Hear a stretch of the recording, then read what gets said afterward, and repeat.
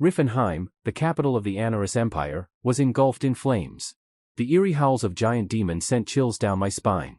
Brave soldiers fell under the monstrous paws, crushed like grapes under a winemaker's feet.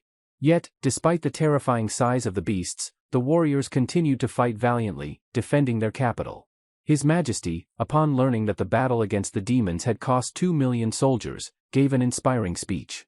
The Demon King may have destroyed our world, filling it with chaos, but he will fall at the hands of great heroes, he declared loudly, his words drowned out by the jubilant cheers.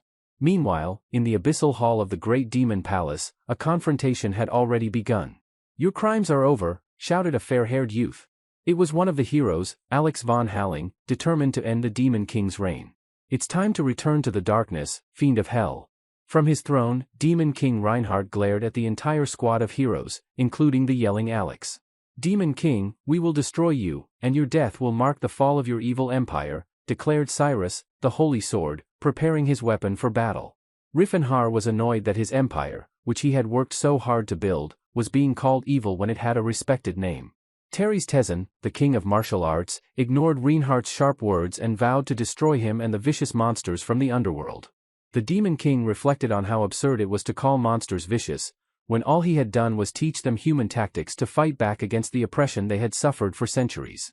"Have you already slain the 4 heavenly kings?" asked the Demon King. "Yes, these filthy orcs were no match for my sword," replied Cyrus. "Are you telling me that even the great orc Tocket has fallen?" Reinhardt asked, bewildered. The Demon King knew well the loyalty and camaraderie of the orcs, despite their foul odor. Calling them monsters seemed unjust. Tezen, smiling, concluded that the 4 heavenly kings were simply trolls who got what they deserved for their crimes. "Even Garrett Attica is dead," said Rifenhar, recalling the trolls' strong connection to nature and their ancestors' spirits. The evil dwarf, who worshipped the god of darkness, had also been dealt with. "Saint Flynn," the Demon King muttered almost tenderly. "Even Melon is gone." He sighed, mentally accusing the people of their arrogance. "The god of the He's all is the same as the god of darkness, as I am," he thought. Reinhardt's thoughts were interrupted by the boastful speech of the light mage Jade, claiming his techniques were too powerful for the dark elves. The Demon King shuddered at the painful memories of the beautiful elf's blade piercing his heart, and Cirrus too, roaring, summoned his magic. "You're practically begging for death," he yelled, but those present weren't surprised by his antics. Tezen chuckled as Reinhardt tried to explain that Cirrus' dark skin was a result of his exile to the Badlands after humans destroyed his homeland. "You're accusing a pure-blooded elf of having dark skin?" the Demon King said in disappointment. The heroes, fully armed and ignoring Reinhardt's speeches, rushed into battle under Alex's furious cry for vengeance, swearing to avenge the fallen with their swords. Realizing they weren't going to listen to him, the Demon King asked, "Who will avenge the rest of the fallen?" Breaking into a mad grin, the fair-haired hero shouted that if it weren't for Rifenhar, the monsters would never have turned to evil and would still be living peacefully. Frustrated, the Demon King summoned his strength, convinced of the futility of conversing with the heroes, as Alex rushed toward him with his sword. The Demon King thought about how any non-human species that refused to live as a slave was a prime target for extermination. He accepted the role they wanted for him. "I will become the Demon King you want me to be," he roared, sending a devastating blast of power toward the heroes. The room trembled, and the palace walls shattered, burying a squad of brave warriors beneath them. Tears streamed down Rifenhar's face, but his expression remained cold, as if resentment had frozen him from within. He had always considered himself an ordinary magician, though that never aligned with the greatness others had placed upon him. He never understood why people stubbornly refused to recognize other intelligent races as equals. To them, elves were mere servants fortunate enough to live longer than humans, dwarves and orcs were nothing more than laborers in the mines, and trolls were used as ingredients for healing potions. Rifenhar was deeply moved when he learned about the culture and roots of these so-called monsters. He was inspired when he truly got to know them, and with the help of elves and trolls, he became the first person in history to reach the 10th circle of magic. Rifenhar could no longer ignore the relationship between humans and monsters. He began helping the latter, as they were more vulnerable. However, the more he helped, the more humans attacked the monsters. These attacks didn't stop until the demons learned to fight back, reclaiming their lands, which grew larger and larger until they became the Anaris Empire. The Rifenhar Empire wasn't built on hatred for humans or a thirst for land, but on the belief that other species were just as valuable as humanity. The citizens of Anaris simply wanted peace on their own land, but the people saw their wishes as the machinations of the devil. Things might have been different if Riffenhar hadn't refused to accept the people's desire to exterminate orcs and goblins because of their less-than-pleasant appearance. "It's my duty to protect the Empire," the Demon King proclaimed, sending a powerful spell toward the enemy. Alex was pierced by pain, and as if through a veil, he heard Riffenhar speak of human laws that allowed senseless killings and how he would create new ones. Alex's sword shattered as if it rejected the magician's words, and the hero collapsed dead onto the cold marble. Finally, hearing Tezen's voice and not believing his eyes, the king of martial arts screamed, "I'm sure you earned the title of hero through your sword and magic, but in truth, you lack mastery in both." The Demon King declared aloud, thinking most so-called heroes were merely lucky to survive to the end. Only Tezen, the king of martial arts, known for his physical strength, remained alive. Riffenhar believed that the others were no match for him, but Tezen would be a challenging opponent. As the martial arts king rushed toward him, tearing the air with his powerful energy, Riffenhar prepared himself. Tezen knocked the ground out from under Reinhardt with a single blow, forcing him to learn the basics of levitation. Without waiting for his opponent to recover, Tezen gathered energy for another strike. He relished the fact that the dark mage barely survived the first attack. A second powerful blow sent Reinhardt and Tezen crashing out of the palace, leaving a massive hole in the wall. Riffenhar seemed to regain his senses after the blow. The martial artist saw the enemy's rage building up, and out of the corner of his eye, noticed an attack being prepared. Tezen put all his pain and anguish into this blow, determined to avenge his fallen comrades. Riffenhar whispered a few words, making mysterious gestures with his hands. "Victory will be ours," he declared. "Demon King!" Tezen roared. The Demon King folded in half from Tezen's blow but still looked at him with defiant eyes. "Is that all you can do?" he taunted. "I blocked your blow with magic," the mage mocked, as Tezen pulled away. The Demon King thought to himself, "Damn it, my spine is broken. I'm going to die now." As the martial arts king sentenced Reinhardt to a personal trial, the dark mage weighed his chances of surviving in his current state. "Okay, you win," Riffenhar finally conceded. "Good for you," he muttered. "I suppose they're all now free from your evil spell," Tezen said confidently, believing he had won. In Riffenhar's eyes, however, there was a realization: if he left, no one would stand up for his people, buried under slander and hatred. Gripping his teeth, he gathered his remaining strength into a fist, thinking that he could never accept the idea of a life of slavery for those who were not like ordinary humans. He reached for the Eye of Space and Time, a powerful artifact even he, a 10th circle mage, hadn't fully mastered. "What are you trying to do?" Tezen exclaimed. "A regression spell?" Riffenhar almost spat the words. "It will turn back time and disrupt divine providence." "Try and stop me, martial arts king," the Demon King shouted, now completely under the spell's influence. Tezen made one last push, exploding the ground beneath his feet. Riffenhar directed a spell toward his enemy. "I can't afford to die." The king of martial arts began to think, but the Demon King finished his thought. Tezen struck the final blow directly into the heart of the dark mage's spell. Riffenhar cast the spell, even though it caused him as much pain as it did his opponent. The world around the two mages began to crumble. Neither showed mercy, standing firm for righteousness until the end. They seemed to merge into one, focused at a single point. The world vanished except for the bright core of the spell, growing rapidly as if the moon were being pulled toward the earth by a rope. Then came an endless, bright night, followed by a silence so profound it made one's ears ring, urging a need to clear one's throat. The sound of birds pierced the heavy stillness. A cozy hunting lodge appeared in the forest, with a gentle breeze stirring the curtains. The Demon King reluctantly opened his eyes and immediately questioned, "Am I still alive?" It turned out that the spell had worked, even though he hadn't fully deciphered it. He wondered, who was he if not a genius? A time jump had occurred, but he didn't recognize the place. The magician analyzed his situation, asking himself another question: how old was he now? Looking at his body, he concluded that most men would envy his physique. All that's left is to answer the main question: who are you? Riffenhar muttered, examining his calloused hands and scars. The Demon King recalled his youth when women would faint at the sight of him, and elves would weep over his beauty. But now, looking in the mirror, his face had transformed into something between a boot and a statue. His internal monologue continued. The Demon King questioned if the spell had truly worked, wondering if it had swapped their souls. He suddenly saw the red eyebrows and pursed lips of his reflection and realized it wasn't just him, it was Tezen. Before he could contemplate further, a giant man tried to squeeze through the door. "The sun is high, and you're still in here. Why not step outside?" the stranger asked, not noticing the terror on Tezen's face. "Another great day awaits," he said cheerfully. The Demon King whispered, "Who are you?" in shock. "Why are you looking at me like you've never seen me before?" The giant responded with a puzzled expression. Amnesia, huh? That excuse won't work a second time, he said, cutting off Riffenhar's mutterings about memory loss. The giant grabbed Tezen by the head and pulled him outside. Let's go train, he declared enthusiastically. Riffenhar immediately realized this was the greatest warrior of all time, Gerard Kromprotos, Tezen's mentor. He was now certain, this was the king of martial arts. However, before he could fully process this, Riffenhar found himself tied to a tree, his arms and legs bound. His attempts to explain his story to Gerard were in vain, as a dirty rag was shoved into his mouth.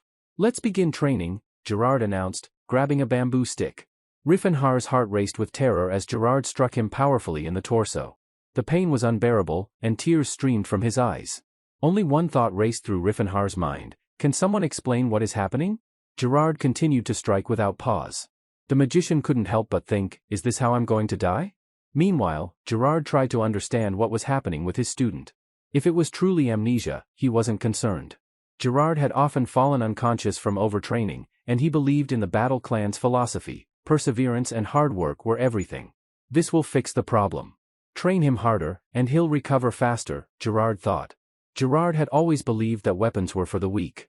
People are like steel, he said. The more you strike them, the stronger they become. Where's a man like steel? He yelled at Riffenhar. The magician thought mockingly, believe me, there are no limits to physical development. You can become steel. Gerard had chosen Tezen as his student, knowing that only a select few could become steel. You're one of them, Gerard declared, striking Tezen in the face with the bamboo. Gerard instructed Tezen to imagine himself as an ocean, absorbing everything but never changing. As Riffenhar sobbed, he imagined his tears as the ocean in which he and the beautiful elf once played. Just as Riffenhar thought he couldn't take any more, Gerard declared the end of the training session and walked off into the sunset. The magician sat among the bamboo, hugging himself in relief, thanking the gods he had survived. Later that evening, Riffenhar was given a bath, and he marveled at the healing potion surrounding him. Is this a healing potion? He wondered, recalling that a bottle like this cost at least 10 silver.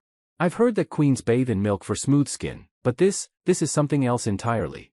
What is this for?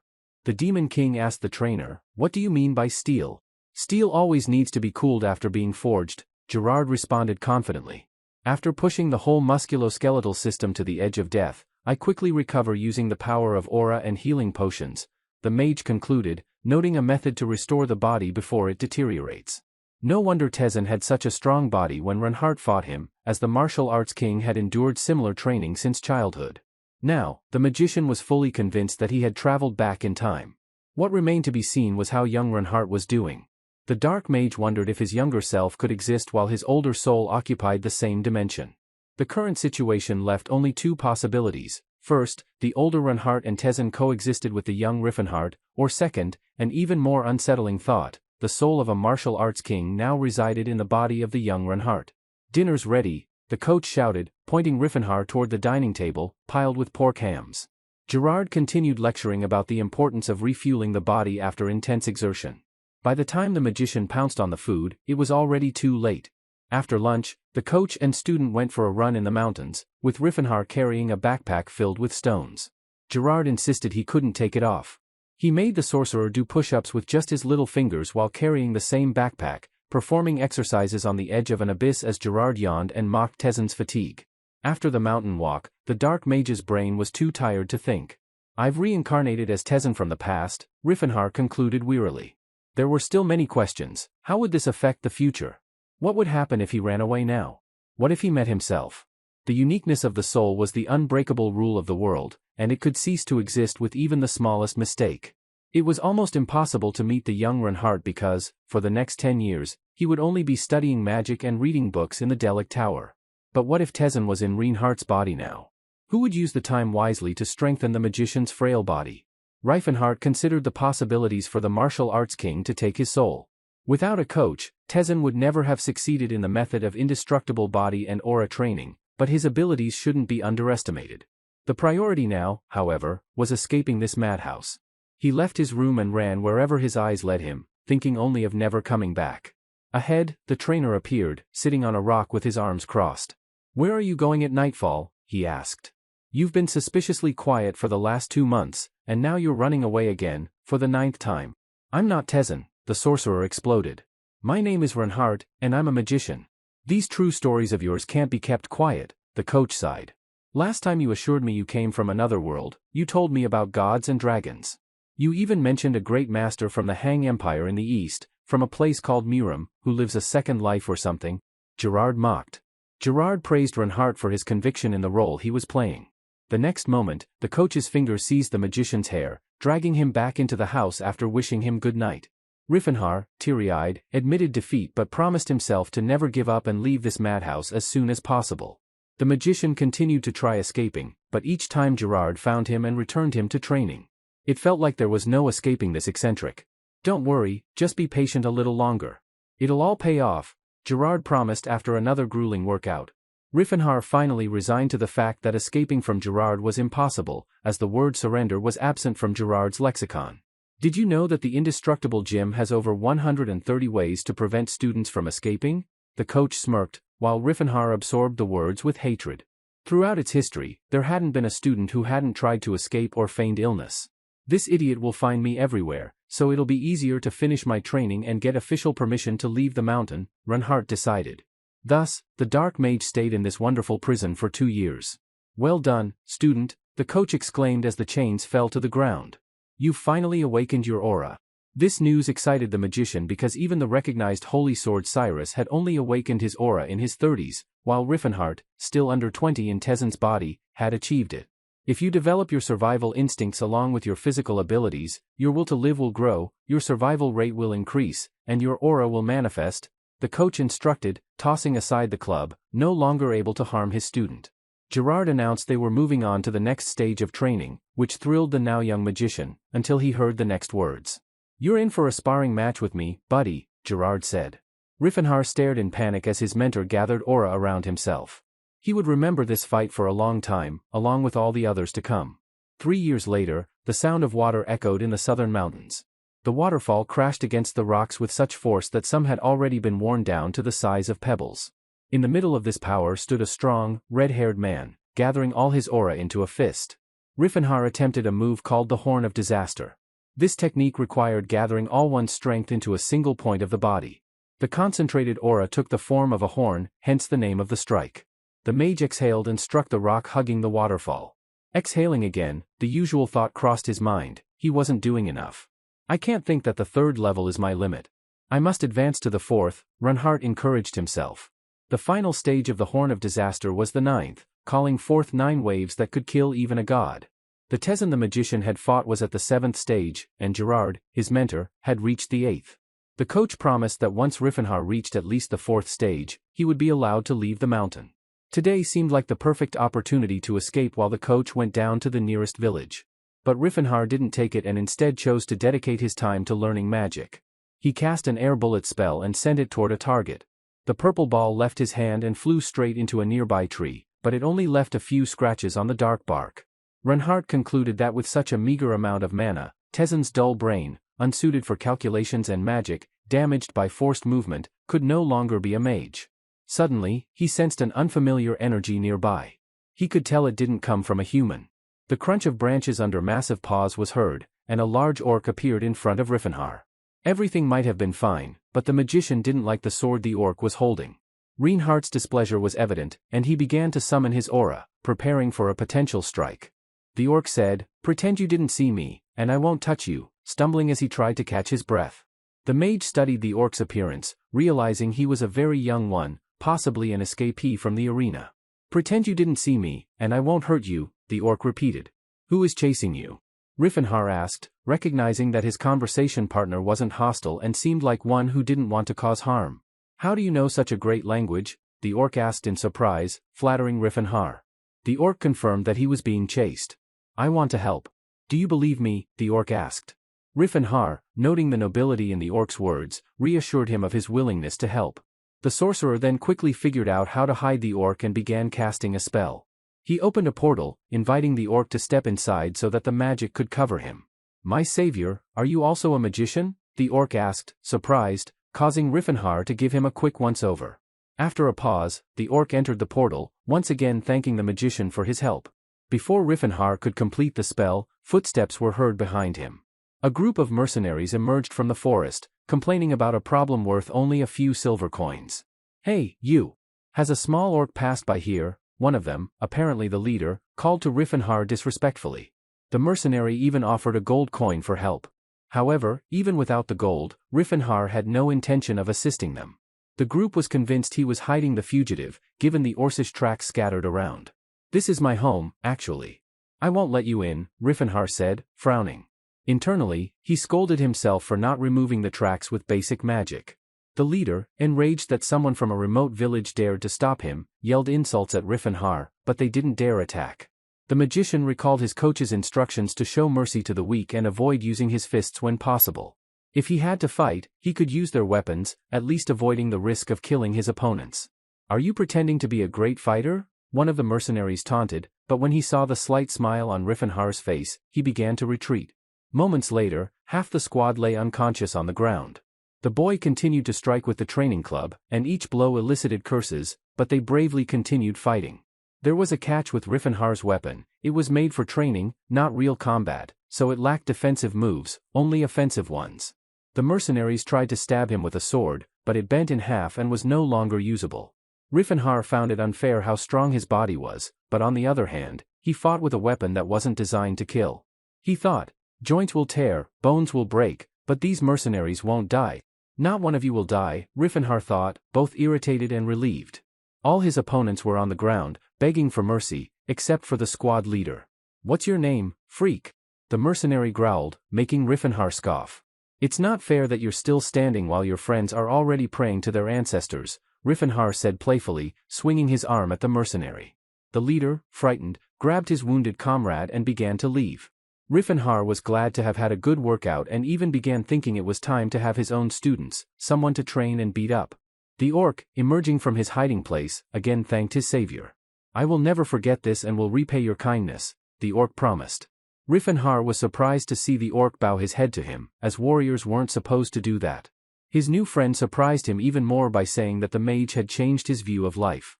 When the time comes, I will dedicate my sword to you, said the green warrior. May I know your name? Riffenhar started to say, I am Tess, but hesitated. Could it be that he was starting to forget who he really was? My name is Renartwald Antares, he said after a moment of uncertainty. I'll remember this name, the orc promised. Despite being unwelcome on human land, the orc remained optimistic. He believed that it was better to die free than as a slave. Riffenhar recalled the nameless wasteland the orcs called the Land of Trials. He told the orc that the orcs of the Blue Bear tribe were hiding there, offering him shelter. The orc, following Riffenhar's advice, set off. What is your name? Riffenhar called out to his departing friend. I am the son of the mole, the heir of the Lat's axe. My name is Tahid. The warrior shouted as he walked away. Riffenhar's jaw dropped as the warrior made his way through the fields. The magician felt a warmth in his soul and remembered one of the 4 heavenly kings, the great warrior Tahid, whom the young orc had not yet become. Riffenhar wondered if the real Tezen might have met Tahid in a past life, their destinies intertwined by a chance encounter. Watching his new friend depart, he felt that this was truly a fateful meeting. For the first time since traveling in time, the magician felt a deep longing for home. He missed the empire built on understanding and tolerance, and he truly hoped to see his old friends, whom he considered family, again. 6 months had passed since the mysterious meeting with Tahid. The mountains where Riffenhar and Gerard used to train were now covered in snow. The booming voice of Gerard, shouting at his student, could be heard from miles away as he rushed toward the Demon King, summoning so much aura that it seemed like a ray of sunlight. This is too much, Riffenhar exclaimed, bracing for the attack. The mentor hoped that Tezen would be able to defend himself. The student didn't disappoint, using the Vortex Guard technique. Your Vortex Guard is excellent, Gerard noted happily. It feels like just yesterday you were complaining about being Riffenhar and not Tezen, the mentor continued, but the sorcerer interrupted him, asking him not to recall the events of 6 years ago. Gerard pointed out that it had been 10 years since Riffenhar began his training, but the sorcerer was still quite small. What do you mean small? Riffenhar said indignantly. I'm almost 2 meters tall. Any member of the indestructible gym must exceed 2 meters, Gerard recited, recalling the previous kings of martial arts. Are you sure you followed the breathing technique I taught you? He asked. Riffenhar replied that size wasn't important, though he thought to himself that Gerard had gone completely mad since even with his height, he still had trouble passing through doorways. Gerard, agreeing that Riffenhar was strong despite his size, instructed him to start training. The sorcerer gathered his aura strength and endurance, lifting off the ground and swirling the air around him into a spiral of energy. He prepared to use the Horn of Disaster, aiming at a frozen body of water. Concentrating all his aura into his fist, Reincarnation exhaled, delivering a powerful blow. The ice shattered like an explosion, and Reincarnation realized he had reached the fourth step. The pond exploded, sending ice soaring into the sky. Gerard laughed in delight. "This is simply superb," he said, sharing in his student's victory. "Now you're definitely not going to be easy to beat." Gerard smiled. "Now you're free to live as you wish. A hero, or a villain.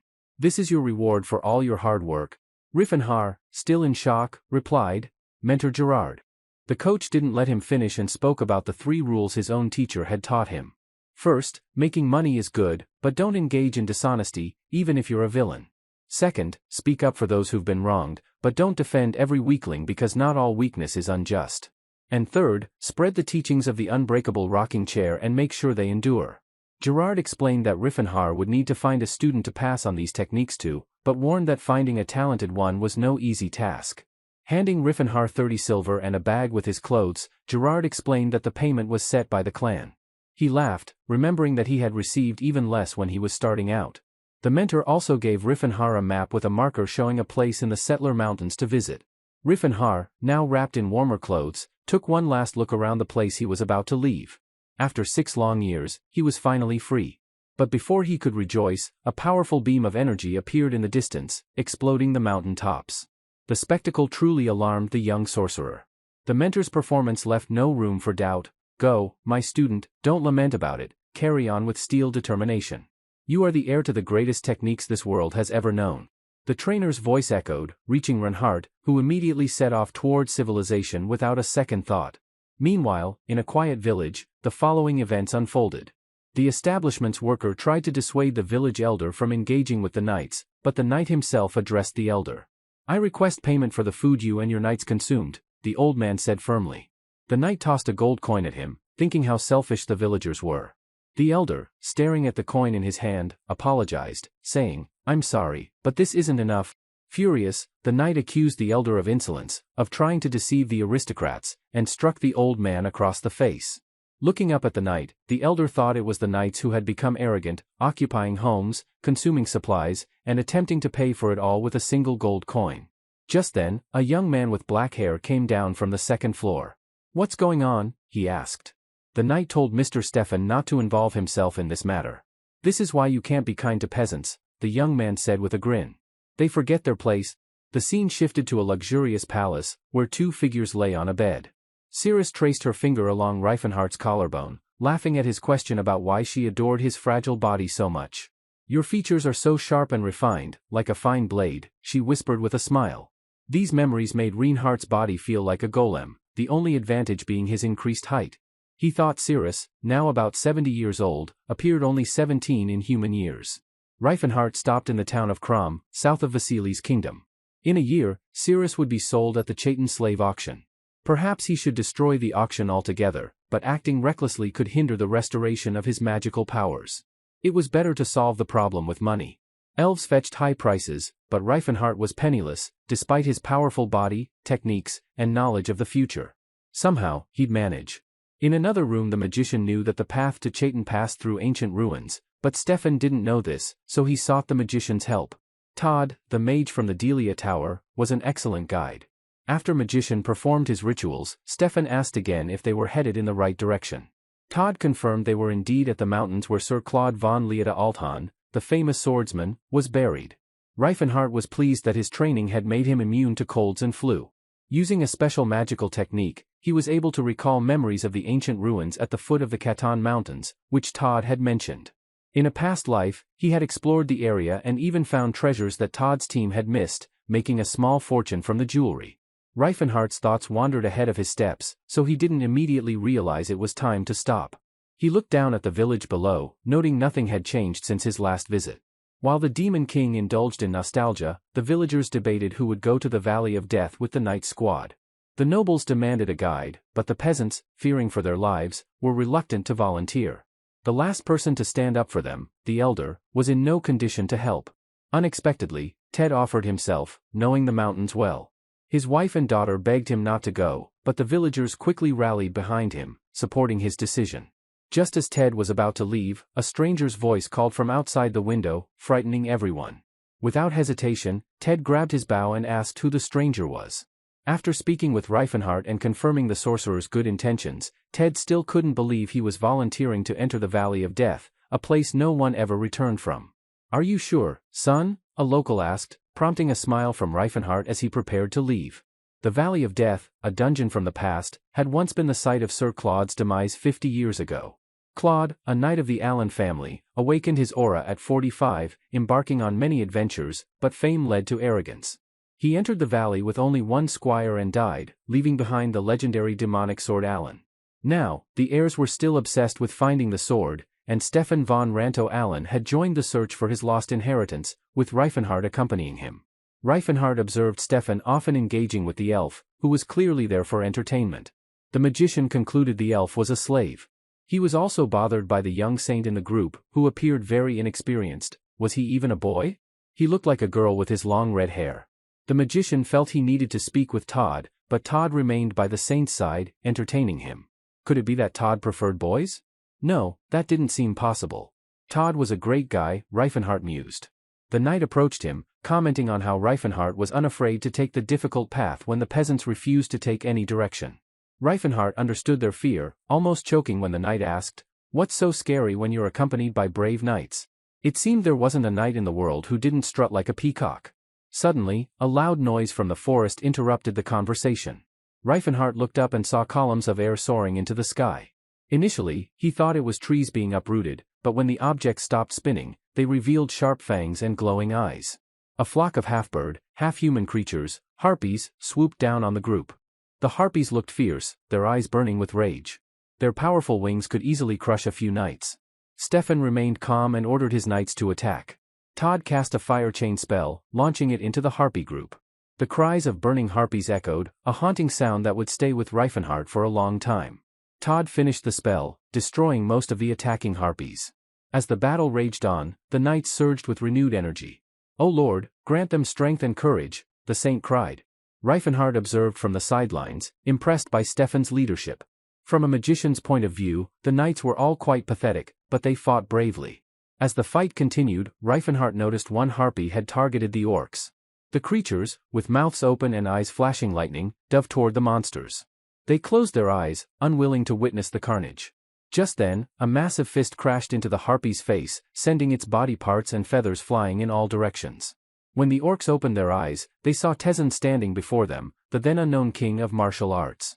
If Reifenhardt recalled Todd's tales correctly, Ted, the guide, had died here in the past. Now, the magician, or rather, the guide, has survived, and history will forge its own path. Expedition Captain Stefan's eyes glared with intensity, matching the ferocity of the harpies. His sword seemed to live a life of its own on the battlefield, striking down opponents. The half-birds showed no mercy, tearing into any warrior they could reach with their massive claws. Young Master Stefan ignored the cries for help from his squad. While not an inherently bad person, he was indifferent to the fate of his subordinates, and his actions in the past had led to Ted's death.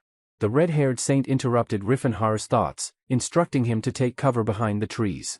Before the magician could even react, the harpy's sharp, feather-like knives flew toward him. Once again, the Demon King was surprised by his body's resilience, as he felt no more than a slight discomfort from the attack. But one feather did hit him directly, and with a casual punch, he sent a bird plummeting from the sky.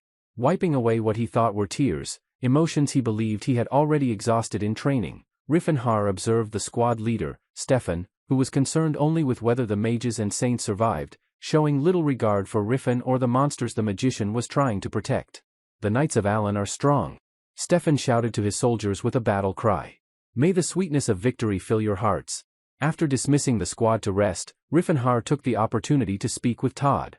"If I remember correctly, you're from the Delphia Magic Tower," the Demon King said, thanking the magician for saving his life, though it was a bit of flattery. "Do you know Reinhardt, my friend?" Todd seemed surprised that such a talented child had such great friends. "He's so sweet and cute," Todd muttered under his breath. Reifenhardt, sensing something was off, asked if everything was okay with the young magician. Todd replied that Reifenhardt was immersed in his studies, his little sharp nose as always on point. Todd's words began to annoy the magician, and though he was tempted to confront Todd about his obsession with young bodies, he decided to hold his tongue, especially since Todd still hadn't said anything coherent. A red-haired saint joined them and asked if Riffenhar needed assistance. The magician thanked him and sent him off to heal the orcs. Some knights complained that the saint should not waste time helping monsters, but the saint continued to heal them, showing more affection for the creatures than for humans. "Guide," the captain called out. "Show us the way." Riffenhar pointed ahead. "Go straight, then turn right. There's a body of water ahead. You'll need to slow down." They set off, and after several hours, the knights began to recount their encounters with various monsters, basilisks, dark wolves, and ogres. Riffenhar chuckled, knowing he had led them intentionally through this monster-infested area. The knights are arrogant, the priests too serious, and the mages are insane, he thought, justifying his choice by claiming he was leading them along the shortest route. Who would have known so many monsters lurked in the place where Sir Claude had died?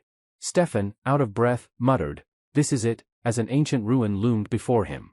One warrior, filled with enthusiasm, recognized the structure as an ancient site. Soon, they were walking through the Valley of Death, approaching the entrance to the ruins. No one dared to step through the massive gates first. Todd pointed to one of the best knights, instructing him to prepare. "Comrades," Stefan roared, urging his squad into action. Riffenhar, wishing to remain outside, found Stefan wanting to send him home. But after ensuring the guide wouldn't be left alone, Stefan promised to accompany him on the return journey. The magician almost lost his temper when he learned no one was supposed to see him home in the first place. Stefan gave a passionate speech about the legacy of his ancestors and led the group to seek the demonic sword. Riffenhar waved them off and, after a few minutes, was left alone at the gate. "All right, now it's time for me to take care of my own business," the magician muttered to himself. The ancient ruins of Kote were filled with monsters and spirits, but in the Silver Age, they had served as a strategic military point. Riffenhar hadn't visited in years. The last time was with Cirrus, who had found a secret passage after hearing whispers. Cirrus, his personal goddess, had been someone he revered. Blushing at the memories, Riffenhar recalled that the key to the secret passage required balancing the water and earth seals in reverse order. Despite knowing this, the lack of mana and his body's limitations made it difficult to open the entrance. However, when Riffenhar opened his eyes, he saw the walls parting, revealing a passage.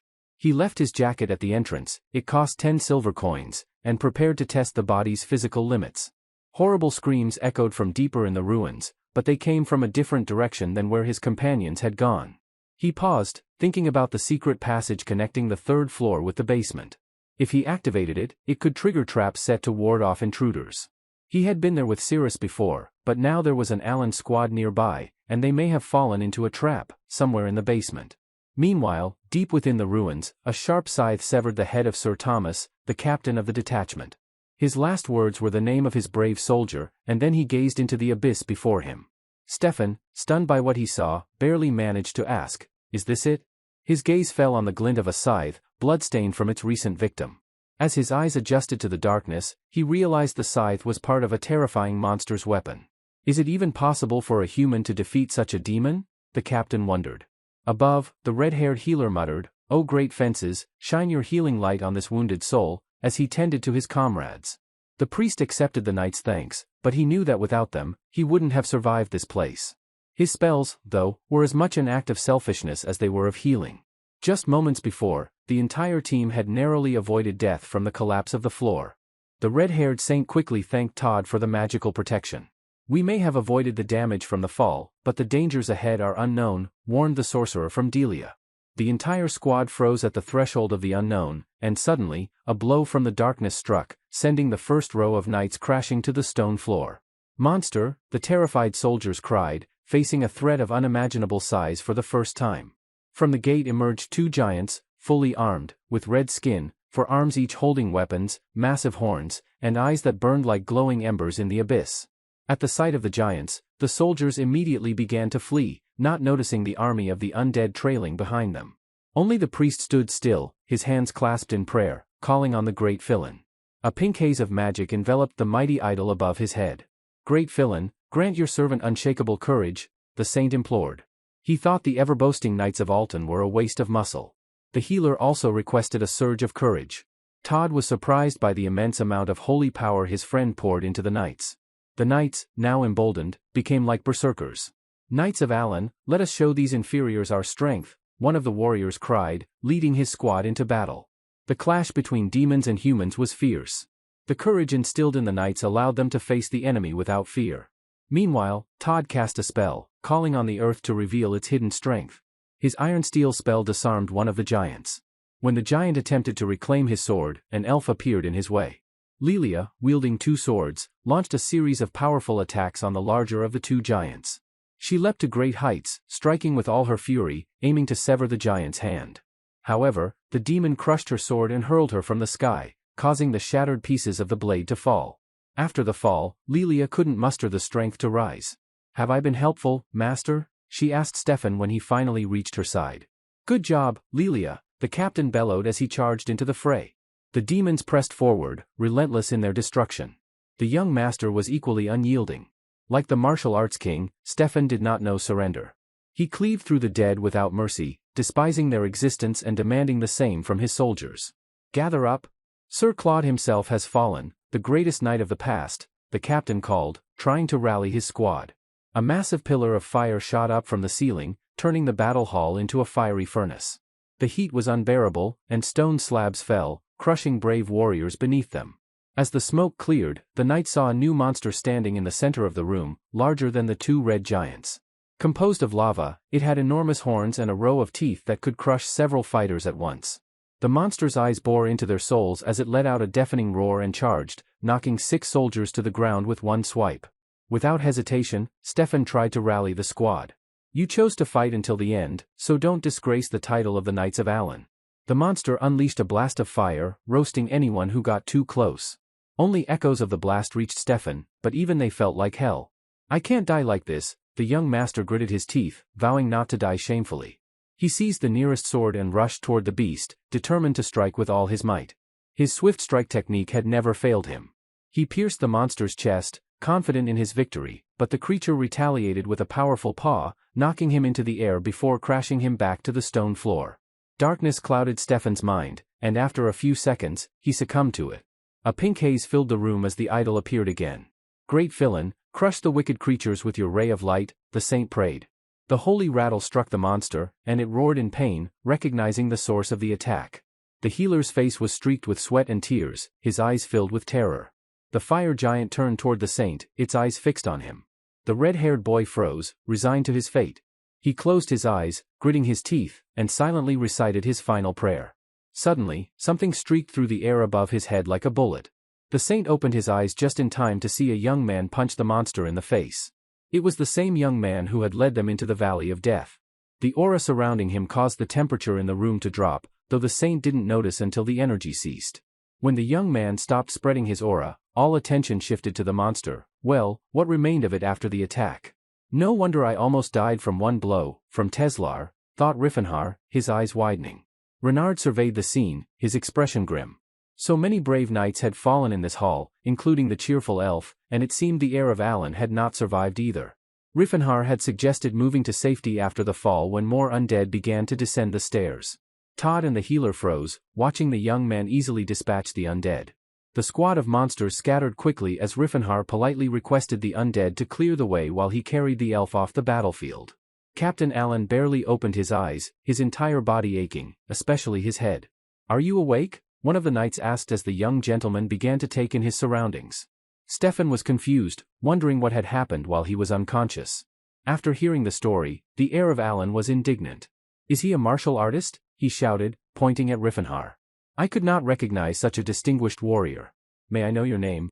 the young gentleman asked. Riffenhar, knowing Todd would be suspicious if he used his real name, chose the shortened version, Rifen. Stefan tried to learn more about him but was unable to. Gritting his teeth, Stefan realized the young man was a commoner, without any noble support, traveling freely without title. "It seems you've just finished the job we started, but thank you anyway," Stefan grudgingly praised. Riffenhar, grinning, pointed out that Stefan's brain wasn't working properly and that the squad of knights was nearly useless. "How dare you? Where's your respect for the Allen family?" a knight from the inner circle roared, but another knight reminded the young gentleman that commoners often lacked manners.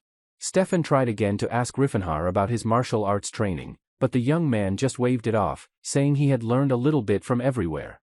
The young gentleman doubted the guide's words. "You can't gain such skill from chaotic knowledge. A knight noticed that Riffenhar's speech was simple and natural, and perhaps he didn't even realize how arrogant it sounded. Those guys could really use some help, the guide remarked, pointing to the wounded Allen knights. The knight thought that perhaps Riffenhar was a royal from foreign lands, given his attitude toward others. Turning away from the guide, he went to assist his comrades when the saint approached Riffenhar and asked, "How tall are you?" "About 192 centimeters, Riffenhar answered, though he was stumped by the question about his weight. The red-haired saint continued questioning the guide about his training and the secrets behind his impressive physique. The saint had lost his parents young and was raised in an orphanage. He had always been ridiculed for his cute face and fragile body.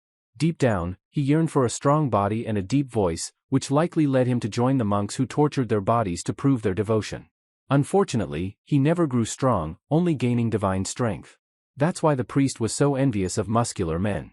Riffenhar, eager to escape the saint's probing questions, suggested looking for a way out, but the priest followed him. The magician convinced the healer to stay with the wounded, and the saint finally left. Stefan, who had been talking with Lysaya, who had already been healed, got distracted and volunteered to join Riffenhar. "You don't mind, do you?" he asked. "As you wish," Riffenhar replied, continuing down the ruins' winding corridors. The captain, still nursing his frustration, resented that a commoner had helped him without considering it an honor. As Stefan imagined demons appearing around the corner, he dreamed of quickly defeating them, after which Riffenhar would fall at his feet and worship his power. Before Stefan could finish imagining the scene, he was struck in the head. "Almost there," Riffenhar said, looking at the captain's falling body. "Take a little nap," he added with a grin. As Riffenhar turned around, he sensed something was wrong. A squad of undead was rushing toward them through the dark corridors. Riffenhar had no trouble dispatching them, and once they were dealt with, he began to search for treasures. Riffenhar knew where the 50 gold coins from the Silver Age were likely hidden, and he immediately began his search. His gaze landed on a bottomless bag, capable of holding 10 times more than it seemed to, and with a weight reduced by a factor of 10. The magician also took a heavenly brayer, a blade of return, and a magical sapphire. Stefan was beginning to regain consciousness when Rifen returned. "They hit you right in the back of the head and you passed out instantly," the guide said cheerfully. "Thank you for your help," the captain grumbled through clenched teeth. "No need to thank me," the magician replied nobly, though he kept quiet about the fact that he had knocked Stefan out, not just once. While Rifen was collecting the artifacts, he had delivered a couple of extra blows to the captain's head. However, Rifen felt no regret for this.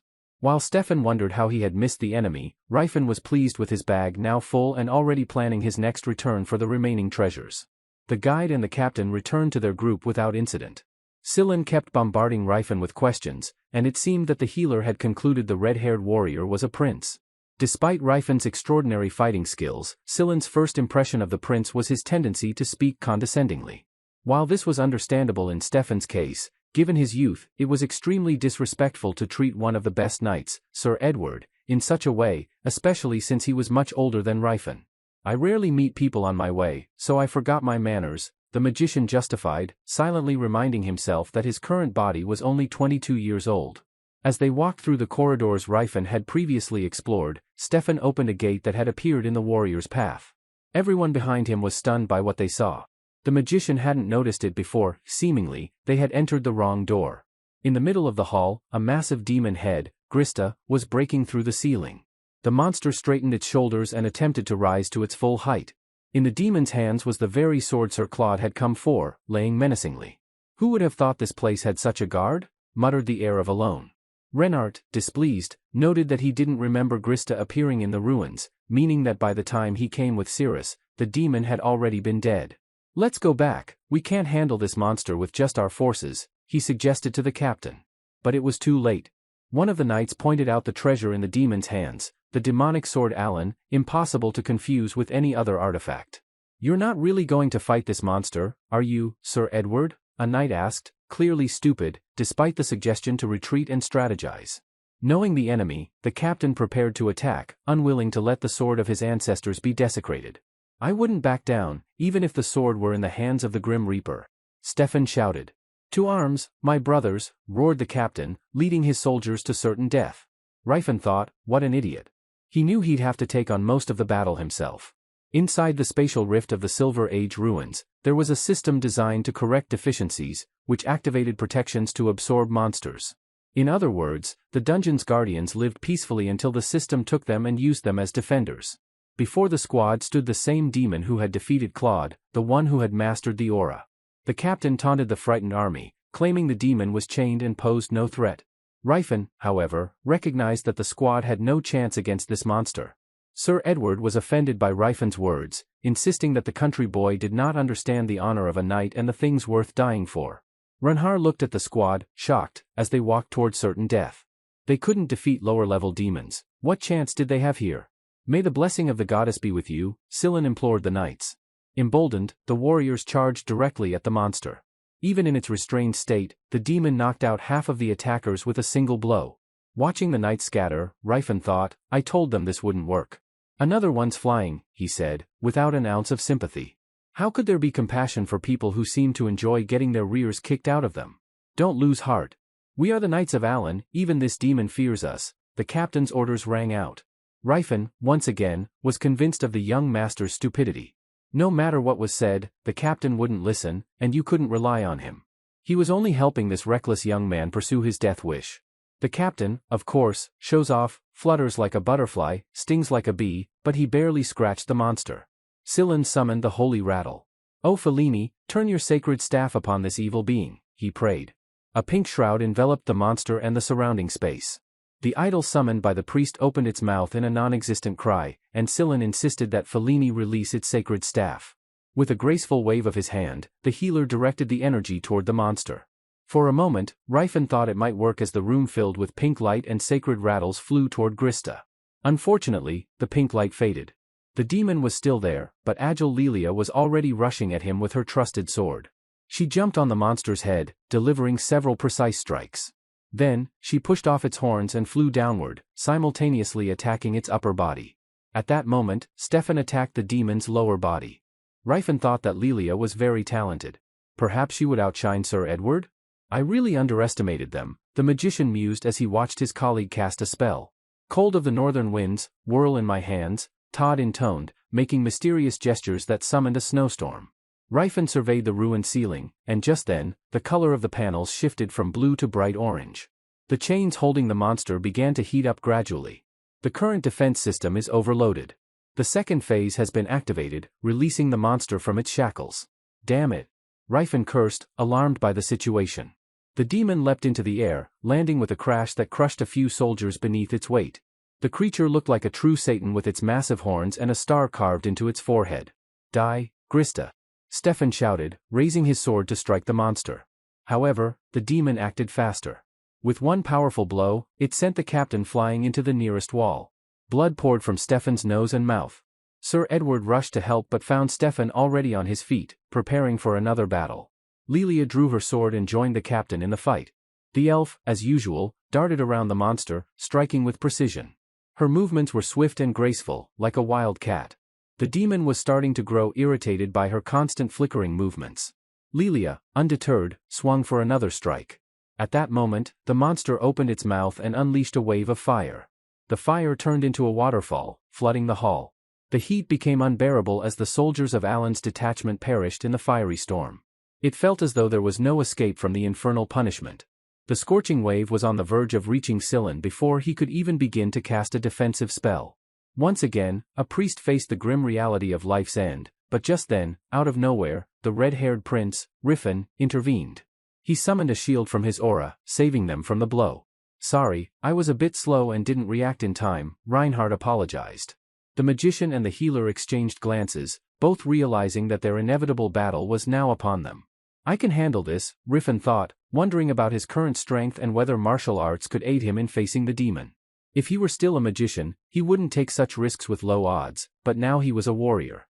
Reinhard felt a surge of excitement, a sensation he had never experienced in his past life, facing such a powerful adversary. The magician summoned 2 energy fists, dealing substantial damage to the enemy from afar. Gerard would have been proud of his student for this successful attack, recalling his mentor's advice, when in doubt, strike first. The demon swung its sword back, narrowly missing Ryfan's head, grazing his collarbone. The magician was surprised, as he had long since become immune to normal human swords. The demon continued to swing, trying to kick Ryfan with its hooves. One blow landed, striking Ryfan's hand, and blood spurted from the wound. Ryfan's eyes widened in surprise. The demon, sensing hesitation, charged again, landing another blow that sent Riffin crashing into the far wall. He would have heard Saint Solinus shouting in concern, but at that moment, all he could hear was his own head smashing through bricks. When the magician managed to climb out of the rubble, he called to the healer, assuring him he was fine and there was no need to worry. Sillin was relieved to see the aura around Reinhard, glowing brightly, which could have easily been mistaken for the light from the surrounding flames earlier in the fight. The demon, frustrated that it had failed to land a counterstrike, bellowed loudly in a language Reinhard couldn't understand but pressed forward, eager to continue the fight. The two auras collided, sending powerful shockwaves through the room. Captain Stefan's face twisted in realization that the village guide was using aura-based combat techniques. How can an aristocrat fail to control aura, yet some unknown commoner has awakened it, he wondered. Riffin, absorbed in the battle, didn't notice the captain's thoughts. Stefan, close to a breaking point, watched with mounting frustration. The demon roared and rushed at the warrior again. Stefan's eyes were filled with fear and confusion, wondering how someone using aura could be so skilled. To him, the battle had become a clash between two monsters. The captain's internal monologue didn't distract either Riffin or the demon from the fight. The demon's sword flew past the red-haired warrior, missing by mere centimeters. The demon had no idea that to Riffin, their battle was like any other high-level training session. Riffin was quickly reading the demon's movements, crafting counter-strategies. The monster's blows struck Riffin's vulnerable points, but unlike ordinary humans, the magician's resilience kept him going. The demon seemed unharmed by his strikes, thanks to the magic that continuously healed it. The ruin's mana system constantly pumped energy into the demon, ensuring it remained at full strength. Realizing this, Riffin saw an opportunity to gain an advantage. I guess I can practice the grabbing technique since neither of us will be harmed, he thought. Riffin wrapped his arms around the demon's, then flew into the air, aiming a kick at its face. His fists also became a tool for honing his technique. The demon was the perfect punching bag. As the squad of surviving soldiers, the captain, mage, and healer watched, Riffin thought to himself, I've gotten carried away. Meanwhile, the monster attempted to crush him with its mighty hooves, and the magician strategized his next move. If he used the Horn of Disaster, he could defeat the monster, but it would destroy the entire squad in the process. Riffin, use the sword. Todd shouted. You can defeat it by covering the sword with the priest's aura? The Demon King's face twisted in frustration. He knew this but didn't want to argue. He admitted that he didn't know how to cover a sword with aura, only his body. Is this the teaching of our fighting clan? The priest asked, hoping to prompt Riffin's response. Riffin, already frustrated, said, I can only surround my body with aura, and the priest proceeded with his own blessing. Excellent, now I'll cast the binding, Sillin said joyfully, beginning his incantation. Philin, send your blessing to Riffin's sword, the priest called out as he infused the Demon King with divine energy. Riffin grinned, feeling stronger, and charged forward. Lifting the demon off the ground, he threw it into the far wall of the hall. It was as though the gods themselves had blessed him. A pink haze enveloped his body, and the energy flowed through him like never before. One question, however, gnawed at him. Did he really want to kill me? Riffin thought. The priest had used a divine strike spell, something meant for objects, not humans, and it had worked. Beat this demon to death, the priest commanded sweetly. Riffin, now fully immersed in the battle, agreed. His boot slammed into the monster's face with crushing force. The divine kick technique had never failed him, followed by the divine knee strike. After a brief pause, Riffin gathered his energy and mana for his final strike, unleashing his divine fist technique. Riffin remembered his training with his mentor, breaking through ice, pushing to the very limits of his power. With one final push, the demon fell, defeated before it even touched the ground. Riffin struck a victorious pose, letting the others admire his triumph. Honestly, he even slightly admired himself in that moment. But when Rain saw the priest's gaze, he became a bit embarrassed. The ancient magic runes on the ceiling began to hum ominously, and soon they started to crumble, falling like a meteor shower. Hurry up, stop your spell. Riffin urged the healer, noticing the monster's body also turning to dust. Captain Stefan could barely stand but had already begun confronting the warrior.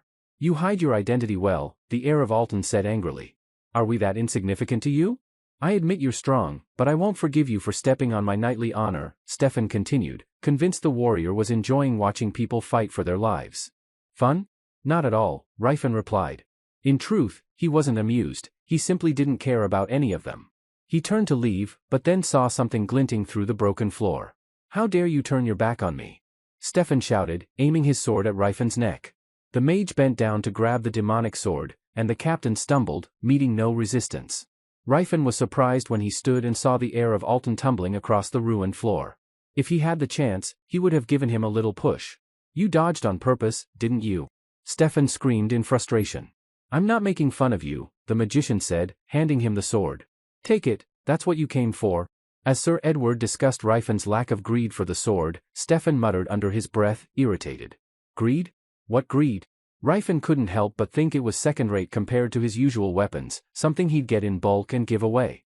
The heir of Alton kept staring at the sword. Let's go back, Rifen suggested, there's nothing else here to see. The entire squad agreed, and soon, our heroes returned to the village where their journey had begun. The priest, sparing no effort, helped every local resident who asked. Rifen was surprised by how generous Sillin was with his power, even distributing gold to everyone. Although, considering the image it would give to the Sacred Order, this seemed a profitable investment, the magician thought. The Knights of Allah no longer needed to stay, so they left with the mage.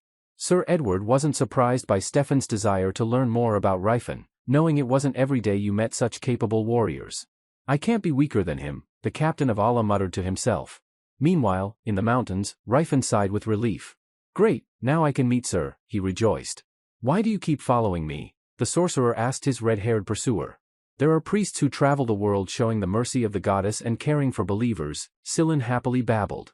I was thinking of returning to the Holy Order, but I wanted to try being a pilgrim, he continued, while Rifen recalled how often such pilgrims met an early end. I want to be with the strongest, Sillin whispered passionately. Rifen feared they were the same type as Gerard and Todd. I hope they just look at others' bodies differently, he thought. He'd hoped Sillin would be reasonable and leave if asked nicely. Do as you wish, it's your choice to follow or not, the magician said. But inside, he hoped the walking first aid kit would stay, as Sillin might get hurt during the journey. Sillin had already worn Rifen down with questions about his physical state and even mentioned a new muscle-strengthening invention called protein. As the two set up camp for the night, distant disgruntled cries could be heard in the beautiful palace. How did you even conduct the briefing? Someone shouted from behind a closed door. Forgive me, young master, I did what I could, the servant justified himself. Elves must give themselves completely to their owners, the heir to the Karen Trading Union, Barry, sneered. I knew she was too cheap for a slave, Barry continued. There are ignorant elves like her, he added. I was born with these eyes, the slave muttered, and Barry, discussing how her gaze annoyed him, demanded, buy me a normal slave, not this one. The nobleman ordered the elf returned to Elfenheim, the traditional slave market of the Principality of Chatan, in the north of the continent. Meanwhile, Rifen and Sillin arrived in Zeppelin, the capital of the Principality of Chatan, known as the heart of trade routes. The magician explained that this city was founded by merchants who had bought land from the kingdom of Gra.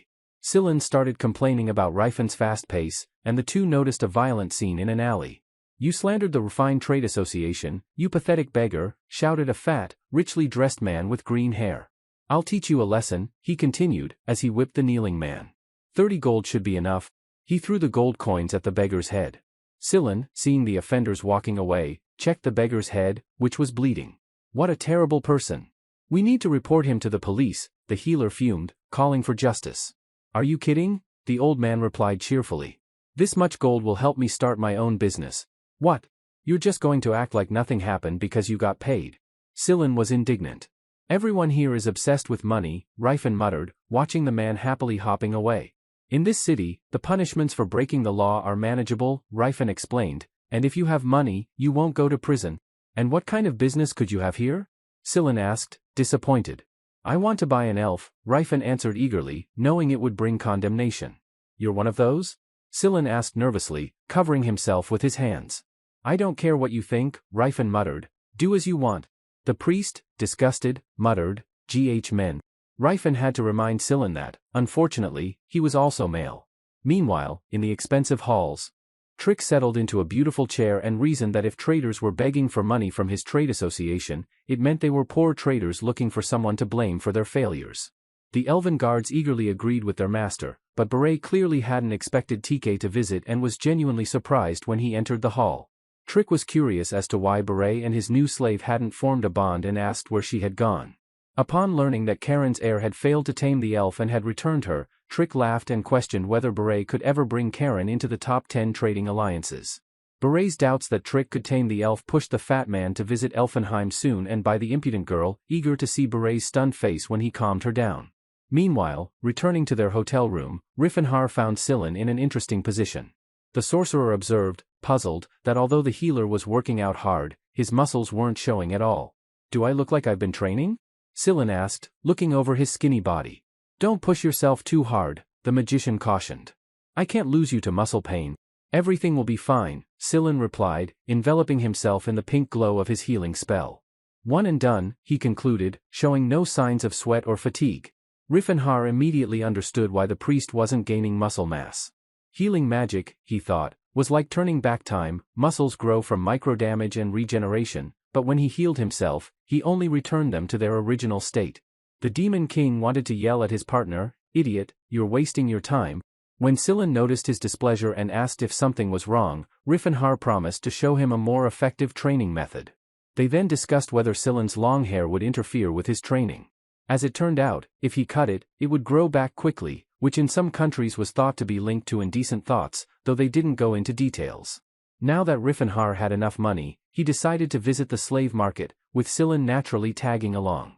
The auction at Elfenheim sold a wide variety of slaves, but elves, due to their beauty, were the most popular. Elves cost much more than orcs or gnomes.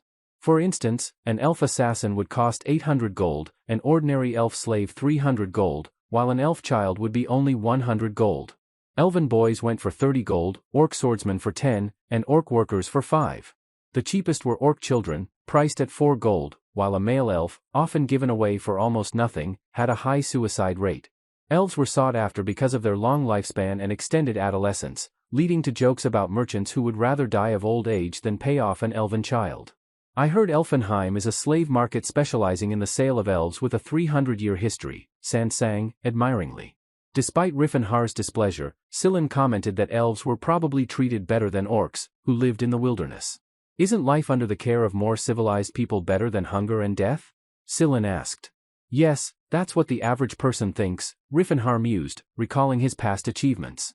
"It's not easy to change people's mentality. Force can only instill fear." At that moment, a merchant interrupted the Demon King's thoughts. "Sorry to keep you waiting, sir," he said. "Here they are, the world-famous slaves of Elfenheim," the green-haired man announced, proudly. The magician's disappointment was evident, as he didn't see any familiar faces among the elves.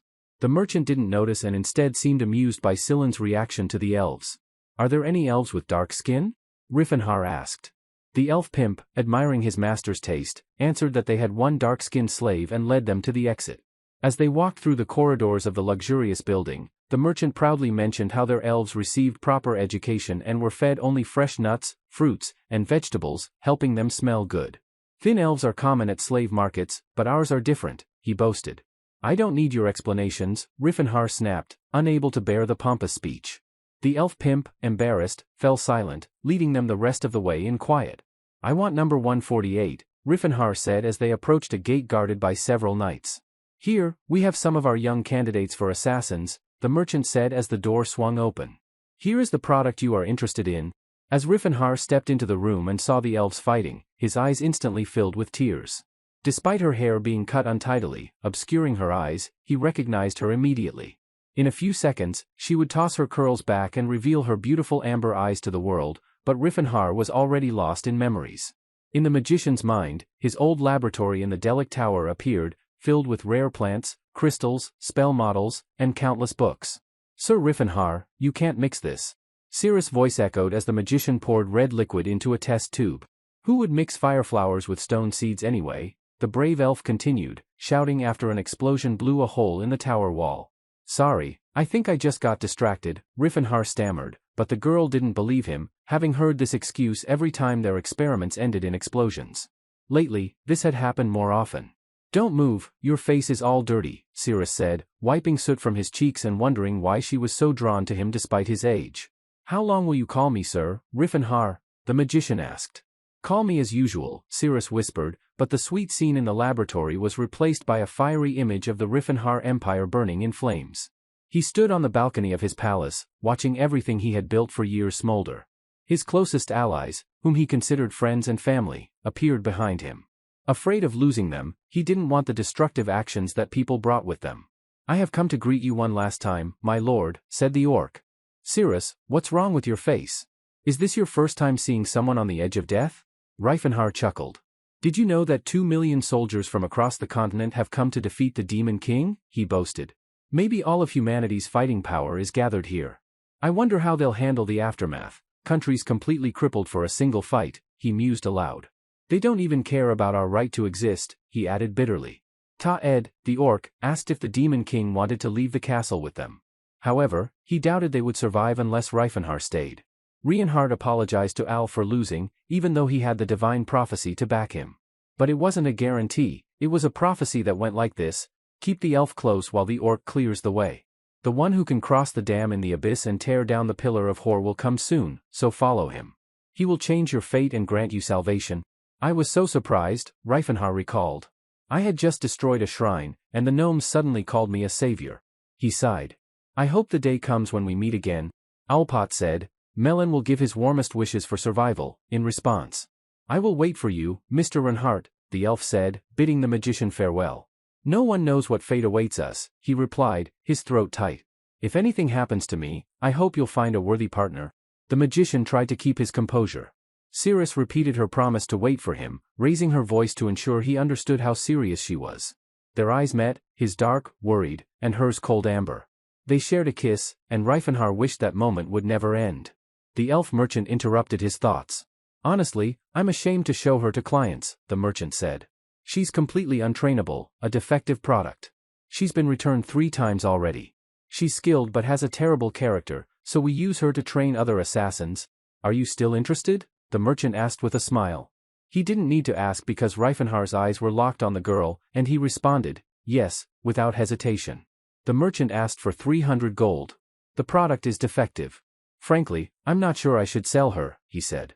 When Reifenhar was surprised by the price, the elf asked, Are you the new master? The magician noticed numerous scars on his beloved and couldn't fathom the torment she had endured. The merchant offered to call a priest to heal her, but Reifenhar asked Silen to do it himself, draping his jacket over the girl's shoulders. I still don't know your name, Reifenhar realized. What if your name is Cirrus, he suggested. She didn't argue, and when asked if she liked it, she said she remembered her name. Your full name is Cirrus Valencia, the magician said gently, wrapping her in his jacket. Despite her protests that slaves don't get last names, he asked her to remember it. He then told her his true name and introduced Silen. I understand, the girl replied, still puzzled as to why he'd given her a personal surname. Some time later, new guests arrived in Elfenheim. Number 148 has already been sold, the merchant mumbled. TK was furious to hear that 148 had left an hour ago with a new owner. Did Beret really understand my plan and buy the elf back? He wondered. The Roll of Fame Trading Association's owner doubted the buyer was a young man he'd never seen before. The elf merchant confirmed that the buyer had paid in cash, so no questions were asked. A young guy with a strong build, the pimp added, showing a self-portrait of the buyer. Meanwhile, Reifenhar had no time for squabbles in Elfenheim. He watched as Cirrus examined her new equipment, a mixture of delight and disbelief in her eyes. We'll manage with this for now, and then I'll buy you better gear, the magician promised. When he asked if she was hungry, she answered, I'll follow my master's will. Reifenhar was taken aback and told her not to call him master. Cirrus thought it was because he was rescuing her, but Reifenhar quickly denied it. That's not what I meant, he stammered. I mean, you can think of me as a comrade. We're traveling together. He smiled, trying his best to appear charming. Don't call me sir. Call me by my name, okay? Cirrus thought, this pervert likes role-playing games where he's the hero rescuing a beauty, and said aloud, I'll call you Reifenhar. Later, in the tavern, Cirrus ate heartily, surrounded by a variety of dishes. Reifenhar, seated next to her, talked about how the Redan's Mercy was the most popular restaurant in Zeppelin. They used the name of the goddess Redan, who's known as the patroness of a bountiful harvest, he said. The magician continued, entertaining his companions with stories while Silen argued about how clans profit from the names of goddesses. Philin, the goddess of love and beauty, also makes money from beauty services, Silen defended.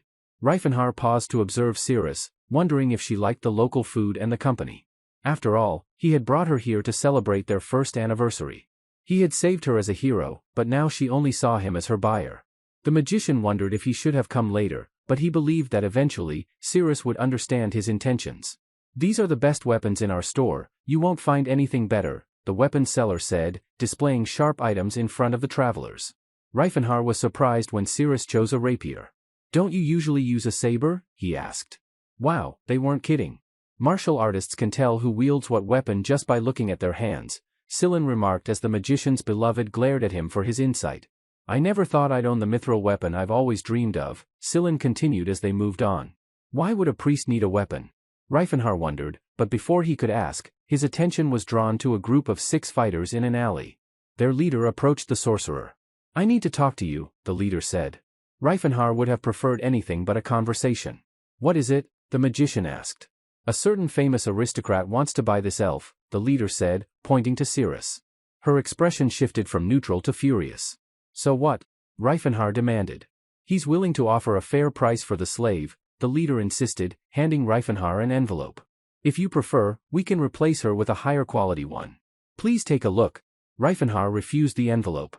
I'm not interested, he said, his voice tight. You don't seem to understand, the man insisted. My master is offering a fair price. I told you, I'm not interested, the magician repeated through clenched teeth. The opponent observed, it seems you're attached to this elf. Well, now you've left me no choice, the leader said, gathering his men as they walked away. That evening, uneasy conversations filled the luxurious chambers. Why did you return empty-handed? TK scolded his servant. You could have at least smeared it and sprinkled some coins on top. He won't sell, no matter the price, Roman defended himself. He has very naive ideas about the world. There were too many eyes around, Roman added. I thought it was better to follow proper decency. TK responded, we'll wait for the right moment to kidnap the elf. Then we'll tell him she's dead and offer him double the price she was sold for. She was worth almost nothing anyway. Roman's plan was approved by TK, who suggested taking Sir Lantis along so he wouldn't just stand around uselessly. Meanwhile, Reinhardt remained unaware of the malicious intentions of the owner of the Ryfon Trading Association. He rested peacefully in the hotel, pouring out the 2,000 gold pieces from the bottomless bag before him. While the sum seemed vast, it felt small considering his plans to build a new empire. The sorcerer seriously considered investing so he wouldn't have to carry the heavy weight of the gold around. He thought about history's lessons and predicted that Kran's kingdom, a farming nation blessed with fertile land and generous harvests, would soon face famine. The goddess of the earth, Ranti, had provided bountiful crops, but no reserves had been made for lean times. He reasoned that investing in grain was wise since famine would soon spread across the kingdom, causing widespread death and desperate scenes of parents resorting to cannibalism. 3 major trading groups came to mind, Rowan, Karen, and Tan. But Reinhardt knew for sure he would not invest in Rowan, as the founder of that group had previously mistreated Cirrus. Between Karen and Tan, he leaned toward Tan, as they specialized in grain sales and were Rowan's main competitors. Seol, the head of the Tan Trading Association, sat in his office, lamenting how the unscrupulousness of Rowan's leader could cost him valuable partnerships and deals. When his secretary informed him that someone wanted to make an investment, Seol initially thought to turn him away due to the poor local prospects. However, when the secretary mentioned that the man was offering a large sum, Seol invited him in. I want to invest 1,500 gold pieces in grain, Reinhardt announced with a smile. Bags of gold were placed on Seol's table, underscoring the seriousness of the magician's intentions. Please fill my warehouses in Krans with barley for next spring's harvest, Reinhardt requested. Grain in Krans is like selling soap to orcs, Seol doubted. No one will buy it. I'll invest in another trading union if you refuse, Reinhardt muttered, beginning to take back the gold. Seol, realizing the opportunity, quickly relented, explaining that their business was struggling but with the right investment, they could survive and even thrive. Reinhardt insisted on making his own investment choices. Just draft the contract, he demanded. He then added, promise me you won't use my money for personal gain. After securing Seol's promise, Reinhardt asked if Tan had a branch in the kingdom of Gra. Seol confirmed it, though Reinhardt wasn't concerned with the northern regions. His focus was on a branch near the magic tower in Delia, but Seol didn't have one. However, the path to the branch in Ron passed through that area, so Reinhardt asked Seol to gather any information on his former self in Delia. Meanwhile, Cirrus continued her training in the hotel courtyard under Sillen's watchful eye. Each swing of her blade cut through the air near her hair, making her look even more beautiful. Sillen, who initially wanted to learn some moves from the elf, stood aside admiring her. Training for Cirrus was a form of meditation, allowing her to momentarily relive the past. High elves, she remembered, were once guardians of the forest. Her mother's voice echoed in her mind, telling her that one day, Ella would guide them to paradise. Her mother had always spoken of pride and the importance of never forgetting it. Cirrus recalled how after her parents' deaths, she had been raised by another elf who subjected her to harsh treatment to ensure she was obedient. Her pure blood only made others mock her more. The sword, however, had always been her salvation. It was wielded by the adults who fought bravely for their lives, and that's why Cirrus had grown so attached to it. As she swung her blade, she thought of her parents and their fierce resistance. Time had passed, and memories had faded, but the phrase "never forget about pride" remained with her. A loud crash brought Cirrus back to the present. "How do you move like that?" Scylla asked, impressed. "You just have to try your best," Cirrus answered sincerely.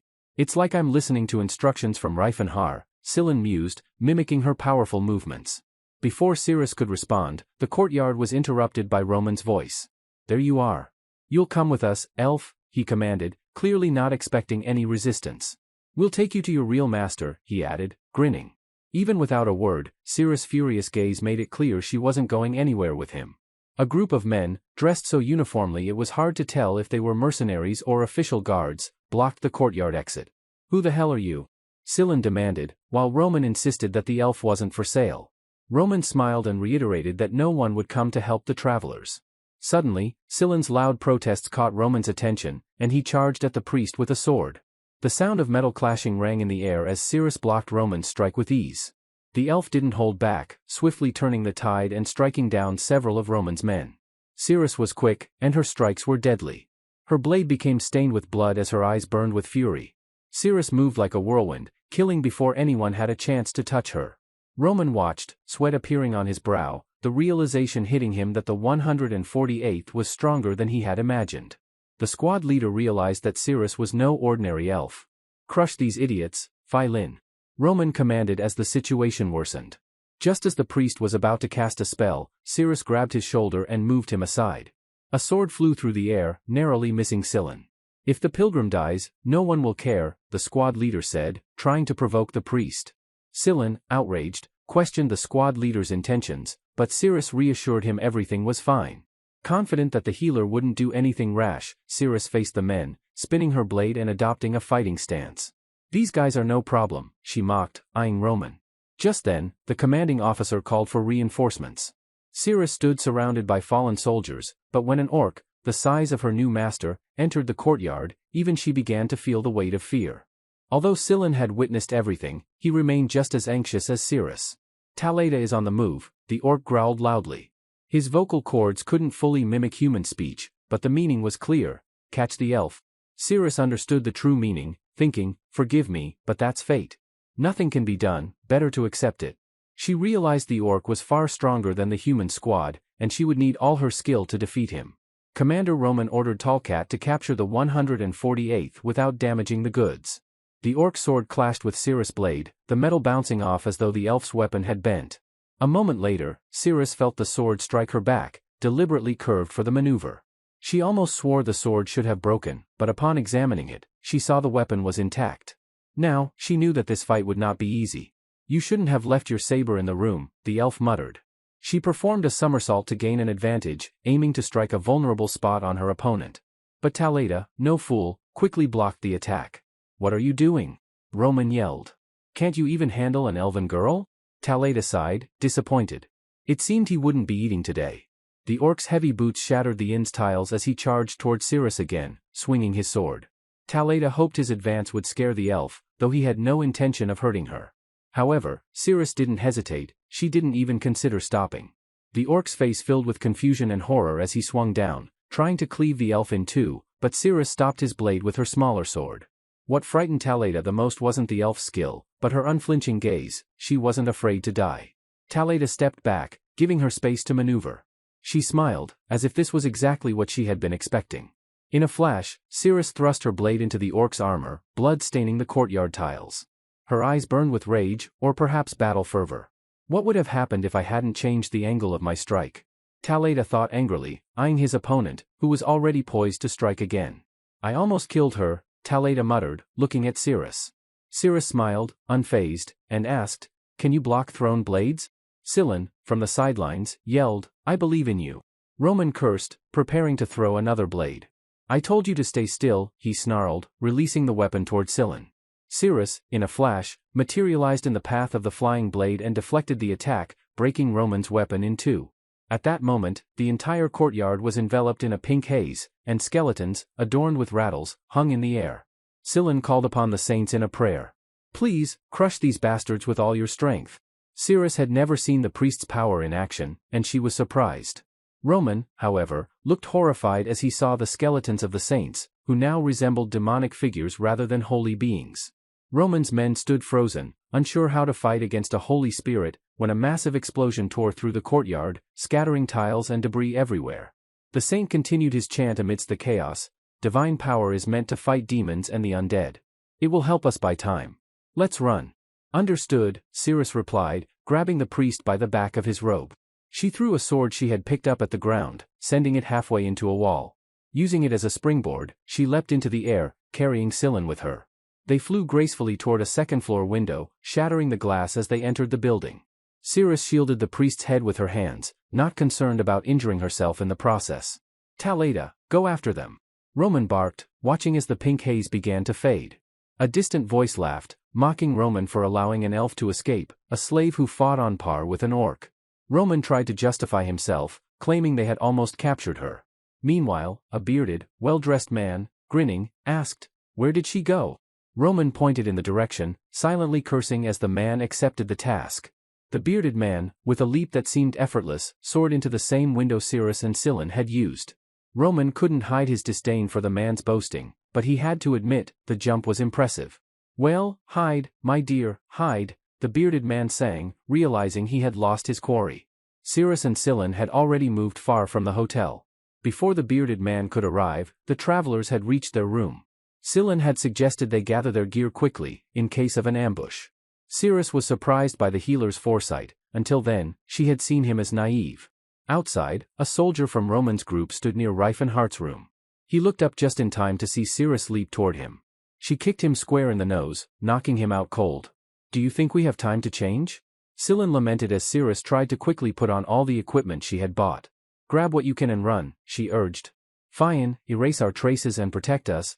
The saint whispered a simple spell, and the room shimmered with a clean glow, as if no one had ever been there. Meanwhile, Lantis, a swordsman who had mastered the aura, wandered the hotel's corridors. He could sense all living beings within 30 meters, even through walls. He thought about the red-haired healer, who seemed to be able to erase traces of presence like a high-ranking priest. Kicking down the door of Reifenhardt's room, Lantis found it empty. The clean, uninhabited space only confirmed his suspicion. The travelers had fled. "Don't tell me they got away again," Lantis remarked to Roman, entering the room. "They couldn't have gone far," Roman replied, a smile tugging at his lips. Meanwhile, the priest and elf were running through Zeppelin's alleys. Cirrus initially suggested they blend into the crowd, but Scylla insisted on avoiding people. After all, no one would help slaves running from their masters, not even the Holy Order. Scylla reflected, "I see now why pilgrims die more often than flies." The thought of returning to their captors was more terrifying than the current chase. "If Mr. Reifen were here, everything would have been resolved by now," Scylla lamented. "Where the hell is he? We must find him at all costs," muttered the priest, beginning to cast a spell, ignoring Cirrus's question about the master's true power. "Oh Fun, have mercy, show us the path of fate," the healer prayed.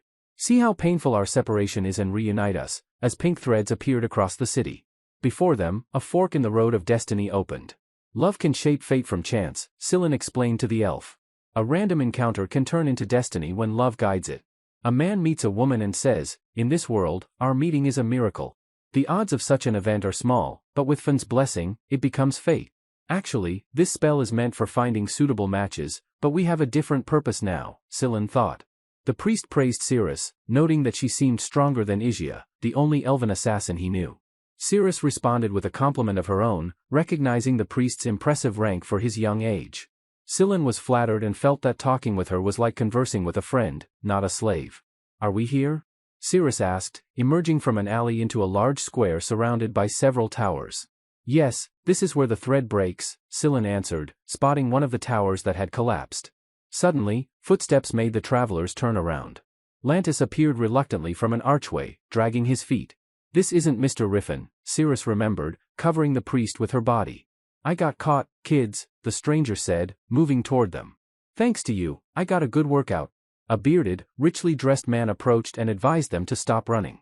The elf, realizing that continuing to flee was pointless, knew she needed to fight. She struck with her blade, but the enemy dodged. "These aren't beginner moves," Lantis said, appearing behind the elf. "You must have trained hard." Your skills are impressive. Cirrus continued to strike, but kept wondering who this rich, arrogant gentleman was. Fun, grant your servant the courage of a lion, the priest prayed, thinking the same as Cirrus. With these skills, the man had to be someone well known in the world of knights or swordsmen.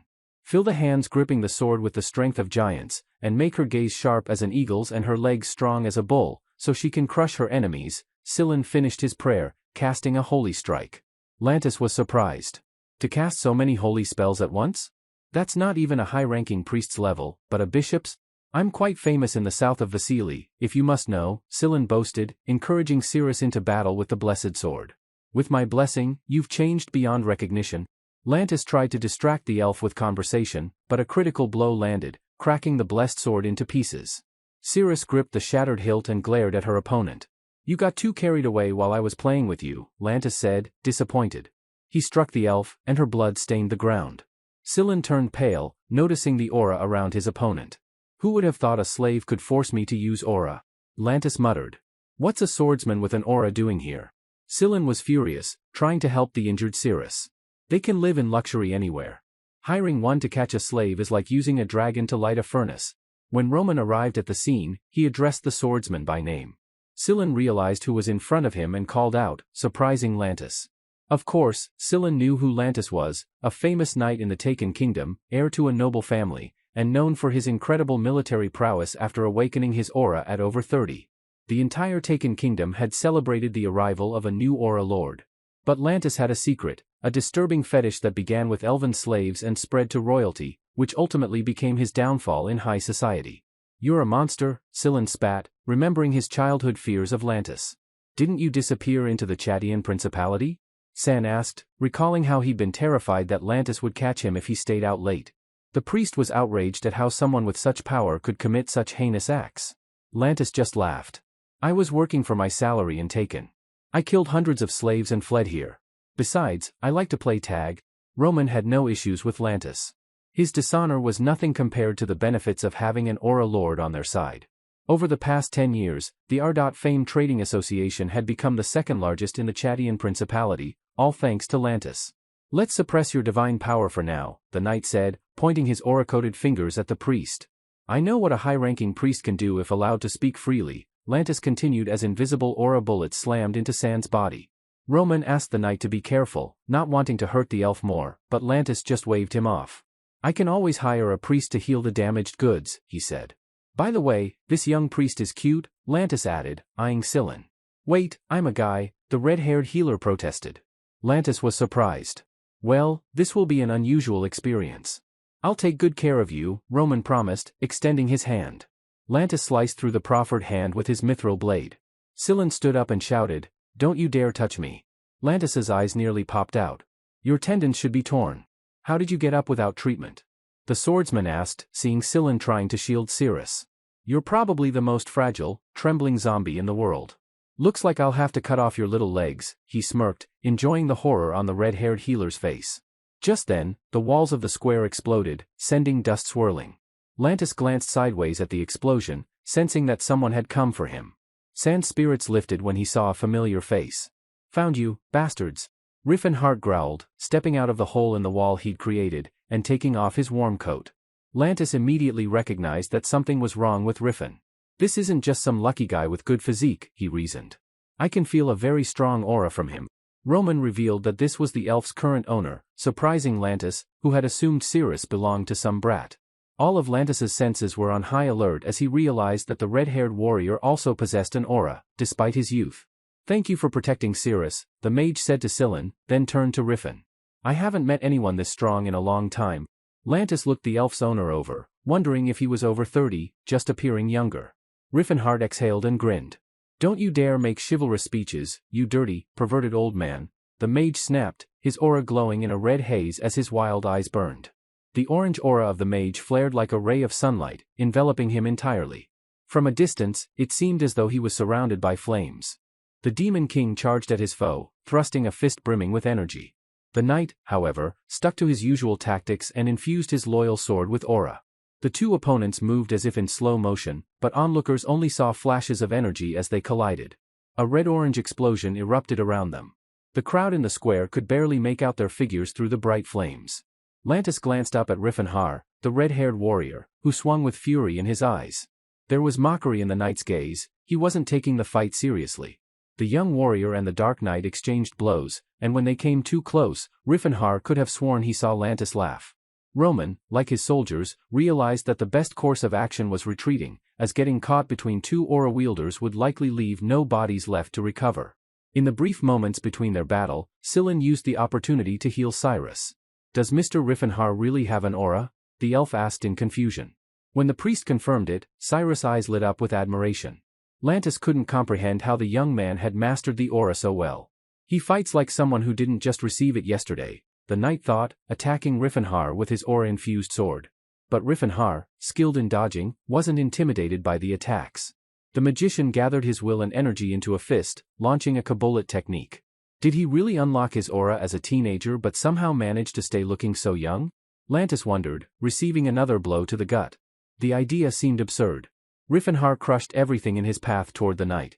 Why is he so strong? Lantis thought. How dare the pervert who laid his hands on Cyrus use such strength and skills?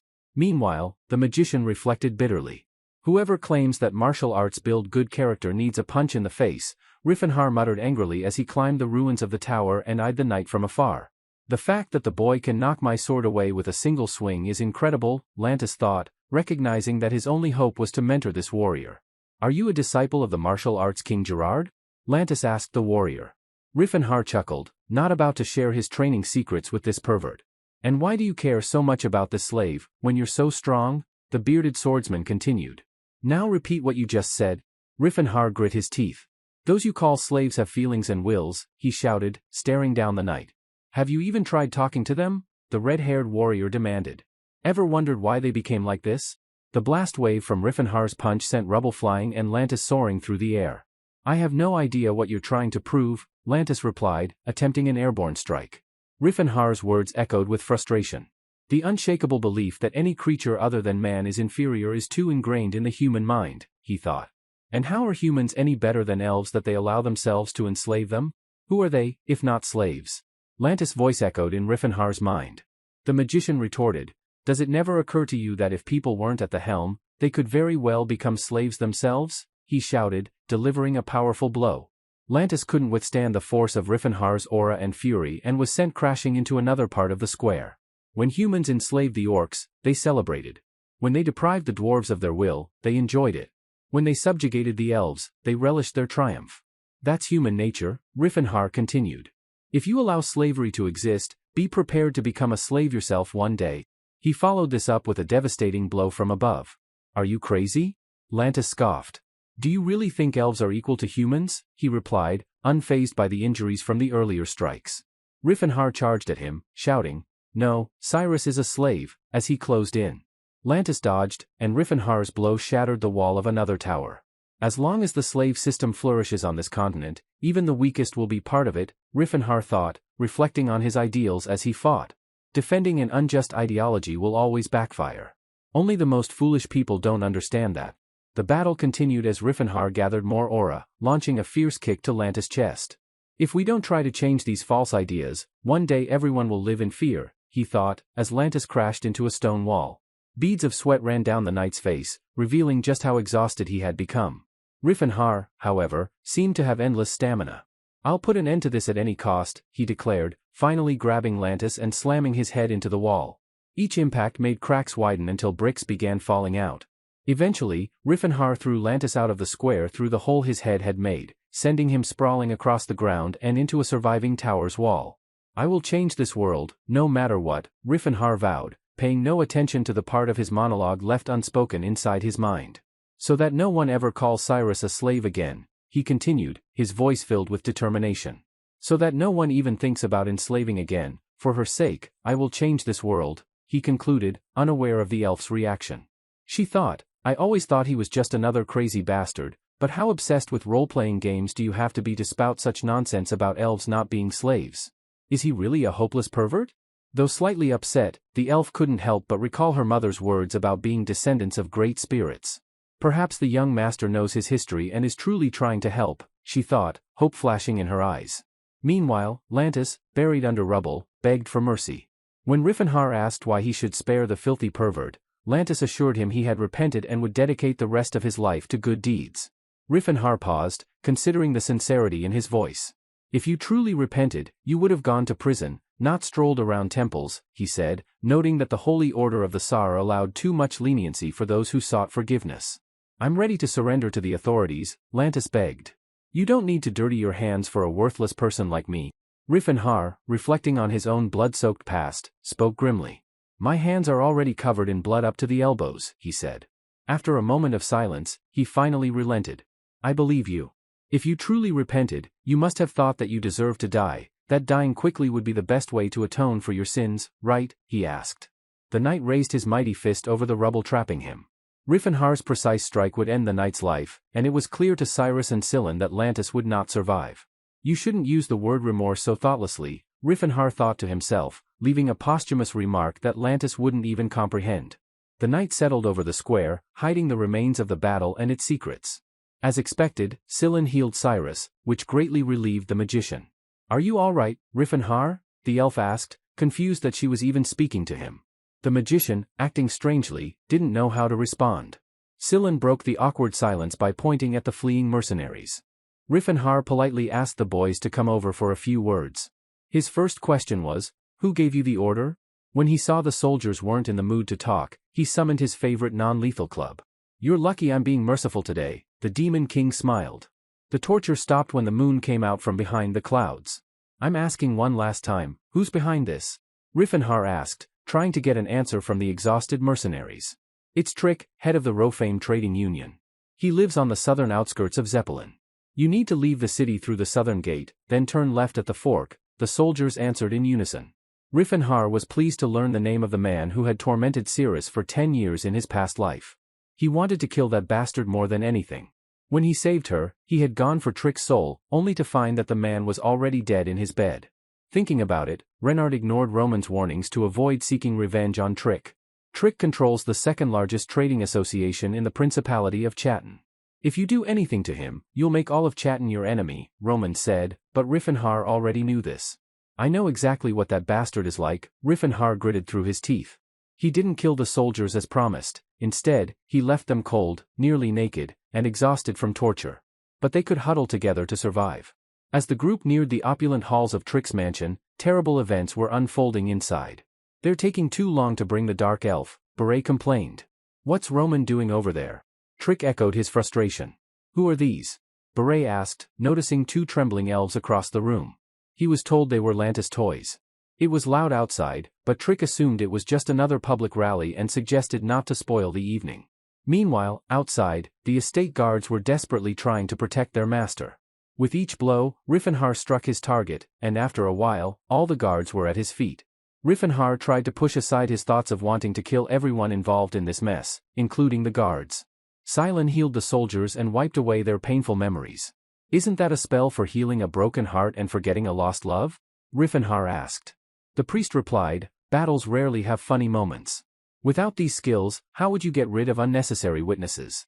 Rifenhar responded, I'd just rip their heads off. Silen smiled, glad to avoid unnecessary casualties. I'd like to see you take that bastard down, Silen said, which made the warrior laugh. A mighty orc appeared, blocking their path. You have the blood of a warrior in you. But the one you're so stubbornly protecting isn't worth it, he said. Rifenhar was disappointed. I'm a warrior with obligations. The orc stood firm in a fighting stance. If I'm broken, can I still call myself a warrior? You live in slavery, Rifenhar snapped, watching the orc's shocked face. That man isn't even your life mentor, Riffen retorted. Even if forced, a warrior must see things through, Riffen said. Silen whispered in surprise, do you know the Orcish language? He really does, Cyrus noted and promised to take care of the orc for her master. Rifenhar hesitated, but Silen took out her saber and said she now had a proper weapon. You've gotten stronger, weak elf, the orc said. Rifenhar asked Silen to cover the elf while he went in search of Trick. Strong man, are you going to ignore me and head straight for TK? The orc called to Rifenhar. Your opponent is an elf. By focusing on me, you disrespect your real opponent. Rifenhar put the orc in his place and continued exploring the estate. He found a door behind which strange noises came, and the floor was shrouded in purple haze. Recognizing it as a drug, the magician opened the door and found a gruesome scene inside. Bloodstains decorated the room and expensive curtains, while two sweaty bodies stood over the corpses of dead elves. They had paused their perverted activities. Trick and Beret cursed the guards who let Riffenhar in, unaware that the soldiers wouldn't hear them. Riffenhar was at a loss for words for a moment, but when he regained his composure, his anger flared. "I've seen a lot of filth, but this is beyond anything," he shouted, looking at the bloodied bed. The box containing the drug emitted more purple smoke. Trick, heavily intoxicated, asked, "Who are you?" He called for security, but Riffenhar knew they wouldn't be able to help. The magician's anger surged when he saw the elves had been killed recently. He couldn't comprehend the atrocities done to their noble bodies. Why are there so many people in this world who shouldn't be allowed to live, he wondered. What's going on? Why is there an intruder, and no alarm raised? Trick squirmed, trying to clear his mind. Do you want money? A place in the trading market? Trick suspected Riffenhar might be plotting against him. But Cirrus had endured this wretchedness for 10 years, and Riffenhar muttered in frustration. "I swear by my trade union," Trick pleaded, "I'll double the sum. We can draw up a contract now. I won't take revenge." But Riffenhar moved toward him, muttering about how Trick hadn't changed. This time, Riffenhar wouldn't miss. The blow to Trick's chest sent his heart flying, as Riffenhar shouted, "How dare you do this to Cirrus?" Trick had no idea who Cirrus was. Beret, standing nearby, watched as his comrade was brutally beaten. "Maybe this seems unfair to you, but now you understand how those you killed felt," Riffenhar said, sending Trick on his final journey. Trick's lifeless body lay on the floor, blood pooling around him. "Murderer!" Beret cried out, but Riffenhar only laughed, having heard the same insult from a murderer himself. Beret denied his sins, claiming to live a righteous life. Silen and Cirrus arrived at the scene just as Beret and Riffenhar argued, each blaming the other for the death. They saw Trick's mutilated body on the floor. "This is cruel," the elf said quietly. "They deserve worse," Riffenhar assured her, and Silen agreed. The priest had traveled for a long time and had grown accustomed to such horrors, sharing his experience with the elf so she wouldn't worry. Silen and Cirrus praised each other for their efforts, with the elf caring for Talata and Silen maintaining her vitality. From what his partners told him, Riffenhar was relieved that Talata wasn't dead. "You're the slave I freed," he said. Beret regained consciousness. "Are you the one who kills children?" Cirrus asked, watching as she struggled to assist the elves. "Your pitiful life won't be enough to calm this child's soul," she continued, speaking to the usually silent one. "It's the least I can do," she added, showing Beret his own reflection on the blade of her sword. Red droplets splattered on the purple wallpaper, forming a unique pattern of sin. "Help!" Beret called, reaching toward the disfigured slave. The sword pierced his body swiftly, taking his soul with it. "Don't you dare touch her with your filthy hands," Cirrus commanded, driving the sword deeper to prevent the freak from recovering. Riffenhar gazed at his beloved with sympathy, unable to imagine how to shield her from the agony humanity had inflicted upon her. Soon after, under the dark night sky, something began happening in the snowy forests. First, the fire became visible, causing the snow on the trees to melt. Then, it became clear that elves and orcs had gathered around the fire. Talata, at Cirrus's request, counted all the orcs and elven women around the fire. She noted that because Talata's sword was bent, Cirrus's master was now his master. Silen was surprised that there were only elven women and orc men around the fire, but Cirrus explained that this was normal, as they were in the highest demand. The elf paused her conversation with the priest to watch the father and daughter reunite. Cirrus reflected on Riffenhar's fiery speech about slavery and doubted her initial impression. "Sorry to keep you waiting," the magician suddenly appeared from the forest, almost as if he sensed what the elf was thinking. Silen asked what had delayed Riffen, and it turned out the young warrior had been searching for slave contracts and the seal of the head of the Arfane trade union. The magician nearly boasted that he found the documents in the safe after breaking through the wall of the office. Silen downplayed his partner's achievement, calling his methods barbaric. Riffenhar lost his temper, mentioning that he hadn't heard the word barbarism in 50 years, only to regret it when he noticed the suspicious looks from his partners. "Why did you bring these contracts?" Silen asked, shifting the subject. "Listen up, everyone," Riffenhar shouted, not answering. "If you don't like being slaves, I'll free you now. What will you choose?" There was some discussion among the elves and orcs, unsure of the new master's orders and what this offer of freedom meant. The priest, too, was confused, so he asked the magician if he planned to resell the slaves, to which Riffenhar answered negatively. "Are you going to settle down and give up the life of an adventurer?" San asked, disappointed. "The seal of Rof Fane on the slave contract means they will no longer be slaves to Trick," the mage explained, ignoring the priest's question. "They need protection from persecution." Riefenhaar thought that freeing these individuals, who had neither a home nor the will to fight alone, was just his whim, but it exposed them to another kind of danger. They needed training. The streets of Zeppelin, still in the night, were preparing for the dawn, unaware of the news that would greet them in the morning. Mr. Riefenhaar, aren't these slaves from the head of Trick? Seol asked, wondering how the young master had managed to buy them all. You'll find out soon enough. I hope you can take care of them, the magician said, giving Seol no chance to refuse. Very interesting news awaits you tomorrow morning, but you'll have to figure out the truth yourself. If our secret is revealed, you'll be the one under suspicion, Riefenhaar warned. Why are you so worried? This is just another day for me, the magician reassured Seol.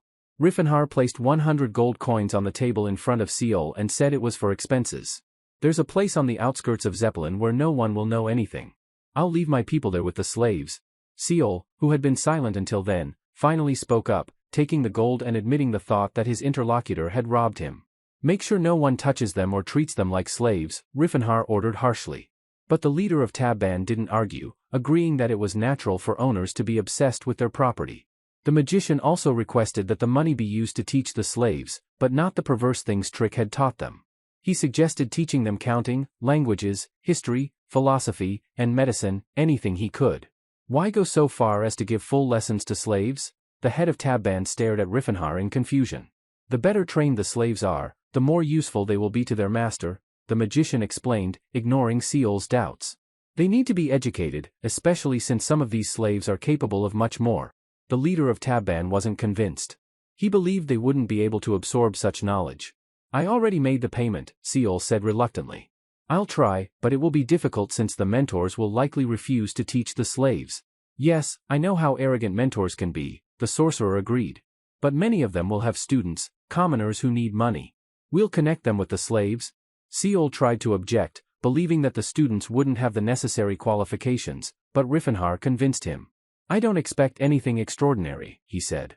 Basic knowledge is good for starting them off. The owner of the trading association decided not to argue with the investor and agreed, although he still expressed doubt that the slaves would be able to learn anything. Teaching them is like teaching a cat or a dog to count, Seol muttered. There's nothing so wild about training slaves, Riefenhaar thought, disappointed. In his past life, someone had proposed the idea of slave literacy before he did, but the elitist society, mostly consisting of slave owners, rejected it. They believed that races other than humans were worthless. But Riefenhaar intended to turn that belief to his advantage. The reason slaves aren't trained is to prevent rebellion, the sorcerer explained. Once they start getting educated, even Seol will be surprised at how much they understand, and then he'll start educating his own slaves. Riefenhaar chuckled to himself. If this works, slave education will spread across the continent. This will help change people's attitudes, and that's exactly what I wanted in my past life. Though he wasn't rushing to celebrate yet, everything was just beginning. After successful negotiations with the Tab Band Trading Association and the rescue of several hundred slaves, Riefenhaar and his companions returned to the hotel. San, do you have any money? Riefenhaar asked through clenched teeth, feeling terribly awkward. I gave all my money to Seol because I didn't factor in the transportation costs, the magician hastened to explain. Maybe I should return these clothes? Cirrus suggested, offering a reasonable option. No, you don't have to do that, Riefenhaar protested. Instantly blushing more than ever, the elf laughed loudly, and her companions had no idea this was the first time she had laughed since becoming a slave. The following morning, a stir broke out in the capital. News spread quickly that Trick, the head of the Roll of Fame Trading Association, and Beret, the head of the Karen Association, were both found dead. The estate workers were questioned, but none could recall anything clearly. Inconsistencies in witness testimonies made it clear that the case was hopeless, and the criminal would likely remain unidentified. 2 weeks later, we find our heroes in the midst of a fierce battle. A massive explosion rips through a dungeon as the priest reads a prayer. Dear Philin, I ask you to purify these lost souls. Sillin continues to smite undead creatures with divine providence, knocking another to the ground. Cirrus also fights, skillfully smashing skulls with her sword. Riefenhaar observes his companions, impressed by how well they work together, even as he is surrounded and struck by several dozen skeletons. He realizes that the priest's ability to complement his partner in battle must come from years of training together or Sillin's early involvement in real combat. Sillin was proving to be a far more capable priest than Riefenhaar had expected. If he kept progressing, he might even surpass the mighty saint from his past life, Ellen. Yet, Riefenhaar couldn't understand why he had never heard of Sillin before. Had he died too young? What do you think these ruins are called? The priest muttered, interrupting Riffin's thoughts. Yushin, I believe. These monsters seem stronger than those in Palton.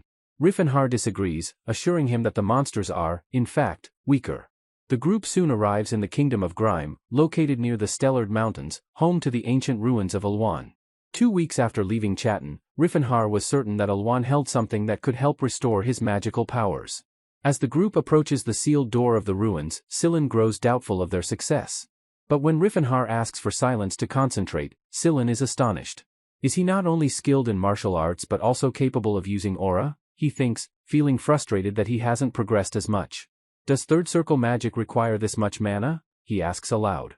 Riffinhar, drenched in sweat from the effort, finally commands the seal to open. After several incantations in an ancient language, the gates creak open. Don't tell anyone you're a magician, Sillin scolds his partner, but Riffinhar only thinks to himself, I was a mage of the 10th circle in my past life. I must find the voice of Alwan. When the dust clears, the travelers find the Alwan treasury completely empty, save for a peculiar stick wrapped in cords in the corner. Riffinhar laments, this can't be. How is this possible?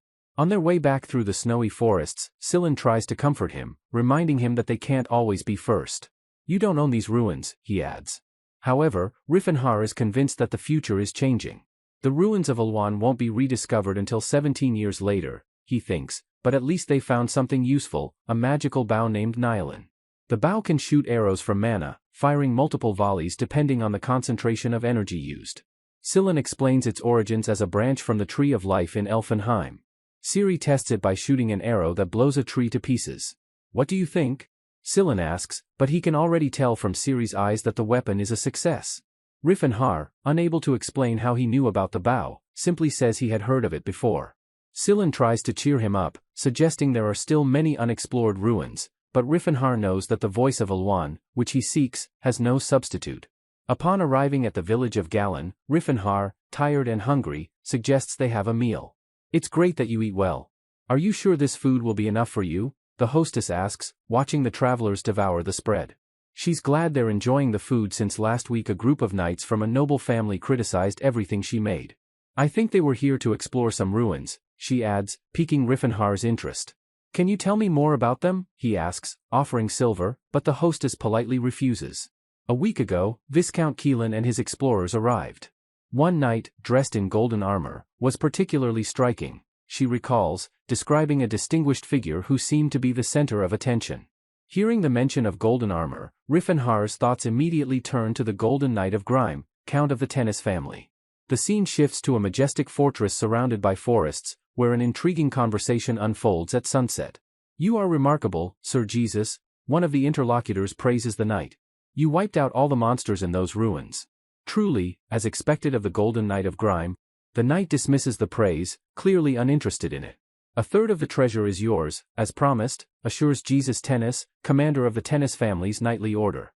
As the sun sinks, casting the castle in shadows, the Viscount, confident that money was no concern, assures Jesus that connections with him would be far more valuable than any treasure. As they continue their conversation, the knight asks about the adamant and Aurak Calcom, receiving an answer that weapons had been made from them by the Kelber family, famous for their mining. Do you have many talented dwarves? Jesus inquires, raising his wine glass. The Viscount assures him they do. However, when he introduces his daughters, Jesus expresses reluctance, reaffirming rumors that he had no interest in women other than his wife. The Viscount, chuckling, presses him about his younger brother's need for a wife. Just then, a sound of glass breaking fills the room as blood pours from Jesus's hands. His eyes, now bloodshot, match the crimson napkin before him. I have no younger brothers, Yasu said, his tone sharp as though threatening Kellen. I'm sorry, I made a terrible mistake, the Viscount stammered, his face betraying his panic. At that moment, a servant rushed into the dining room, shouting that one of the artifacts had summoned a demon, an enormous creature with blades for arms. The lower half of the beast was grotesque, resembling a centaur, though one with a penchant for wearing human skulls as a belt. The soldiers were knocked back in all directions by its strikes, unable to retaliate. The summoning artifacts there, the knight muttered, peering out the window to witness the chaos unfolding. That idiot, Jesus muttered, his previously indifferent expression now replaced with anger. Watch out for its sword, the squad commander ordered, rushing to evacuate civilians and positioning the knights. The black-haired knight walked toward the battle, hearing the commander's orders for mages to retreat while knights formed a shield wall. Passing his wounded comrades, the knight fixed his gaze on the ground and gripped his sword tightly. 3 mages on the battlefield called upon Eris, the god of ice and wind, summoning a massive wall of ice in front of the creature. They watched from the tower as Saiyan found himself frozen in the ice, looking alarmed. "Perfect, now its legs are bound," one knight in the attack position said with satisfaction. But another knight pointed out that the ice merely encased the demon, rather than restraining it. "What are you doing, Russ?" the commander snapped, frustrated at the delay. "No enemy can withstand the power of the tennis sword," the black-haired knight yelled, charging forward with his sword raised high, ready to strike. Saiyan noticed the boy's approach and growled in displeasure. Russ, summoning all his strength, aimed to land a heavy blow, but upon striking, the monster remained unharmed. He landed, bewildered, staring at the still-living beast. Without hesitation, Saiyan swung one of his blades at Russ, who managed to deflect the attack with his sword, only to be sent flying by the force of the blow. Russ was gravely injured, while the monster stood unscathed. "Idiot," the commander shouted as Russ was hurled behind him, bleeding and barely conscious. Suddenly, a wave of heat surged from the battlefield. The magical blow shattered the ice trapping the demon, piercing deep into its chest. Russ, dazed, sat and watched as the ice crumbled. Surprised, he saw his brother approach. "Leave, Sir Lot better," Jesus ordered, taking command. The soldiers cheered as the fair-haired knight took charge. "Who do you think you're calling brother?" Jesus snapped at Russ. The knights marveled at Jesus, acknowledging that the Golden Knight of Grime was a rare and powerful warrior, not to be compared to ordinary knights. Saiyan, the demon, chuckled. "A knight without aura will never defeat me," he jeered. With a grin, Jesus effortlessly threw a massive golden sword over his shoulder, swinging it through the air in a spectacular display. "Open your eyes, Eldred," Yasus whispered, lifting his sword to his face. The blades on his weapon began to spin and transform as the sword radiated an aura. Jesus's armor also shifted, turning to pure gold as it enveloped him completely, creating a dazzling aura. "Now, fight," the Golden Knight commanded. Meanwhile, Sillin was explaining to Riffenhar in the village of Galan that the Golden Knight was Yasus, a famous figure. Riffenhar was surprised the red-haired warrior didn't know about him, but Sillin reassured him that Yasus's power would give him a head start, even against the aura bearers. Riffenhar, however, cautioned the priest that while Yasus was powerful, he was using a magical artifact, not pure skill. Sillin tried to reason that no matter how strong, a knight mage with an aura would always be superior. Riffenhar continued, explaining the power of Eldred, the rare magical metal, and how the Tennis family had perfected using it for generations. Back at the battle, Jesus, wielding the Eldred sword, bravely faced Saiyan. "Awaken, Eldred," he cried, swinging his sword again, hitting the demon's massive stone body. "Die, demon," he shouted as the golden aura radiated from his sword, slicing through the air. Saiyan, enraged, rushed toward the knight. With a magical shout, Jesus unleashed the power of Eldred to carve through the battlefield, the ground cleaving open beneath him. While Riffenhar continued explaining the power of the Tennis family and Eldred's magic in the village, Sillin nodded in agreement. "The Tennis family has done extensive research to use Eldred's power," Riffenhar explained. "Even the strongest tools won't give an absolute advantage." Back in the castle, the Golden Knight delivered another crushing blow, and with a final burst of magic, prepared to finish off Saiyan. "I've heard the Tennis family relies too heavily on the artifact," Riffenhar mused, but the battle continued as Jesus pushed forward with incredible strength. The Golden Knight of Grime had no idea who Riffenhar was and only dreamed of slaying another monster for more glory. His sword crackled with magic as he charged towards the beast. Sishan was vanquished, his body disintegrating into chunks that scattered across the square, prompting the soldiers to cheer for their commander's victory. But Russ stood, both confused and upset. The Golden Knight of Grime struck a dramatic pose, tossing his sword over his shoulder, relishing the applause. Yet, had Russ seen his brother's eyes through the slits of his golden helm, he would have recognized the fury burning within them. "Can I defeat him?" Reinhardt pondered, grappling with a difficult question. "Don't tell me you're going to challenge Count Tennis." The priest was shocked, learning that the warrior sought an artifact from Yes, one that belonged to Riffen, found in the ruins of the Principality of Chatan. "I helped you because I believed we were in the right, but Count Tennis explored the ruins himself, and the artifacts are his by right. It would be wrong to interfere," Sillin chided Reinhardt, signaling that he had no intention of participating in theft. "Sillin, since you are my loyal companion, it's time I tell you something," the magician began, realizing he could not persuade the priest without revealing more about his past life. "I did mention I was a student of the indestructible rocking chair, didn't I?" Rifenhar continued, indifferent to the elf already asleep behind the priest. Yes, you said you inherited the will of the former martial arts king, Gerard, Sillin confirmed. Correct, Riffen nodded, continuing. I had to pass many tests to complete my training. Are you saying your mentor himself placed the artifact in the ruins and tasked you with finding it? The priest whispered in surprise, careful not to disturb the elf. Yes, this lesson is a tribute to ancient traditions, and our clan is somewhat unconventional, the magician explained, offering another fabrication about his past. So Gerard explored the ruins of Ulwan, but didn't touch any of the artifacts? Sillin doubted. Those artifacts are rewards for other students, Riffen replied smoothly. Think about it, how would I know of Nilin if I had never heard of it? And if the ruins hadn't been explored, how would I know the secret paths? Forgive me for lying, but some truth is there. When the priest agreed there was no other choice but to steal the artifact, Riffen's words took on a new light. It's no wonder I found your proposal strange. No matter how valuable the artifacts of the Silver Age are, I never thought you'd covet someone else's property, Sillin said, clearly impressed by the magician's nobility, much to Reinhardt's embarrassment. The travelers concluded that the artifact must be acquired at all costs. He just ruined all my plans, looks like stealing is the only way out, Reinhardt muttered, justifying himself. Meanwhile, Sir Lot praised the Golden Knight's excellent work, receiving orders from the commander to clear the battlefield.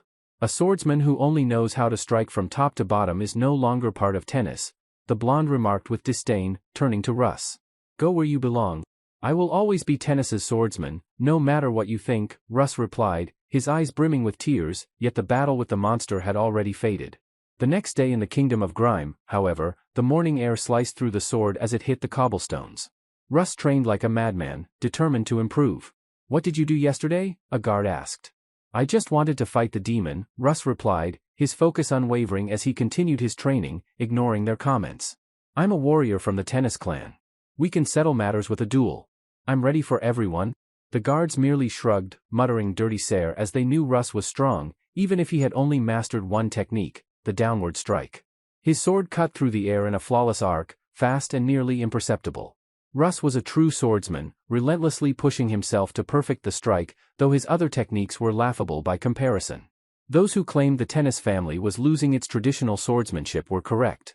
Like all noble knights, tennis had a wide array of sword techniques, but Russ never learned them because he was illegitimate. The vassals had opposed teaching him the necessary skills, so his father could only pass on the one technique, the downward strike. This is just a part of the great sword path our family possesses, but it can lead you to the aura, his father had once said. You must awaken this forgotten power. Those words had been burned into young Russ's mind. His father had high hopes for him, and Russ had sworn not to disappoint him. True mastery of the tennis sword would release hidden power, but all that remained was the downward strike, a lost art.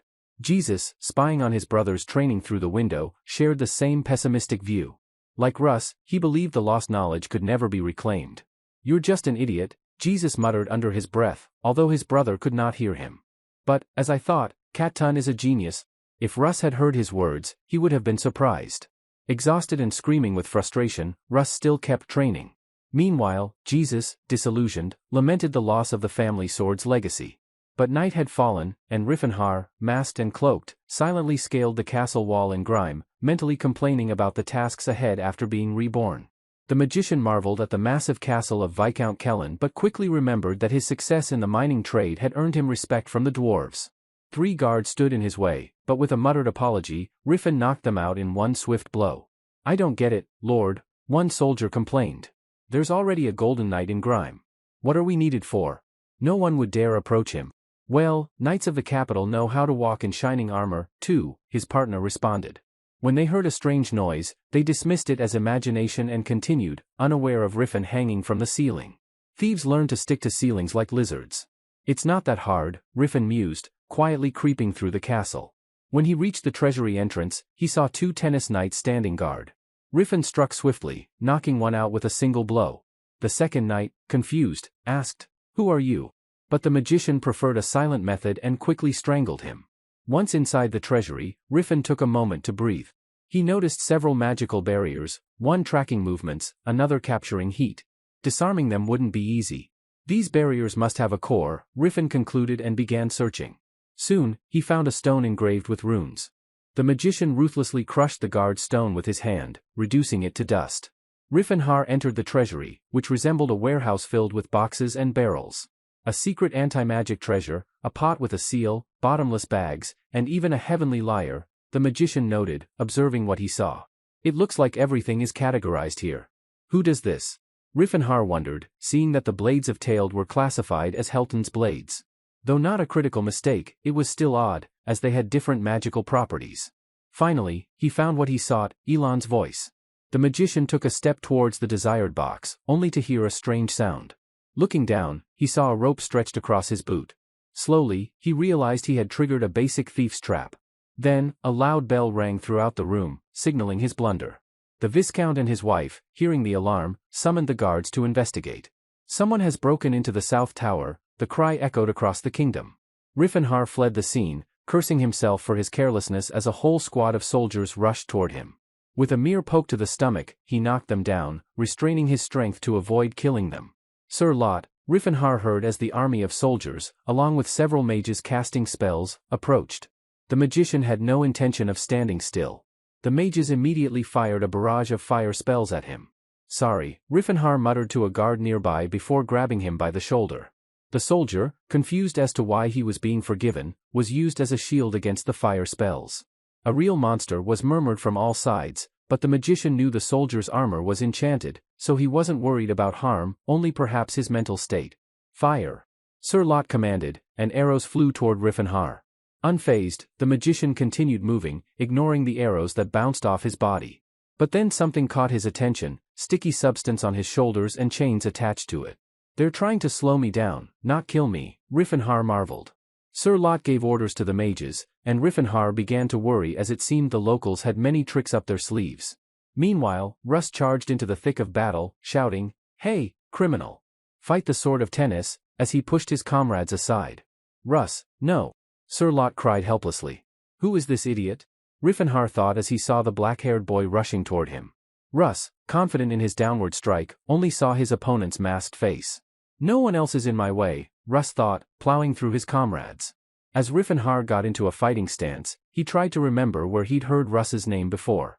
His movements, his breathing, his steps are mediocre, the magician mused, but then Russ's eyes glowed, and his sword rushed toward him. Riffenhar managed to step back just in time, bringing the chains under Russ's blow. The impact sent the magician slightly up in the air, and the resulting shockwave sent nearby objects flying. The clash seemed to trigger a burst of fury in Russ, who realized the power of his strike. A bead of sweat dripped down his face, and his frightened eyes showed his realization. Without hesitation, Riffenhar struck back with a punch to Russ's stomach, sending him rolling across the cobblestones. Riffenhar was surprised by the boy's strength, but his victory was short-lived. As the blade of heaven rained down from above, the Demon King turned toward the sound of the spell being cast. Several powerful blows whizzed around him, but the magician stood his ground. When the dust cleared, Riffenhar saw the Golden Knight of Grime. "Your skills are impressive for a mere rogue," the knight said. "I have my reasons," the Demon King replied warmly. The knight hissed angrily, his eyes glowing red. "One of the core rules of the indestructible rocking chair is to strike first," Riffenhar thought and charged. The knight, undaunted, met his attack. The two fighters froze, a meter apart, like dancers at a ball, glaring into each other's eyes. Riffenhar tilted his head just in time to avoid the knight's sword, which narrowly missed his shoulder. In turn, Riffenhar's fist landed on the knight's shoulder, missing by mere centimeters, but causing a painful hit nonetheless. Both opponents backed away, regrouping for their next move. Several attempts by Russ to strike with his sword failed, only stirring up dust. The soldiers watched in awe, confused by the fierce battle, as the knight and the magician tried adjusting their tactics. "Rise from the abyss, show your roar," the Golden Knight chanted, calling on the darkness itself. "The roar of shadows," Riffenhar muttered, dodging the dark tentacles spiraling around him. "You skillfully resist magic," the knight observed, unable to fathom how the thief knew the weakness of his technique. "I just know it well," Riffenhar responded nonchalantly. Having fought against Gerard, the Demon King had developed an instinct for evading such magic. The two battled across the castle walls and courtyards, the knight's sword crashing into bricks each time he missed. Riffenhar timed his strike perfectly when the knight faltered, landing a powerful punch to the stomach. Despite the armor, it was a hit that left the knight reeling. How can he do such damage despite the armor? The knight fumed. "Arrows by the wind, gather together the fires and strike the enemy," the Golden Knight commanded. With fire and air summoned, a fiery tornado formed and followed Riffenhar's every move. Realizing the peril, the magician decided to run. The fiery tornado quickly closed the distance, and Riffenhar knew it wouldn't be long before the heat would kill him. If you looked at the castle courtyard from afar, you wouldn't see the fighting heroes, only swirling fire and trees catching alight. When the smoke cleared, Riffenhar stood inside the tornado, alive and well. He assessed the damage and noted how the knight had used high-level magic. The knight, baffled, wondered how the thief had survived such an attack. There was no way Riffenhar could have blocked or dodged the magic, unless... Does he have an aura? The knight thought. Corrosive breath, break through space, the knight commanded, summoning poison fog. I can clear it with a simple whirlwind, Riffenhar thought, raising stones and dust to create a tornado around him. Without giving the knight time to react, the magician rushed at him again. The knight raised his sword as a shield, but Riffenhar's blow missed. Still, he didn't stop and continued to fight, forcing the knight to use his sword as protection. The Golden Knight was certain that the thief possessed an aura. Riffenhar's attacks never stopped for a second. I misjudged his strength before, but now I know what he can do, and I'll approach this differently, the knight thought. He warned his opponent that Tennis's sword was just as strong as any aura. This time, it was Riffenhar who had to evade Eldon's magic. He realized he'd underestimated the bothersome magic knight. The soldiers watched as the two supernatural warriors wreaked havoc, destroying the royal court and the castle walls. One thing confuses me, the Golden Knight lectured. Why would someone with such power lower himself to being a petty thief? Riffenhar wondered how the knight knew about his aura, especially since the Demon King hadn't even activated the aura of the indestructible rocking chair. It was far too distinctive. The knight, meanwhile, was pondering why his opponent possessed an aura but hadn't activated it. Perhaps it's only recently awakened. If that's the case, then he's no match for me, Yasus chuckled, unleashing another spell that blew up the paving stones next to the thief. In a desperate move, the knight invoked Eldred's power, praying for the strength to destroy anything in this world. This is dangerous, Riffenhar thought, listening to Yasus's incantation. Light poured from the golden sword, as if it had become the sun itself. Eldred's light, the Golden Knight of Grima shouted, leaping forward to strike. Golden light, Riffenhar muttered, realizing he was about to be saved. Thank you, Lord, for he is the Golden Knight. The magician chuckled, releasing the aura of the indestructible rocking chair and creating a block. The knight, seeing the thief didn't flee, covered his face with his hands, but didn't understand the significance of this. Eldon's sword collided with an invisible barrier to Yasus's supernatural sight. The Golden Knight tried to push the sword through the fiery vortex, but the technique held firm, preventing the sword from reaching its target. 1,000 stars worth of light flooded the square, blinding the soldiers. Another explosion rocked the area, promising much repair work for the dwarves. The soldiers could see no combatants, only a massive cloud of dust and rubble. When the smoke cleared, the Golden Knight saw the thief's retreating figure. Impossible. How did he block Eld's light? Yasus fumed. Riffenhar, wounded and covering his shoulder, thought, I should have used the vortex guard earlier, as blood trickled down his forehead. He jumped down from the castle wall, noticing the ground was rapidly approaching. As he broke through the ice layer, he plunged into the water with a huge splash. Yasus watched from the castle heights and told Sir Lot to check the relics and figure out what exactly had been stolen, organizing a search party. We can't let this insolent thief escape, the Golden Knight ordered. When Sir Lot asked if the thief was alive, Yasus grumbled, he won't die from something like that. Meanwhile, at the inn, an elf woke up in the middle of the night. Ciri stirred as well, but she couldn't explain why, only that something felt off. I have a bad feeling about this, she muttered, sitting on the bed. Do you think something happened to Riffen? Scylla asked, unaware that the mage was currently fleeing. Morning came, but the travelers were still asleep, unaware of the chaos. Cirrus ran across the rooftops of the village, holding Scylla under her arm. Cirrus, I'm actually a man, and this is humiliating, the priest mumbled. The local residents had alerted the knights, who quickly surrounded Cirrus and Scylla. You have nowhere to run. Drop your weapons and surrender, one of the knights shouted. Fortunately, he reminded her about the weapon, and Cirrus dropped Scylla, pulling out Nylan Nyan's invisible arrows to strike the soldiers. I beg your pardon, Sir Yasus, these are no ordinary thieves, Sir Lot complained when the Golden Knight appeared at the scene. Enough, I'll handle them myself, Yasus commanded. After dealing with the soldiers, Cirrus asked Scylla to return to her position under her arm, despite the blow to his male ego, though she didn't resist. Cry out, Blade of the Wind, the elf heard and hurried to grab her partner. A powerful strike landed where Scylla had just been standing. Don't move, rats, the Golden Knight ordered, landing on the roof where the travelers stood. The elf gave him a displeased look and drew her sword. That's no ordinary sword, the Golden Knight remarked. Are you saying they're giving away such a rare weapon to some elves? Dear Philin, grant your servant the courage of a lion, strength of a giant, eyes of an eagle, and legs of a bull to crush her enemies, Scylla chanted, while Yasus, observing the elf, noted that all ordinary thieves must have died out, given that this elf was so well equipped, and had a high-ranking priest to boot. It was no wonder Cirrus had a bad feeling. That idiot Riffin must have been caught, the priest thought. The elf barely had time to react before the Golden Knight was suddenly at her side. She raised her blade to block, and though it saved her, the force of the strike pushed her back a few meters. Filled with rage, the Golden Knight wouldn't accept another defeat. Cirrus, too, was angry, desperate to understand what had happened to Riffin and why this knight had targeted them. Meanwhile, far away, Riffinhar awoke, bandaged, and lamenting how idiotic it was to fight Yasus. But as he remembered stealing Elian's voice, his mood lifted. A short man entered the room and asked how Riffinhar was feeling.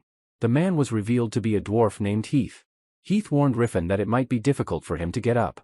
When asked if the stranger was hungry, the dwarf called for a girl to bring Riffin some porridge. At first, Riffinhar thought the dwarf was a child, but Tilla, who entered next, turned out to be a fully grown female warrior dwarf. When Tilla brought the food, Riffinhar was surprised by the warmth of the gnomes, as they were usually quite distant, but he quickly stopped wondering as the chief gnome entered.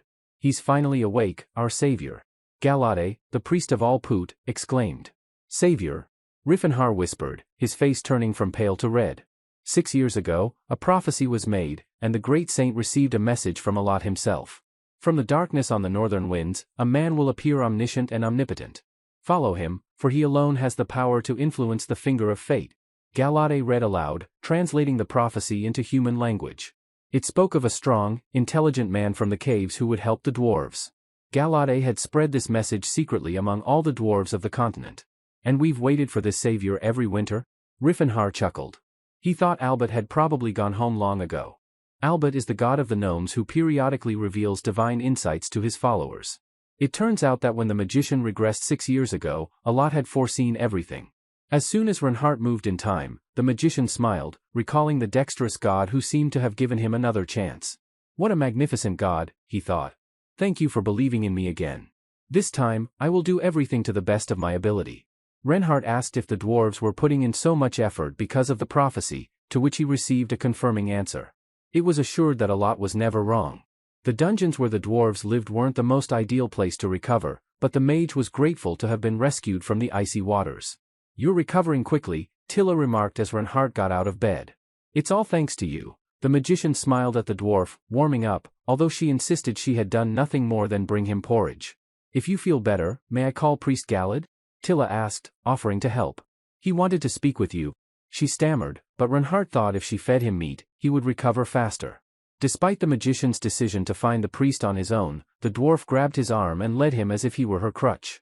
As the Steel Hammer tribe watched the duo, Reinhardt realized that they were all mountain dwarves who lived in slavery under the rule of 6 Count Kelburn.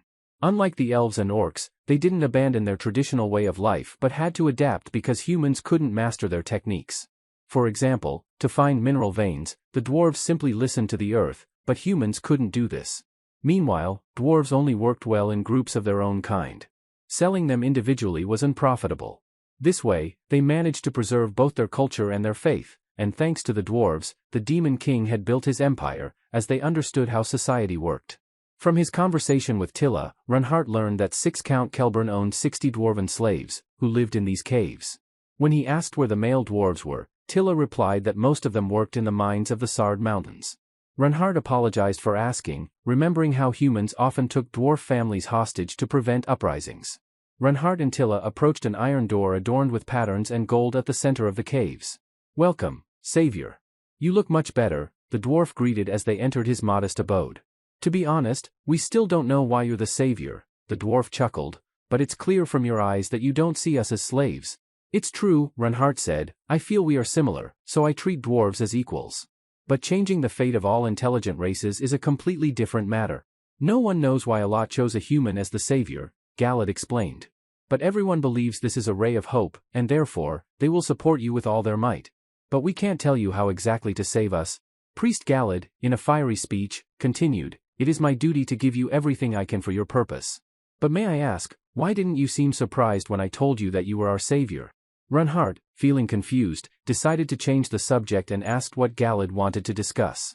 He learned that they wanted to introduce him to the great saint. When the dwarf mentioned the great saint, Reinhardt wasn't even surprised. He had known Melon in his past life. The sorcerer smiled, remembering his old friend, and agreed to follow Galad. "It's funny," Galad said, "I was sure my words would sound absurd to you, and I didn't know how to present them properly. People don't hear the voice of truth, unlike us. I'm surprised by your understanding attitude." Reinhardt smiled again, flattered by the dwarf's remarks, but he reminded himself that in his past life, Antares had fallen, so he hoped that speaking with the wise Melon would help him make a better decision. "Melon is currently in the Temple of Alat in the Great Forge," Galad explained. "Only a few dwarves know the way there. You will need a guide. Tilla D. Steelhammer will go with you. She is the only representative of the ancient warrior bloodline left in the tribe." Reinhardt nodded as Galad introduced Tilla once more. "I can feel the thoughts in your mind. It's as though you already know about our great saint and the location of the Great Forge," Galad said after a short pause. "People who know that the dwarves hear the voice of truth usually avoid speaking to us," Galad added with disappointment. Reinhardt nodded, saying, "I wasn't mistaken." Galad was glad to hear that and asked, "Could you tell me how you know so much about us?" Reinhardt apologized and assured the dwarf that now wasn't the time to explain. Just then, the door burst open, and Hios entered, asking, "You didn't have any companions with you? An elf and a boy?" The dwarf paused, catching her breath. "It seems they were captured and locked in 6 Count Kelburn's castle," Hios said in a dull voice. Reinhardt's eyes filled with blood as he listened. Meanwhile, in Kelburn's castle, the Golden Knight was causing a stir. He gave orders to the soldiers to use the most brutal methods to extract information about the thief.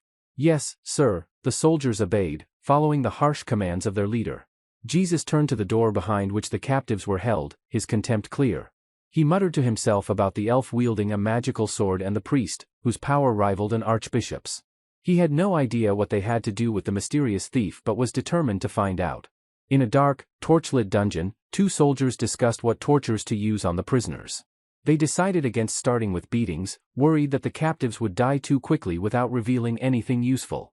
They debated what method would cause pain but keep the prisoners alive. "An order is an order," the knight encouraged his partner as they entered the cell. "I'll start, Barris." "Come on, Lento," the second knight reluctantly hid behind his comrade as the captives glared at them with contempt. The elf leaned forward, ready to fight despite her shackled hands, and the priest, sitting within an enchanted circle, opened his mouth, preparing to speak. 30 minutes passed, and the knights hadn't even had time to begin. Meanwhile, the priest didn't stop talking. "Have you heard of the indestructible gym? It's run by the martial arts king Gerard. The way they train their students is like hell. Ordinary people can't do it," the red-haired priest chattered incessantly, creating mental pressure on the soldiers. "Their final exam is scary to think about," he added, detailing the fictitious story about relic hunting and how they didn't want to steal but had no choice. While the soldiers were still listening to the priest's chatter, Lento brought water for Silen, who was surprised by how much the prisoner was talking without any torture having started. "Are you not loyal to your comrade?" Lento asked. "You gave us all the information already," the priest responded confidently. "If the world finds out that the successor of the martial arts king committed theft, his reputation will be ruined." The knight pressed again, "But where is the relic now?" The same answer was given, and Silen and Cirrus were told to wait for their friend at the inn. "What are you talking about?" "You probably discussed a way to communicate in case of an emergency," the knight said. Lento exploded in confusion, unable to understand how the thief could leave without reinforcements or the means to communicate with his comrades. "Why can an aura wielder stop a regular burglary?" the priest asked in surprise, so innocently that Lento's anger instantly faded. The knights, somewhat disappointed they hadn't been able to use torture, each pondered the fact that interrogations under duress often ended before they even began. While it was impossible to see in the dungeon, the snow blanketing the valley around the Kingdom of Grime created a surprisingly beautiful scene. It was hard to believe that just yesterday the castle had been in flames. 2 travelers walked through the snowy forest. "It's amazing you found the deer so quickly," the gnome admired as Riffenhar worked on the fire. "It's nothing I have control over. I just expand my perception to find the trail," the mage sheepishly explained to his partner. Tilla, both delighted and worried, remembered that hunting was strictly prohibited on Kelbur lands. "I don't care about such trivial matters," the red-haired warrior replied, leaving her speechless. He added to himself that he shouldn't worry about trivialities since his goal of freeing all intelligent races already defied the law. Riffenhar took a big bite of the meat to check if it was properly cooked, and once he was sure, he quickly devoured the deer leg to regain his strength. The gnome watched her companion's barbaric eating with surprise but soon noticed that with every bite, Riffenhar's body was healing. The red-haired warrior extended his left hand and clenched his fist. Tilla watched as a fiery aura spread across his body and gathered in his fist. Moments later, Riffenhar unleashed a powerful aura blast, knocking down a nearby tree, startling the dwarf who had never seen such a strike up close.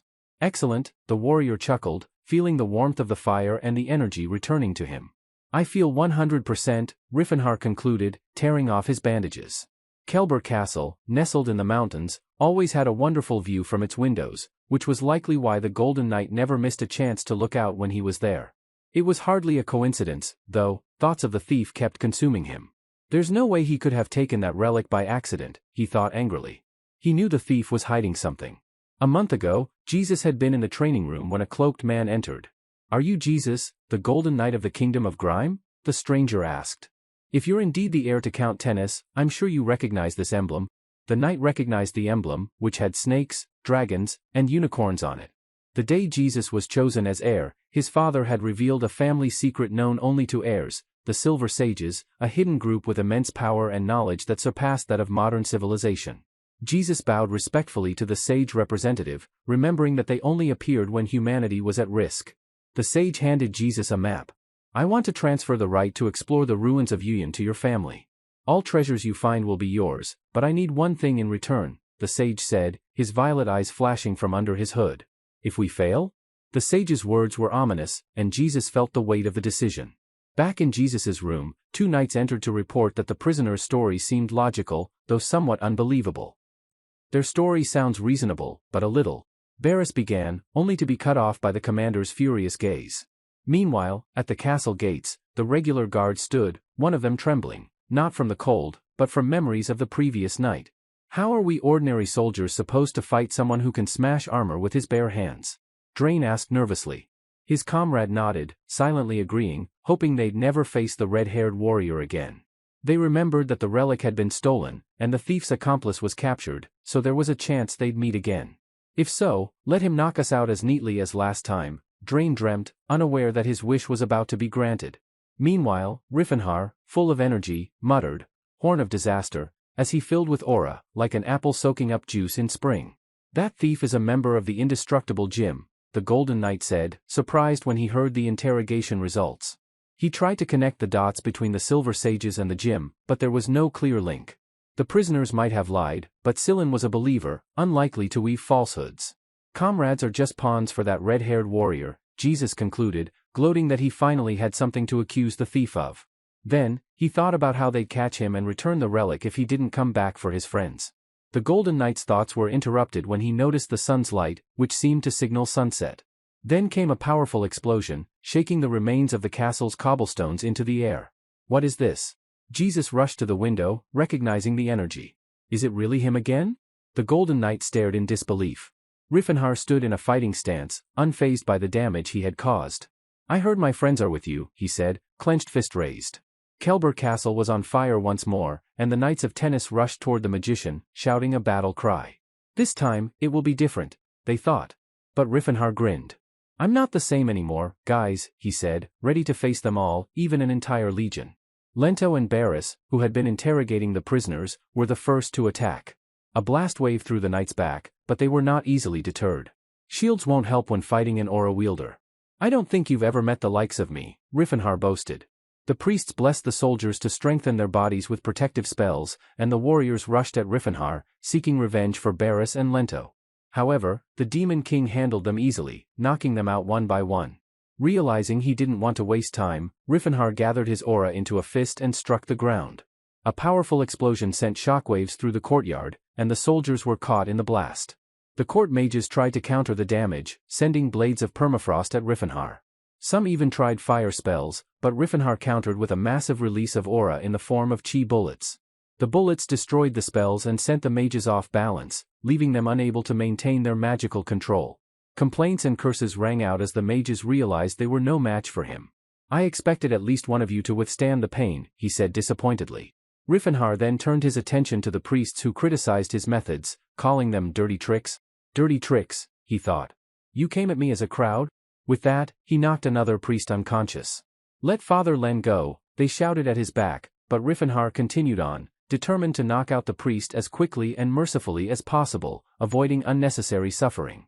Arrows, spells, and even bricks flew at Riefenhaar from every direction, but the warrior effortlessly deflected everything with his aura. The few attacks he couldn't neutralize caused him no harm. The soldiers panicked upon seeing how much stronger he had become compared to yesterday. Russ stood in the middle of the battlefield, his sword lowered, and didn't hear the commander's orders to fight. "I'll demote you," the commander snapped, not understanding why the usually eager Russ was hesitating now when it mattered most. Russ observed Riefenhaar with a mix of admiration and fear. The aura controls the flow of power and can make a warrior stronger when needed, he realized. What a blinding light, he thought, amazed. I see everything. I notice and understand everything he does so clearly. The black-haired youth reflected on his past, where his father failed to teach him other techniques. Now, he clearly saw what he had missed, the movements and breathing of a true warrior. Is this how I should carry myself in battle? Russ thought, acknowledging that these were the moves of someone truly strong. He couldn't help but admire him. Meanwhile, having defeated all the magicians, priests, and soldiers, Riefenhaar continued to move through the castle courtyard, waiting for his main opponent. He struck the cobblestones with destructive force, counting down the minutes until the Golden Knight appeared. "There you are," he muttered as the fair-haired knight stepped onto the battlefield with his Elden sword on his shoulder. "In the name of tennis, I will not forgive your crimes," the Golden Knight declared, his gaze fierce. "I saw everything you did to my knights." The knight slowly advanced on Riefenhaar, who taunted, "So you're pretending to be someone who just arrived, though you've been hiding in the rear the whole time?" Riefenhaar continued, "I saw you sneak behind the wall and keep watch. You must have wanted to assess me before jumping in, but isn't it cruel to let me beat your men like training dummies?" The magician kept mocking his opponent, noting that the knight's magical armor only gave him strength similar to that of an aura wielder, but he was still vulnerable. "I heard you're supposed to be an honorable knight, but I don't think that's the case." Riefenhaar noticed the doubt creeping into the soldiers' minds, and with a grin, teased, "What were you doing back there? Taking a nap and braiding your hair? Shouldn't you have been here sooner?" The Golden Knight, furious, snapped, "I was asleep and couldn't wake up in time." "Seriously? You slept through all that noise? You must be our sleeping beauty." "I mean knight," Riefenhaar continued, mocking the noble knight. Yasuz, enraged, yelled at the thief to shut his mouth and swore to make him pay for his disrespect toward the tennis family. As the knight's Elden sword began to glow, golden armor enveloped him. With a fierce battle cry, the knight summoned a golden hurricane around himself, preparing to catch Riefenhaar off guard. "All right, let's fight for real this time," Riefenhaar thought, impressed by the knight's move. The golden tornado swirled, and from the center, the knight launched himself at his opponent, his cloak and hair flying dramatically as he struck with his sword, full of mana. "Purifying stream, fill my sword," the knight shouted as he raised his weapon, ready for the attack. Just what I needed, Riefenhaar thought, ready to face the knight's new trick. The warrior raised a shield using his aura to deflect the strike. The two clashed, but the knight couldn't break through Riefenhaar's defense.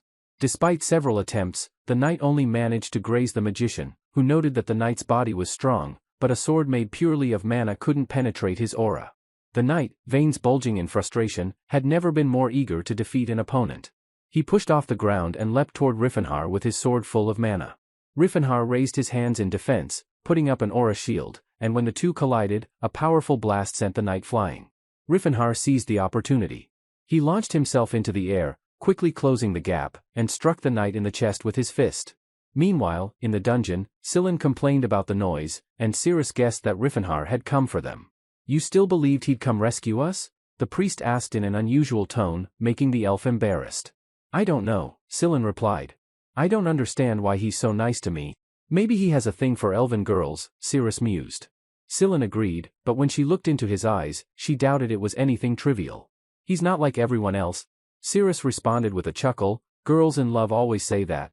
"That's what the orphanage caretaker used to say," Scylla replied, changing the subject. She began to lament that Riefenhaar couldn't even handle a simple theft and blamed him for their predicament. But Cirrus, more mature, noted that she didn't think Scylla was really offended by Riefenhaar. "I'm only 3 years younger than him," Scylla said with a sigh. "I thought you were 20 years younger than him," Cirrus exclaimed, making Scylla blush and feel awkward. Just then, the dungeon door opened, interrupting their conversation. "Hello, are you Scylla and Cirrus?" asked a girl, smiling and jingling her keys. "My name's Tilla. I came with Riefenhaar. We'll talk later. I'm here to get you out." As Tilla unlocked Scylla's handcuffs, the priest commented, "You look human except for the ears." Siru stared at her companion in confusion, accusing him of being naive despite having just called him mature moments ago. Stop! Who's there? The thief's allies have arrived, came the soldier's shout from the hallway as the prisoners passed the stairs. Sirus didn't wait for reinforcements and quickly ascended, knocking one soldier out with a knee to the face. Another soldier rushed from behind, preparing to strike, but Tilla suddenly appeared and disarmed him with her axe. Grabbing the base of the soldier's weapon, the dwarf effortlessly lifted him into the air and slammed him to the ground, causing his nose to smash into the stone floor. Sillin complimented her new battle companion on her strength, but Tilla modestly replied that it was typical for dwarves. Hurry up! Tilla urged, running to the window with a loaded saber. In the next moment, the gnome's projectile shattered the glass and shot out beyond the castle walls, a bright pink flash lighting up the sky above Kelber Castle. It seemed that Tilla had completed her task successfully, and the magician received the signal. Don't tell me you were just distracting me, Jesus said, frustrated, having realized that the dungeon was on the side where the flash had appeared. Now, I'll release all the steam, Riffenhart laughed, asking why else he would have been fighting at less than full strength. You mean to say you were holding back? How arrogant, the knight growled, becoming angry. He rushed forward and struck but missed, hitting the cobblestones instead. Riffenhart saw this as the perfect moment to attack and aimed a punch straight at Jesus's face, following it up with a barrage of key bullets. I need to change the course of this battle, the noble knight thought, defending himself with his sword against the aura bullets.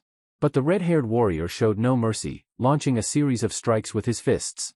As the flow of key bullets ceased, Riffenhart's rage surged, and his fists filled with an extraordinary amount of aura.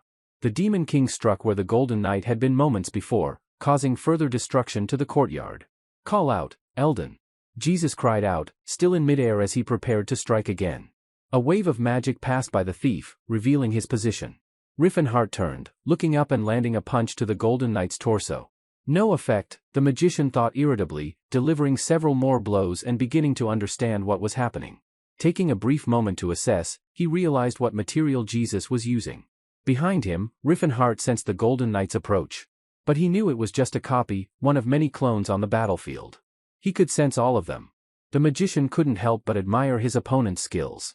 Eldon, illuminate all with the light of destruction, the Golden Knight's clones shouted in unison, gracefully raising their swords above their heads. Found you, Riffenhart grinned as he rushed to confront the real knight. He didn't wait for the clone's magic to activate, dealing a powerful blow to the stomach of the real knight. How did you figure that out so quickly? Jesus wondered. I'm just a mage, dumbass. I can clearly see your mana flow, Riffenhart thought, but didn't reveal his insight. I don't know what trick you're using, but the Sword of Tennis knows no defeat, the Golden Knight declared, preparing to cast a spell. Fires, gather and strike the enemy, he commanded, sending tongues of flame toward the thief. Riffenhart countered with the Vortex Guardian technique, repelling the attack. Snow mist, descend! Jesus cried, casting an ice spell from his sword. The magician didn't hesitate and used the Vortex Guard again to ward off the spell. Wind become arrows, the Golden Knight yelled in frustration, launching air arrows toward the thief. The Vortex Guardian is once again helping its master, Riffenhart thought as he countered the next attack with a whirlwind of wind. Lord of Winter, descend to earth. Jesus attempted once more to reach the red-haired warrior with ice, but once again, the attack was deflected by the Vortex Guard. When the Golden Knight unleashed a poisonous breath attack, the Vortex Guard held steady. What kind of skill is this that dispels all magical attacks, regardless of the attribute? Jesus wondered in indignation. Had he listened more carefully, he would have realized it was the Vortex Guard. However, the Golden Knight didn't know that not all aura users can master the technique. It's not due to its difficulty, but because it's remarkably easy to use. Most aura masters cover their bodies entirely with it for strength, but when the aura completely covers the body, circulation is blocked, and the body can rupture. Only those with exceptionally strong bodies, like the followers of the indestructible rocking chair technique, can withstand this. Who's the villain behind you? The knight asked, giving up on using spells. Your subordinate, Riffenhart pointed to the soldier standing behind him. Stop making faces and answer who's behind this. Jesus growled in frustration. Open your eyes, Eldred. Awaken, Eldon. Jesus begged his sword for its greatest favor. At that moment, even his armor seemed to change, the helmet becoming skull-like with a sinister grin. Give me the power to destroy everything in my path. Light of Eldil, he shouted, calling on the forces of his kin as he charged straight at the thief. Riffenhart, recognizing the challenge, thought to himself, this won't be easy. I should use my best technique. He took up a fighting stance, and a blinding light enveloped both opponents. But behind Jesus, the light flared as if the sun itself was setting in the courtyard. The red-haired warrior gathered mana for the Horn of Disaster technique. Jesus, unwilling to accept defeat, had transformed his passion into obsession. Meanwhile, Riefenhart, like his mentor, would never consider surrender. The clash of the Horn of Disaster and the Light of Eldil was a spectacle for the ages. The earth trembled, and cobblestones flew as explosions shook the castle.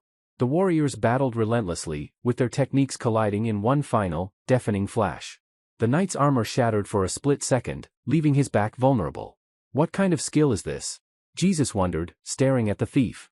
His helmet had also cracked, and gold fragments fell off his body.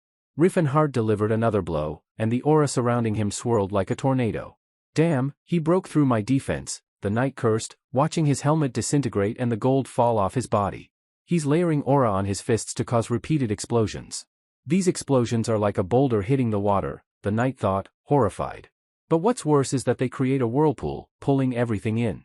He's breaking my defense this way. The knight's mind raced. He only has one explosion left. I can't lose like this. He steeled himself for the final blow, but Riefenhart's next strike didn't hit the sword, it landed directly in the knight's chest. A whirlwind of aura sent the remaining cobblestones flying and created a stone corridor around the fighters. Then, Riefenhart struck once more at the knight's now unprotected chest. Riefen still stood, his hand outstretched. As the former golden knight flew across the courtyard, Jesus crashed into the stone wall, his unprotected back smashing through the bricks. Riefenhart cheered as he took in the devastation, feeling no sympathy for the Kelber, the slavers, or their defenders who had held his friends captive. When the dust from the explosion cleared, the mage noticed that Eldon's sword had fallen. He realized it was too soon to relax. If the sword was intact, the battle could continue. The soldiers stood in complete shock, unable to believe their commander could be defeated by anyone. Yet here lay their golden knight, broken and surrounded by the wreckage of his own armor, and before him, the damaged sword, Eldon. The magic that sustains Eldred's armor resides in the sword, Riefenhart reasoned. As long as the sword's still usable, even if scratched, the armor should soon be restored. He made his way toward the sword. He's trying to steal Eldon, one of the soldiers yelled as Riefenhart pulled the sword from the rubble. I apologize, Sir Lot. The artifact I stole was important to me, so I caused trouble, Riefenhart explained, handing the sword to him. What? He didn't do it out of greed. The knight was stunned. Riefenhart had initially intended to steal Eldon and give it to Cirrus but decided it would be better to hand her the divine sword, the light of the Messiah. He began to leave, but a voice called from behind. Don't move. It's not over yet. Tennis's sword still stands before you. Russ commanded, furious. What are you doing, boy? The commander shouted as Russ tried to explain that he, too, was an heir to the Tennis family and wished to fight. I will renounce you at any cost. Sir Lot muttered through his teeth, but Russ wouldn't be stopped. He raised his sword and rushed toward Riefenhart. The mage assessed the newly minted heir of Tennis, noting, he only knows downward strikes. There's no need to worry about him.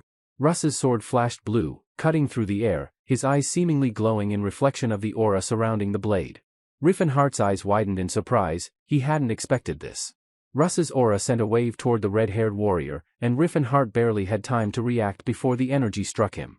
He felt a sharp pain, realizing the boy had charged his sword with aura. Riefenhart looked down at the cut on his abdomen in surprise. He had a body capable of withstanding most blades, yet the boy had wounded him. The knights, still confused by Russ's actions, had no idea what had happened.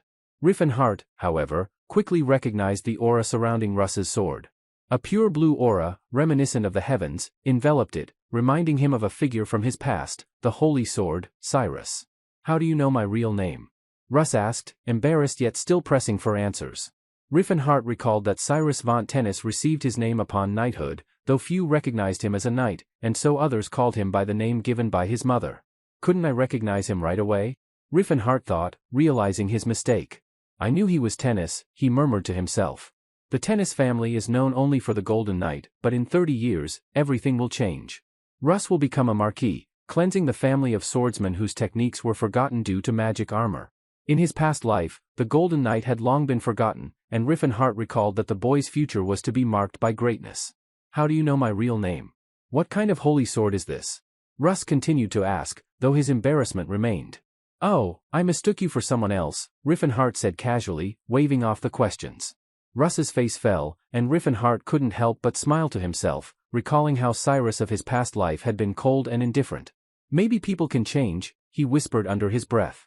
Russ, however, was already rushing at him, sword raised high, fury in his eyes. His expression was the same as his golden-haired ancestors. Riffenhart quickly formed a defense with his aura, expecting the boy to fly back from the collision, but instead, Russ stood his ground. It was as though ice and fire had collided, two auras, one blue and one fiery. Riffenhart gathered his aura into his fist and prepared for a powerful strike. Blood spilled from Russ's mouth as Riffenhart's fist slammed into his stomach, but instead of collapsing, the boy roared and surrounded himself with an aura that shielded him from the full impact. Riffenhart was impressed by how the boy managed his aura so well, despite having only recently awakened it.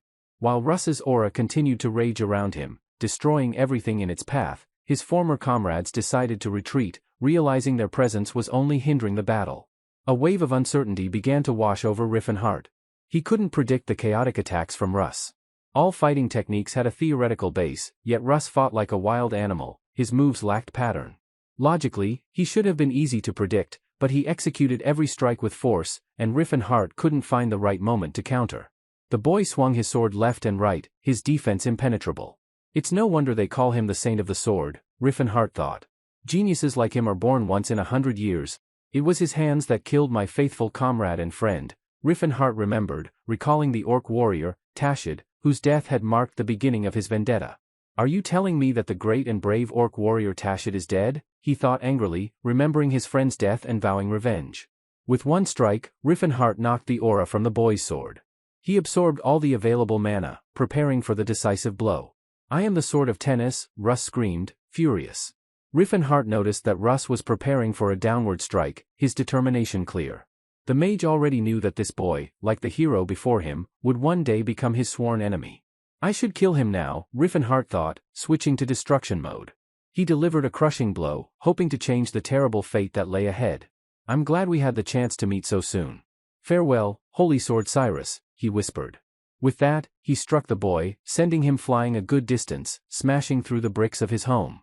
Riffenhart was nearly blinded by the blinding light of his own aura as the whirlwind of the blow began to dissipate. The boy lay motionless on the cobblestones, fiery tongues of aura surrounding him. But just as Riffenhart thought it was over, he heard the faint sound of wheezing. Russ was trying to rise, leaning on his sword, muttering that Tennis's sword never gives up. Cyrus, he whispered. The Demon King's eyes narrowed, frustrated. This attack was supposed to kill him, but the boy had survived, and now he was getting back on his feet. Finish him off, Riffenhart thought. He wanted to kill him, but a voice inside him told him not to. Perhaps because he hadn't committed any atrocities yet, or maybe because there was a chance this boy could become an ally. On the other hand, the orc warrior Tashid was still alive in this time, and Riffenhart knew his friend would never forgive him if he took this revenge from him. With a heavy heart, Riffenhart understood the root of his doubt. He couldn't destroy the boy, not yet. Riffenhart gritted his teeth and spoke without turning around. I will spare you, he said to Russ. Live and grow stronger, he added, despite his opponent's confusion. For the sake of my friend, Tacid, the magician continued, thinking that all Russ needed was the opportunity to fight. In Riffenhart's past life, Tacid and Cyrus had clashed countless times, each battle making them stronger. Perhaps it was thanks to Rash that Tacid had gained such strength, and now, killing Russ would destroy Tacid's future. That's right, it's Tacid who should do this, the magician thought as he headed towards the castle's exit, ignoring the surprised faces around him. The knights were filled with amazement and relief. No one but Russ had dared to face the red-haired warrior. The future holy sword of Cyrus stood there, trembling, his lip quivering as though about to cry. But instead of tears, Russ let out a furious scream, frightening Sir Lot and other nearby knights. He swung his sword with all his might at the stone paving, sending a wave of aura that scattered dust and stones around him, shielding himself from view, allowing him a moment to let his emotions out. Let's now leave the troubled Kelber and court behind, moving to the snowy forest where the sound of the unfrozen river plays against the shore. Riffenhar's voice echoed through the trees. You're back, Tilla, the dwarf, said upon seeing the red-haired giant. The magician had to apologize to his comrades, especially to Scyllin, who had been complaining about the dangers of their mission. Everything is fine, but Cyrus is an elf. Did you really think there was no danger? The priest added, fueling Riffenhar's guilt. Are you okay? They didn't do anything to you, did they? Riffenhar asked, concern spreading across his face. The elf reassured him, saying they were treated better than she had expected. Did you find what you were looking for?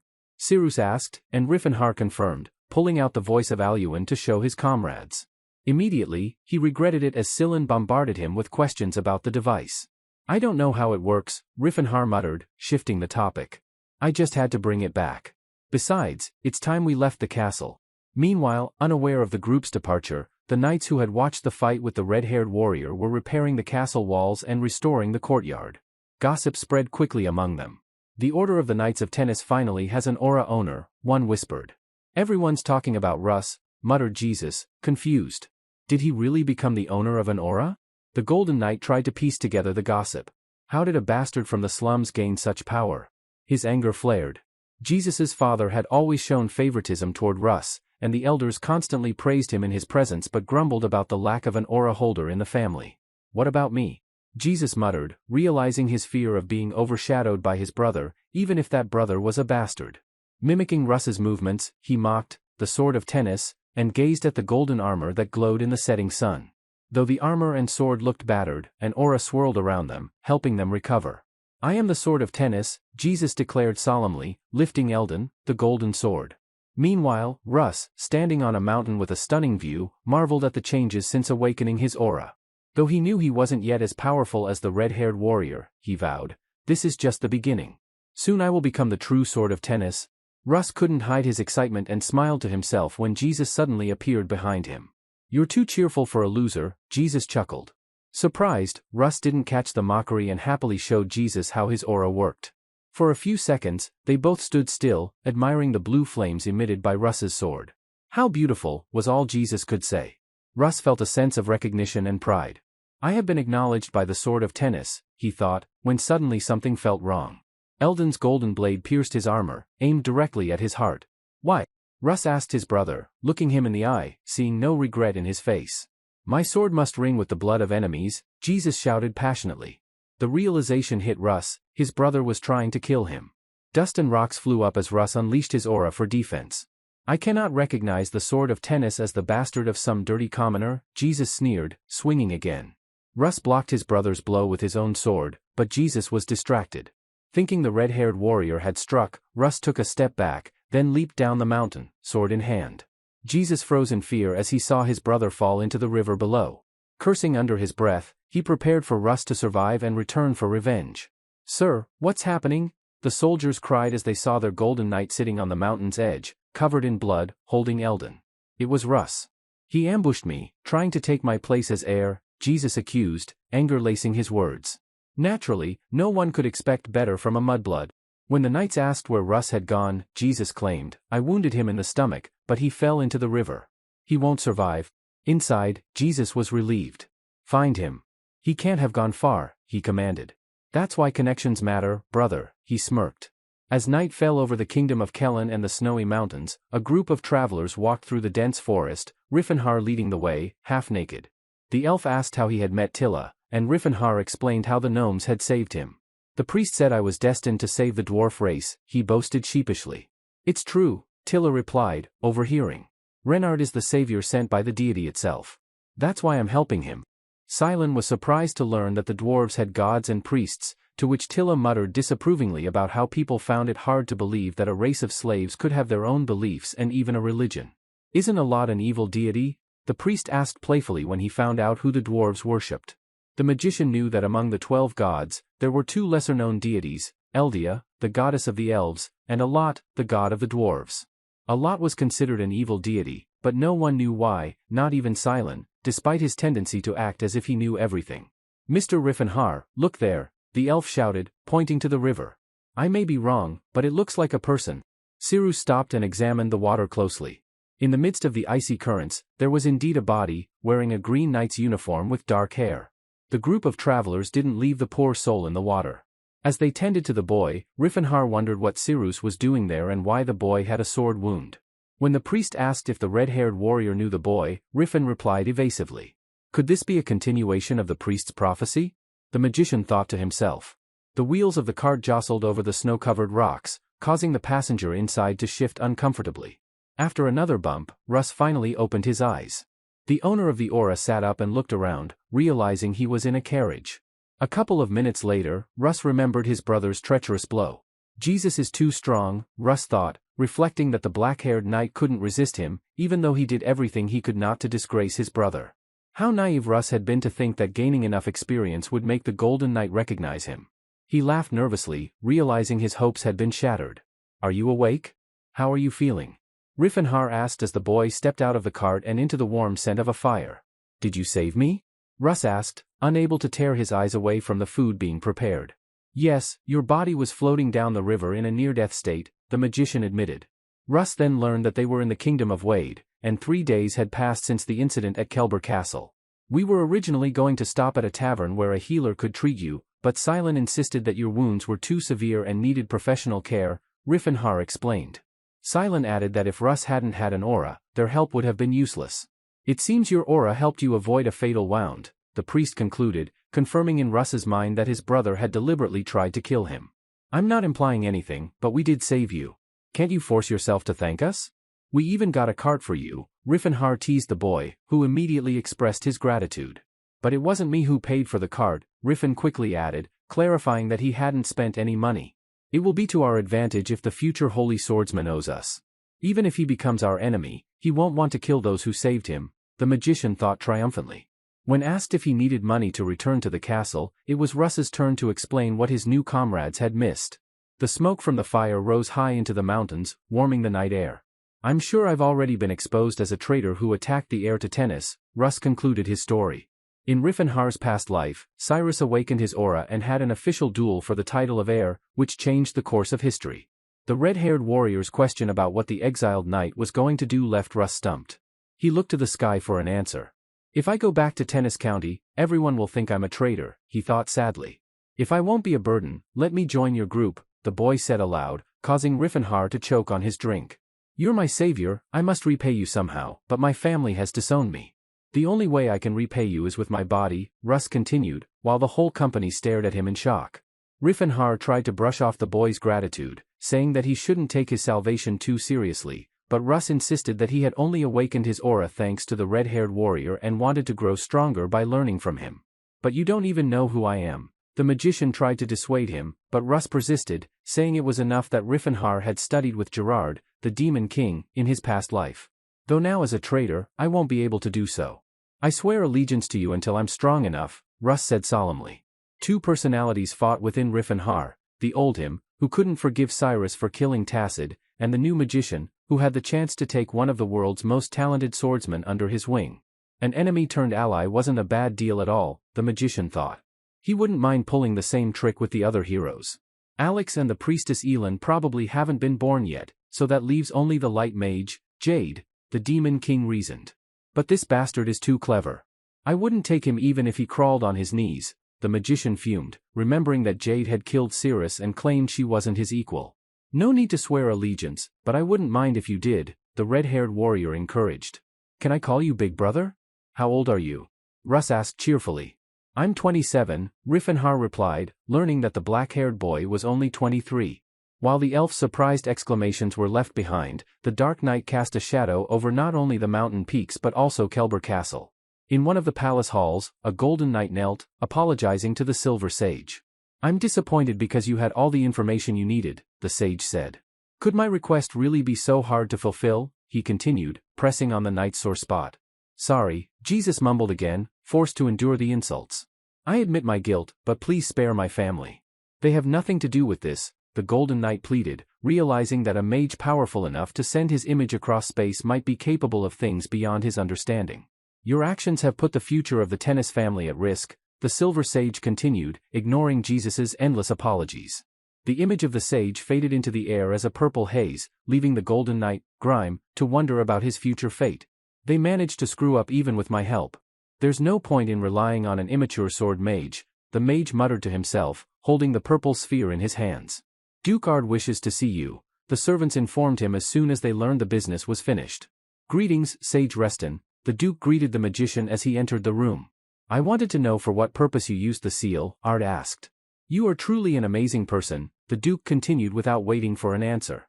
"In all our history, no one has ever managed to awaken an aura at 20, and your gift of prediction has helped humanity more than once.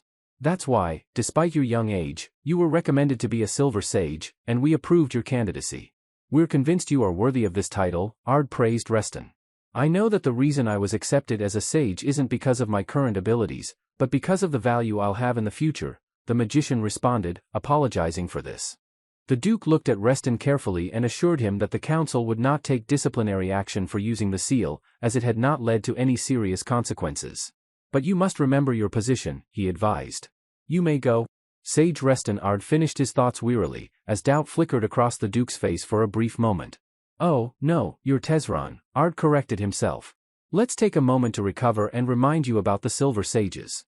They are the protectors of humanity, a secret order that rules the continent from the shadows. Their power is so immense they can shape the fates of entire nations."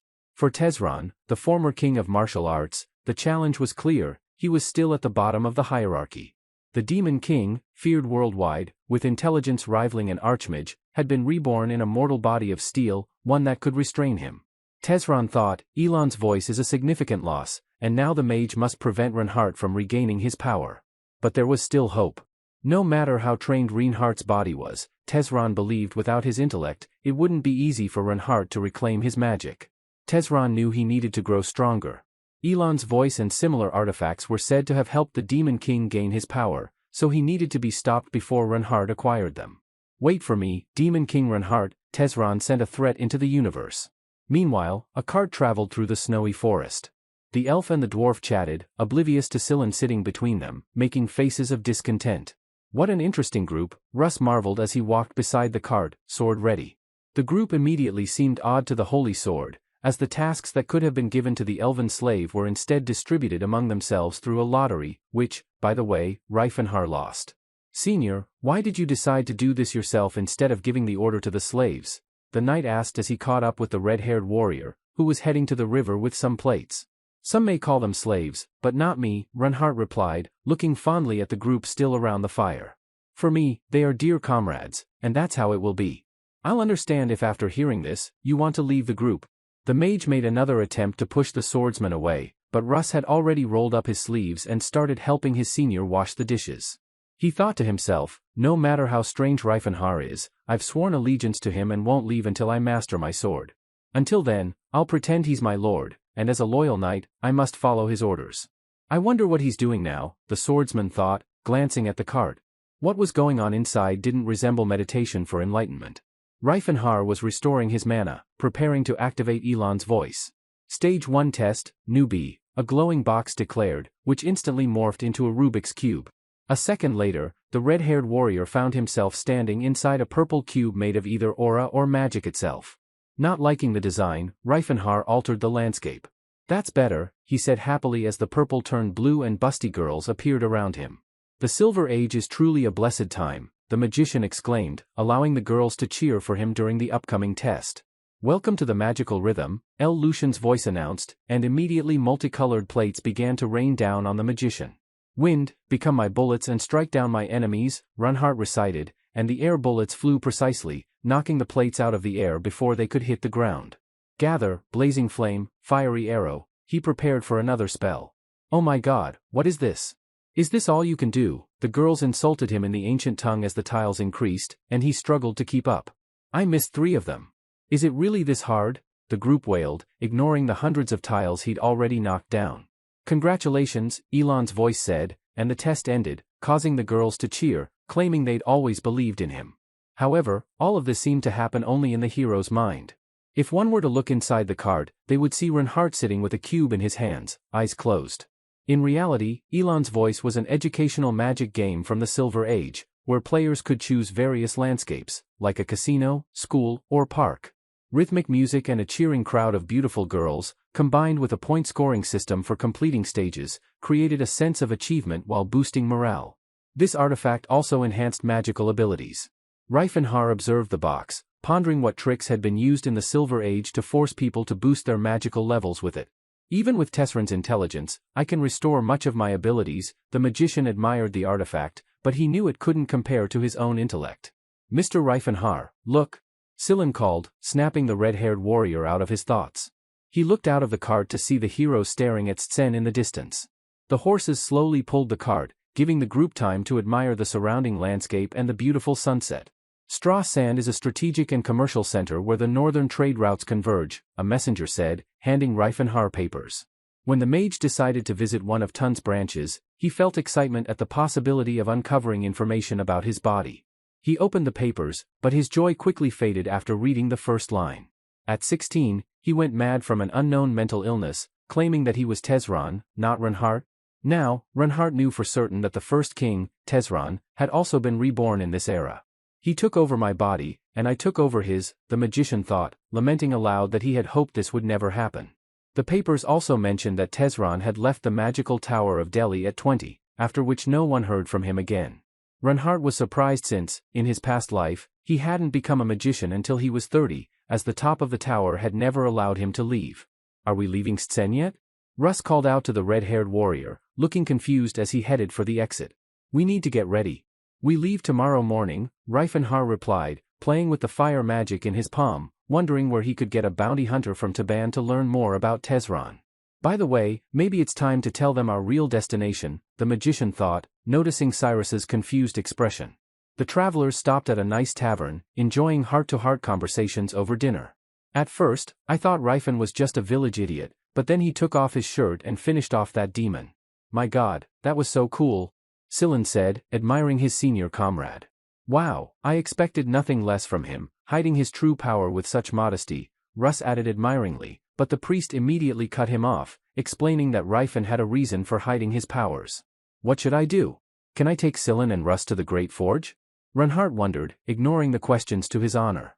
Guys, I need to talk to you, the red-haired warrior interrupted the lively conversation. Everyone turned to look at him.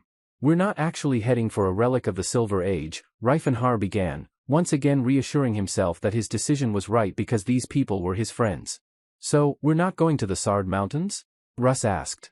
No, we're not.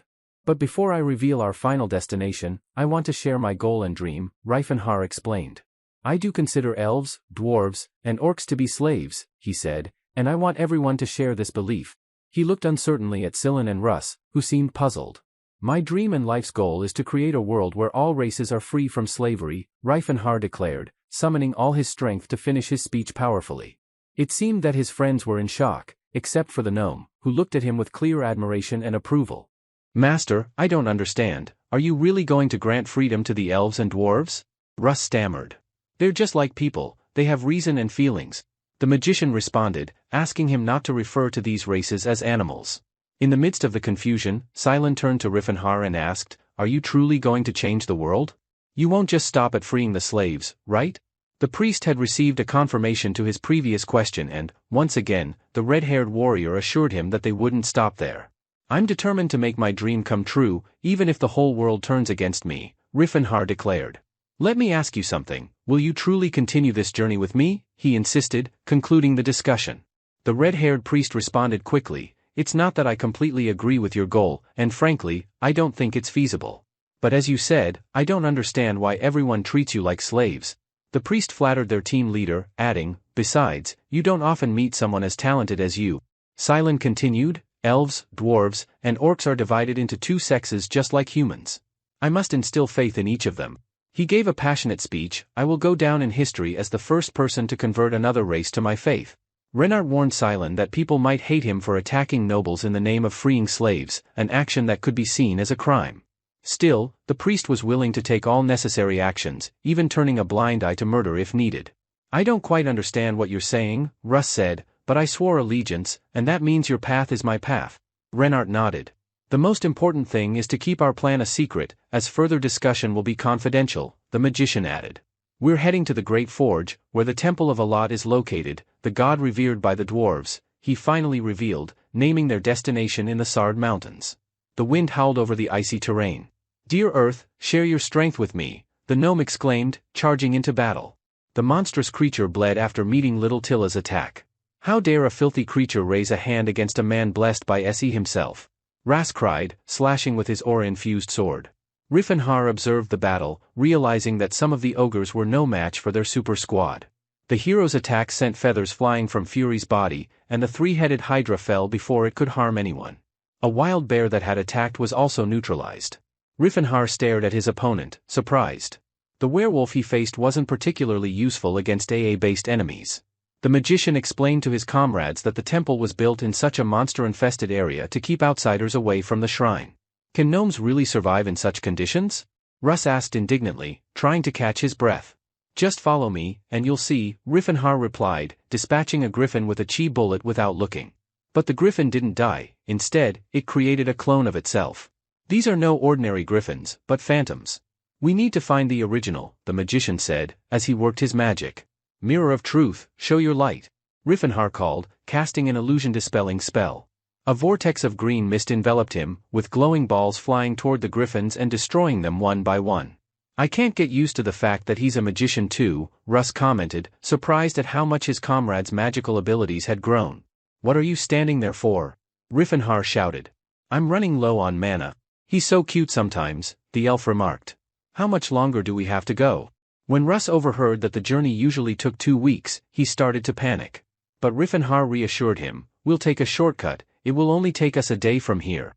The magician encouraged the group, ignoring the dwarf's slack jaw. The next day, the group walked through snow-covered mountains.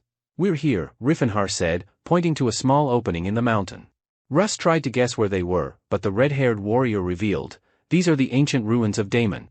How did you know about this shortcut? The elf asked suspiciously. As usual, Riffenhar responded, I just overheard something. Ciri tried to figure out what Riffenhar was really thinking, but it was all in vain. What does he think of me? The elf wondered, trying to read the magician's expression. I'll go ahead. Someone cover my back, Russ said, peering into the cave. Riffenhar casually responded, we're going the wrong way, before opening what appeared to be an archway at the side of the cave. My master discovered this entrance when he was young, and he told me about it, he mumbled under Sirus's suspicious gaze. Damn it, I use that excuse every time she gets suspicious, Riffenhar cursed inwardly. Yeah, I've heard about it, and I know these ruins inside and out, the attentive elf noted. Shall we go? The red-haired warrior asked, turning to his team. The travelers entered, marveling at the great forge's interior. Statues of great dwarven warriors lined the hall, and the group gazed upward, trying to take in the sheer magnificence. Riffenhar smiled as he overheard Silen and Russ agreeing that the creations from the Silver Age were beyond comprehension. Riffen, was it us who broke that thing? Silen asked innocently, pointing to the plate that the magician had destroyed. Everything's fine at the altar, the Demon King began but trailed off, realizing he had done something wrong. I came to the Great Forge following memories from a past life, Riffenhar thought, turning pale. That time, part of the temple was damaged, but it didn't cause any issues because Alot had already announced his prophecy. But what about now? Riffenhar panicked, uncertain about how much of the past and future he had already altered. The temple has been destroyed. We are under attack. The temple guardians yelled in Dwarven, setting their weapons to kill mode, realizing that the prophecy of Alot had shifted dramatically. The dwarves would definitely misunderstand. Riffenhar was horrified as he watched Dwarven soldiers begin to assemble on the hall's balconies. The entire group looked to their leader, each with different emotions, but certainly making the mage sweat and feel anxious. Aim, the dwarf shouted, commanding the crossbowman. Why do gnomes always jump to conclusions? Silen muttered, hiding behind the shattered sacred gnome tile with the others. Did you expect them to offer us tea? Not only did we invade their home, but we also destroyed the wall.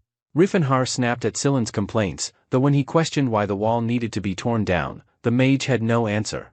The gnomes were enraged, but their anger was understandable, as their home was under attack. How dare you attack humans? Cyrus shouted passionately, charging his sword with aura. Russ, stop, Riffenhar commanded, and the boy halted in confusion. Listen, we come in peace, the magician said in Dwarven, stepping out from his cover and raising his hands in a sign of surrender. The next moment, a dozen arrows hit his chest, followed by several dozen more arrows and spears aimed at Riffenhar's body. O sons of the earth, capable of hearing the voice of truth, we are not your enemies, the magician tried again, while the dwarves reloaded. He knew that the gnomes were walking lie detectors, capable of sensing truth immediately.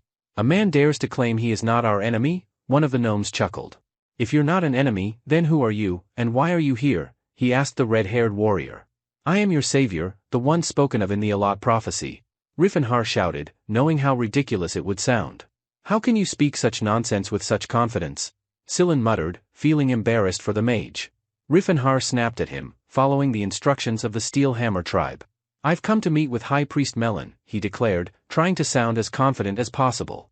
Oh, savior! Finally, you've arrived, cried the elves, running toward him. The dwarves surrounded Riffenhar, and he stood among them, hands raised like a totem.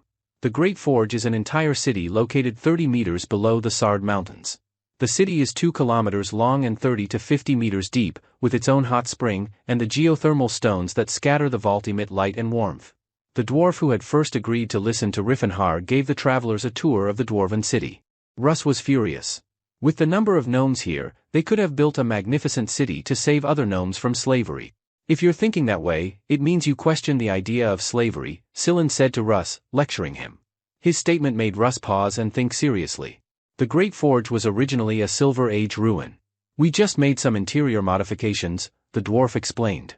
But during the Silver Age, this city also belonged to the dwarves, Riffenhar protested. When Russ asked how the dwarf knew this, the magician simply pointed out the very low doors. In other words, during the Silver Age, the dwarves were so advanced that they had the power to build a city like this. For those born to be slaves, such a feat was impossible. The young man thought again. It was normal, after all, he had been ideologically indoctrinated since childhood into a completely different perspective. You can stay here for now. I'll bring you dinner, the dwarf warmly led the guests to a room, but Sillin quickly found something to complain about. Since he was the only one who could walk through the door without bending down, he grumbled. What kind of meat is this? The priest asked when dinner arrived, and the dwarf replied that dwarves love basilisk liver. The others dug in, but Cyrus said, I'm on a vegetarian diet like all elves. This set Sillin off, as he started squealing about how she had eaten more meat than anyone else yesterday.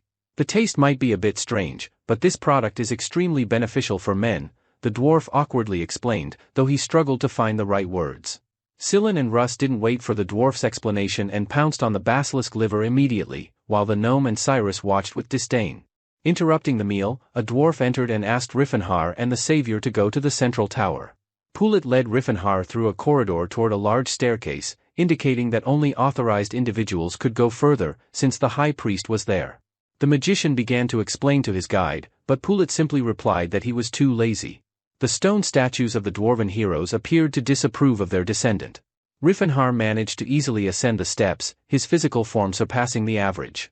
When he reached the top, he saw his old friend surrounded by gold, with the symbol of Alat above his head. Welcome, savior chosen by Alat himself, High Priest Melon greeted. Riffenhar was frozen, trying to comprehend that this was real. There was a mixture of sadness and hope in his face, as if he couldn't believe it. The final battle with the Demon King flashed before his eyes. At that time the scene of the final battle with the Demon King froze before Tezra's eyes. The first king didn't even realize when he fell asleep. He just wanted to rest for a bit, the first king mused. He had been working tirelessly for 6 years. Despite his frail body, he had awakened his aura at 20, using it to intimidate the elders of the Delia Magic Tower into granting him rights as a magician. Afterward, he joined the Silver Sages and connected with future warriors, but he still couldn't defeat the Demon King with only his aura and fifth circle magic. It was likely that Riffenhar was much stronger, thanks to his youth and powerful body. The first king didn't know how much of the Demon King's original magic had been restored. He was probably looking for his subordinates and the lost magic, the king mused, realizing that he needed strong warriors to help him win. Long time no see, High Priest Melon, Riffenhar addressed his loyal friend and respected teacher. Melon replied, I haven't left this place in 50 years. Have we really met before? Riffenhar gave an honest answer. It's hard to explain, but we were destined to meet again 10 years later. Taking a deep breath, Riffenhar was ready to reveal a secret that no one except teacher Gerard had known, but the teacher hadn't taken it seriously. I came from another time, Riffenhar admitted.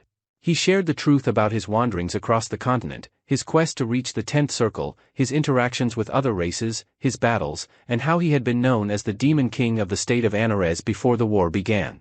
I know this is hard to accept, but I am telling the truth. Whether you believe me or not is your choice. If I weren't the Oracle of Alat, I'd say you've gone mad, Melon said. But I don't doubt your words, though it's hard to believe. Can I test you? The dwarf asked, wanting to be sure Riffenhar truly came from another time. If we were close, I should have told you, the dwarf started, touching his thick beard. What color is my beard? Riffenhar smiled. You don't have a beard, he replied, looking at his friend with great affection. In 30 years, you'll still be wearing this fake beard, and you won't have changed at all. The magician chuckled, and Melon pulled the wig off his face. Then you also know the secret of this beard, he smiled. Riffenhar remembered his friend's words. It was blessed by Alat himself. The red-haired warrior demonstrated his understanding of dwarven traditions to Melon, reminding him that a beard is a key sign of masculinity. Without his fake beard, his friend wouldn't have earned much respect among his kind. Even the dwarves couldn't tell the difference between the real and fake beards. "You've earned my trust," the priest of the Great Forge declared.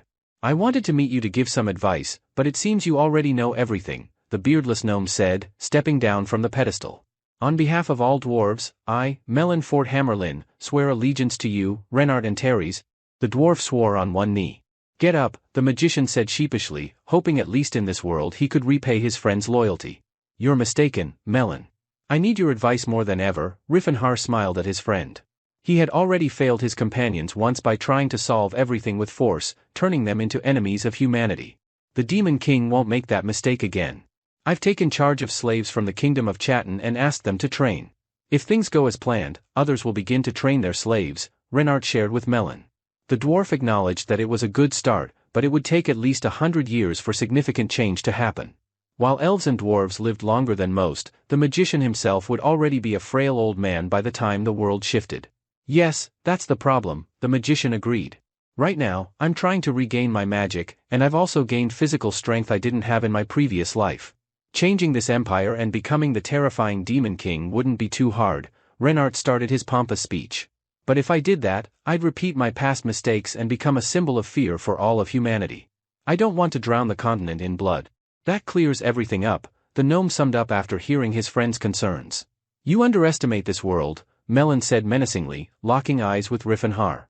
"Your defeat wasn't due to a lack of strength, but because you used only that." The dwarf wisely added, "The world is not as simple as you think." "Do you hate humans?" Melon asked, to which Riffenhar answered no. When the gnome asked if he liked humans, the magician replied he didn't really. "I understand now. In your past life, you had no friends among humans, did you?" Melon continued to shock his friend. "You probably treated them badly, thinking yourself above them and respecting other races," he added. "Why wasn't there room for even one person in your army?" Melon concluded. Riffenhar tried to explain that he couldn't trust humans and that it wasn't their war. "Then why not include humans in the administration of the empire?" the gnome countered. "Elves and dwarves have never been involved in corruption, unlike humans. They didn't even get a place in politics, although they were recognized as citizens," Melon remarked. "Did they have no rights at all?" Riffenhar muttered, turning pale, then flushed again, experiencing all kinds of emotions at once. "Now I understand why they called you the Demon King," Melon continued. "Ordinary farmers may have carefree lives, but that's not true for those in higher positions. That's how you got the nickname of Demon King," Melon chuckled. "Despite your good intentions, you were still a Demon King. Didn't I tell you that in my past life?" Melon asked, causing Renard to grab his head. The magician replied that his friend had started serving him when people were already exterminating the gnomes. "The creation of the Anaris Empire is half your merit," Riffenhar said, slightly shaming his all-knowing friend. "Really? Then who am I to judge?" The dwarf was embarrassed, and the magician smiled. "So what should we do with all this now?" Melon emphasized that the Demon King's greatest mistake in the past was thinking the war was between other races and humans. Humans are doing a great job exterminating each other. Other races don't even need to interfere. Greed never leads to anything good. "Think carefully about my words," the dwarf advised. A snowstorm raged over the Sard Mountains, the roar of the ice dragon knocking the snow off the peaks and raising an even greater blizzard. Dozens of dwarves held the beast with ropes. 7 blades. Russ shouted, launching boomerangs of aura at the ice monster. Each boomerang hit, causing pain to the dragon, but it didn't knock it down. Russ was frustrated, trying to mimic Riffenhar's air bullet technique but still far from mastering it. The elf fired from Nillan at the same ice target, but despite the power and accuracy of the artifact, she failed to deal significant damage. Realizing further efforts were futile, she overheard someone rushing to attack. "Sight!" shouted the massive black-bearded dwarf. The warrior Sight made a huge leap, rising above the ground with an axe on his shoulder. Russ observed the suicidal move and noticed a faint light surrounding Sight. In the next moment, the gnome glowed like a Christmas tree, engulfed in a fiery aura. With a single strike, Sight decapitated the ice dragon. "A glorious feast awaits us today," the hero grinned. Sillin and Russ stood stunned, trying to comprehend that there were aura possessors among the dwarves, and among their companions were 3 mighty warriors with illumination. "I've heard that dwarves are stronger than entire nations, but this?" Russ tried to gather his shock and fear into one coherent thought. Over a month had passed since the travelers arrived at the Great Forge. Initially, there was a noticeable cultural difference, though the friends adapted quickly. Some moments, however, were still shocking. As the snowstorm intensified, Sillin rejoiced, "Yay, I've grown a whole centimeter." "That's great, Sillin." Russ and Cirrus congratulated the priest, but the gnomes were puzzled. "What's so great about being taller?" "Maybe it shows your strength," they wondered. Tilla then commented, "It's like growing an inch taller in your shoulders." "Where's the master?" Russ asked. The priest replied he was probably in the same place as usual. Both of them looked up at the high tower, still unable to imagine what he was doing inside. In the heart of the great forge stood a massive steel tower, the power source that fed the geothermal rocks. It was, in a sense, the son of the great forge, life itself, Magrim. The Silver Age was truly beautiful, Riffenhar marveled, standing before the son of the forge. It's no wonder the other races, turned to slaves, lost their traditions. Much of the dwarves' magical knowledge was lost during the slavery period, but the doctrines of Aloth were passed down in sacred writings within the libraries, the magician thought. The power of a god depends on the status of his worshippers. Since the gnome's influence in the world has waned, Ot can hardly influence this reality. At best, he might awaken Magrim, but Riffenhar realized he too could do this. However, Tesron's body had been devoid of magic for a long time, so despite his best efforts, his mana reserves did not increase. But with Magrim's power, he could alter his body to make it more receptive to magic. In his past life, Renard had managed to subjugate Magrim within a year, something only gods could do. Inspired by this, he invented the spell for a 10th circle nuclear explosion, using it once to defeat the kingdom of Vasily. In general, Magrim concentrated pure mana. To change the body's characteristics, all obstacles must be eliminated. That's why Renard had to strip down, thinking, "It's good no one can see me. It'd be embarrassing if someone walked in," as he absorbed the rays of the Magrim sun. If the magician had turned his head to the left and up, he would have spotted a modern video camera. On the monitors, gnomes were watching with lecherous eyes, zooming in on Renard's image displayed on the main screen, lingering on his most intimate areas. These were experienced wives, so it wasn't surprising that they admired a young and muscular body, rejoicing whenever he turned his back or face toward the sun. But without going into further detail about Riefenhar's personal life, let's just say 40 days had passed since their visit to the Great Forge. The wires on the control panel of MM's sun glowed bright orange, then quickly shifted to purple, signaling that magic was influencing the artifact. "Son of the cold snows, essence of the north wind, I ask you to obey my will and reveal yourself," Renard read aloud. "Frost Elemental," he declared, exclaiming the spell's name with satisfaction. He was thrilled with how high quality the magic was, managing to create a 5th circle summoning spell. "All that remains is to increase my mana," the magician concluded, reflecting on the lesson's success. Riefenhar considered various ways to boost his mana and decided that it would be best to follow Maslin's advice and explore the kingdom of Croin. "Wow, Sillin, you've started to get stronger," the magician complimented his comrade as he came down from his solarium. "Really? It's noticeable," the thin red-haired priest asked eagerly, proudly showing off his small but visible biceps to his companion. After receiving half-hearted approval, the priest smiled, pleased with himself, and finished his training by putting on a caftan. Sillin then wondered when they would be leaving the Great Forge. Upon hearing that Renard had finished his business, he asked, "Have you gotten used to this place?" The older comrade smiled, but the priest only complained that he hadn't been able to convert the gnomes to his faith. Russ, feeling something, decided to seclude himself and train, much like Sillin had, and took a week's worth of provisions with him. Renard realized that Cyrus wouldn't return anytime soon, as he had found enlightenment. Dwarf children were running around the yard with toy axes, shouting the incantations their parents used to battle monsters. Ciri, sitting on the steps, watched them but wasn't thinking about the Great Forge. Instead, her mind wandered to her childhood, remembering how little elves would brag not about their weapons, but about new plants they had discovered or the lizard they had caught. The elf was confused, most of her memories were lost, and she thought she would never recall such things again. Renard approached her, asking what she was doing. "The children are free here," she observed, but added, "I'm sure a hard fate awaits them, some won't make it to adulthood." The elf sank into a melancholic mood, but quickly apologized when she noticed the pain on Renard's face. "Don't mind me, I was just remembering my homeland," she said. Her homeland, the desolate spot known as the desert, was far to the west of the kingdom of Gra. The magician recalled that it was a barren land where no human should step foot, where her family, the Dainam, lived. Renard thought about his beloved's ancestral home and decided that he needed to visit. "Ciri, do you want to visit your hometown?" he asked with a wink. It'll take at least 2 months to get there, the elf said, trying to dissuade him. But Renard reassured her, saying there were quicker routes. Let's go, just the two of us, he suggested, breaking into a wide smile. 2 rocks in a remote desert had no idea what awaited them. A second later, a purple explosion erupted between them, throwing sand into the air. From a distance, it looked like a sandstorm. I told you there were shortcuts. With the diamond portal, we can reach the desert in seconds, the red-haired warrior boasted. When Siri confirmed they had indeed arrived in the Land of Tears, she expressed doubt. I thought only high-level mages could activate the relics of the Silver Age, she said, eyeing the portal. The magician replied that a 6th circle mage was sufficient. Siri narrowed her eyes, suspicious, and asked who had taught him. Renard explained that his mentor had a friend who was a mage.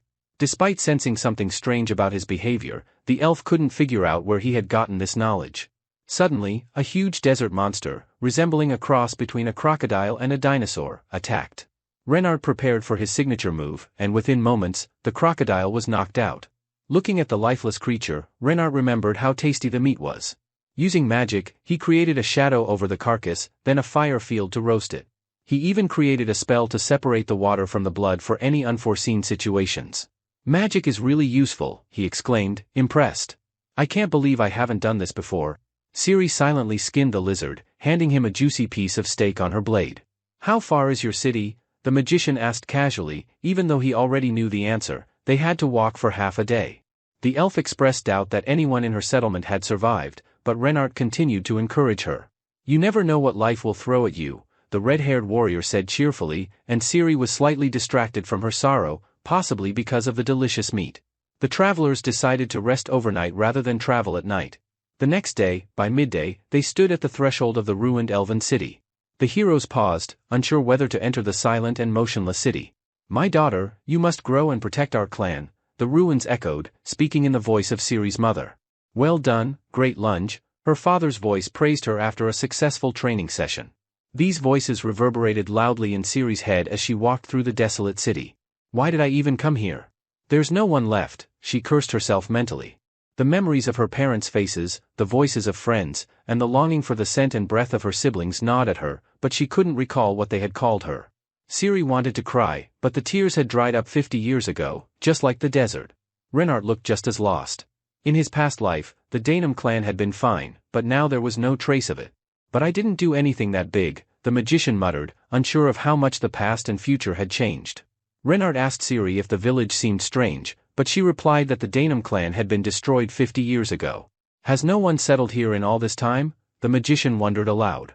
Judging by the tracks, someone had recently passed through the village, about 2 weeks ago. Renard deduced, observing the pots left by the fire and the laundry hanging on the lines. Just then, Siri heard fragments of someone praying, "Please help me," coming from somewhere nearby. An adult elf with a long blonde braid mentally begged. A caravan of camels, with elves being escorted, passed by. Nat Ina, pull yourself together. Don't show them your weakness, a voice urged. Cheyenne's older sister, a mercenary spoke, frustrated by how long it was taking. They found only 3 elves, 2 of whom were mere children. All the expenses for this journey had surpassed any future profits. We've missed so many good opportunities just to end up here.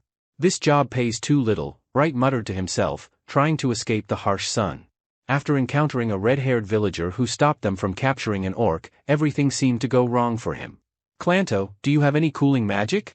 Bright begged his companion, but was met with the answer that magic can't solve everything.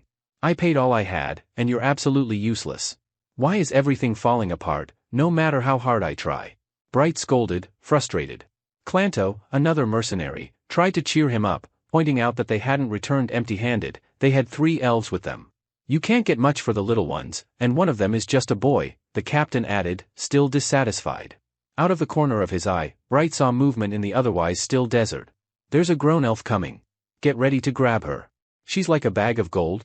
The mercenaries showed no fear when they saw Cirrus. Let's leave this hot desert and head for a proper city, Bright suggested. At that moment, there was a knock on the intricately carved door of the magician's current haven. Can I come in? A modest girl with golden pigtails asked. Tesran, are you studying that work again? She said, standing in the half-open door.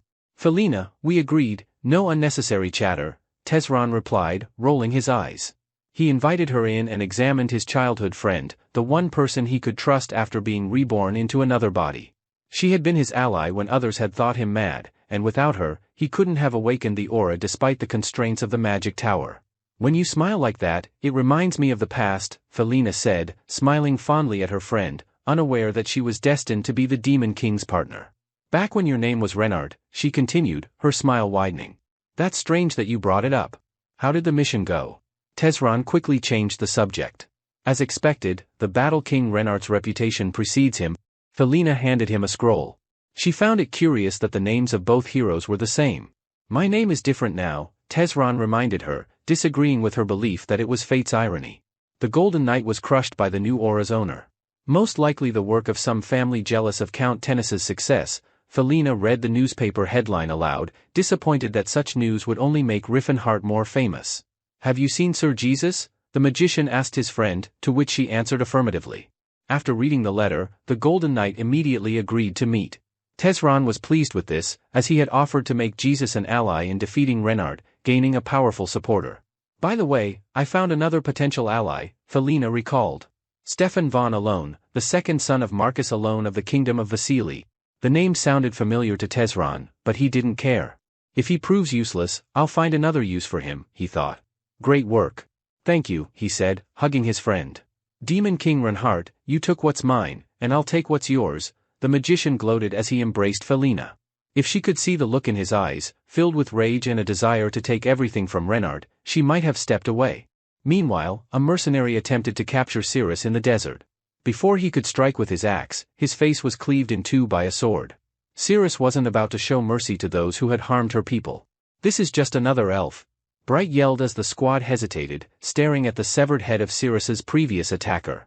Finally, one of them attempted to strike from behind, but Cirrus performed an impressive somersault, evading the attack. Her eyes blazed with hatred and the thirst for blood. The elf moved with such speed that the mercenaries couldn't keep up. They were swept up as if caught in a sandstorm.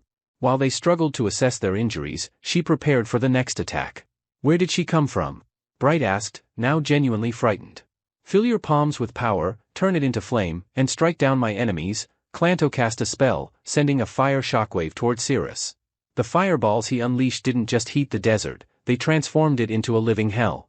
The magician couldn't see how fatal his strike had been from such a distance. At that moment, Renard's voice rang out.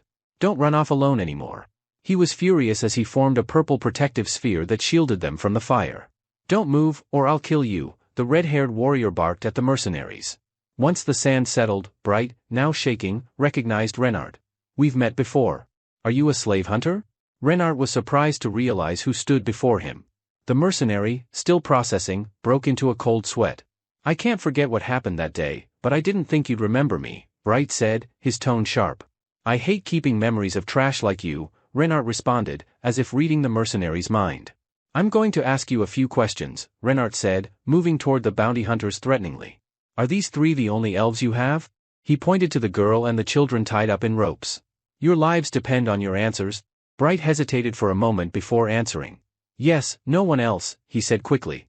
How many elves have you killed? Renard's next question caught him off guard. Bright's face showed complete confusion. About 40, he answered, after a pause. He hadn't kept count of how many slaves he had killed. Renard's eyes blazed with fury as he muttered, I see. Gathering his aura, he sent a spell toward the mercenaries. Clanto quickly raised a protective barrier, shielding the captain just before he could be obliterated. The hired mage tried to retaliate, but Renard raised an even stronger purple shield, stunning Clanto. Clanto compared the power of the mage's mana to his own. His power is similar to mine at such a young age. Renard cast a complex spell. From earth to heaven, from heaven to earth, let the two forces collide and merge into one. The red-haired warrior shouted, directing a chain lightning spell toward the mercenaries. Are you doing all this for the elves? Let them take what's yours, Clanto shouted as half of his squad collapsed under the spell. I guess you haven't turned to dust yet. I must not have enough mana, Renard muttered, ignoring Clanto's protests. I'm telling you, they're yours, the magician shouted back. It's too late, Renard responded coldly. Wait. At least tell me why you're going to kill me. Clanto tried to stop him. I already told you. You must pay for the blood of the elves, Renard declared, his fist raised to strike. There was a human among the elves? The hired mage questioned Renard's motives. The Demon King stopped, confused by the mercenaries' ignorance.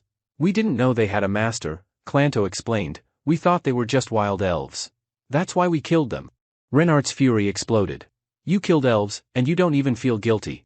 They're no different from humans, yet you treat their deaths like slaughtering animals. Clanto, still kneeling, tried to justify himself. You're wrong. I told you, I'll make you pay for their blood. You killed elves and feel no remorse.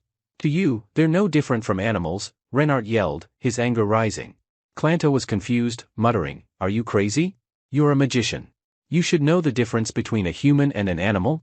Renart decided to teach him his final lesson. Why don't elves fit that description? He asked, boiling with rage. Even someone who doesn't meet the requirements can be a slave. How can you compare elves to animals? They were born slaves. Clanto, utterly confused, repeated, You deny the whole system of slavery? Renart glared at him, exasperated. Do you think you're the wisest man in the world? The magician finally understood when Reinhardt's thoughts began to surface. Melon repeated the phrase about underestimating their world. I wouldn't want to live my life as a slave, the red-haired warrior expressed, gazing at the clouds. If I have such thoughts, then others might think the same, Renart replied. The hired magician stopped, trying to force his perspective on others. Clanto, he called out, trying to teach kindness is arrogance. Arrogance indeed, said Riffenhar, grabbing the hired mage by the throat. If I am forced to follow the logic of society, even though it's wrong, then I will choose arrogance. The red-haired warrior read out a funeral speech, and Cielo's body went limp in Reinhardt's arms, as lifeless as all the fallen mercenaries. The captured elves watched in fear.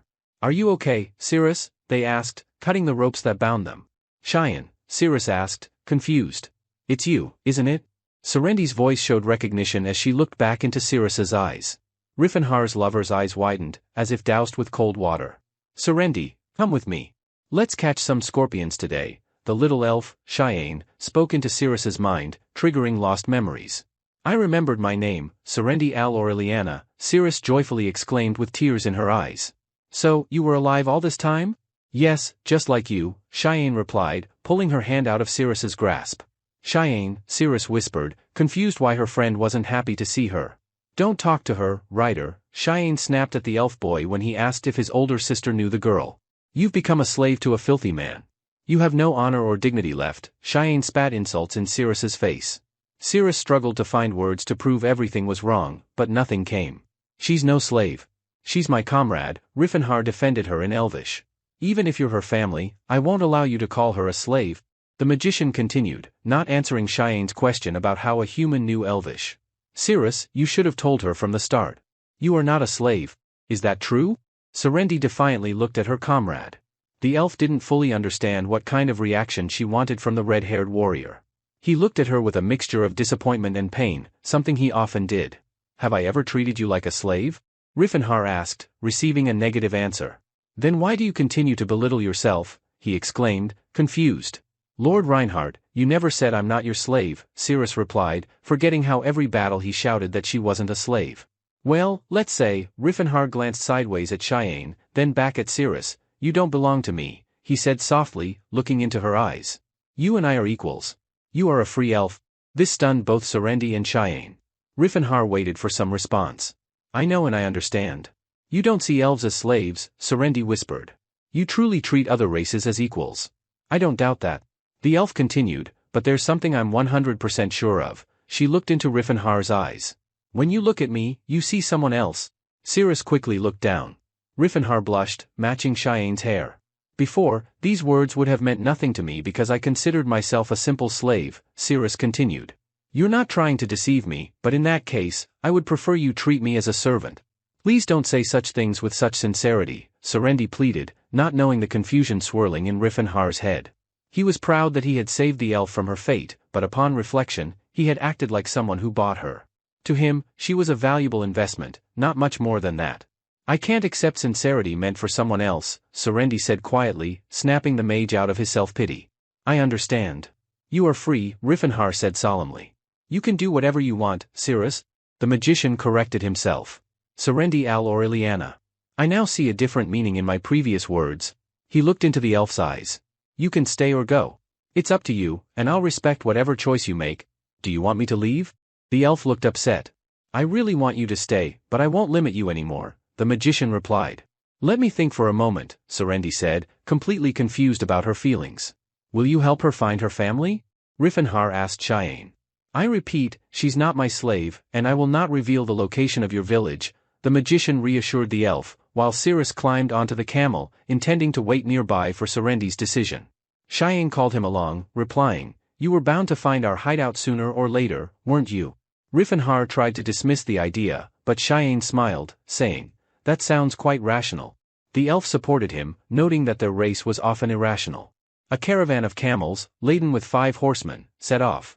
Cheyenne apologized to Serendi for her behavior, explaining, "I would have done the same if I were in your shoes." "You've met a good man," Cheyenne said to Riffenhar, who was bringing up the rear of the caravan. "Exactly, truly kind," Serendi smiled tenderly. "Is that why you told him your real name?" Cheyenne asked, leaving the elf stunned. "He called you by your real name," Cheyenne reminded her. Serendi's face registered confusion. "How does he know a name that even I couldn't remember?" she thought, bewildered. As the caravan moved toward the elven camp in the middle of the sandy mountains, one of the settlers informed Elder Reinhardt that there was only a day's worth of water left. Reinhardt decided to clarify about the scouts and the return of the community's fallen warriors. But it turned out the scouts had ceased their search, and the bodies would remain buried in the desert. May Regal rest their souls, the elder, who had seen too many deaths in his 343 years, cried out to the gods. "Elder, we can't stay here any longer. We need to return to the village while there's still water," the boy urged. Reinhardt replied that they needed to prepare for departure at sunset. "Eldia, please show us the way," the elder prayed, unsure how to avoid the slavers' visits to their monastery. A minute later, strange sounds were heard from the street. "It's the caravan of camels arriving with our heroes," Cheyenne said. The familiar faces of soldiers guarding the entrance to the camp spotted them. "Don't let them pass," the commander ordered upon seeing a human among the elves.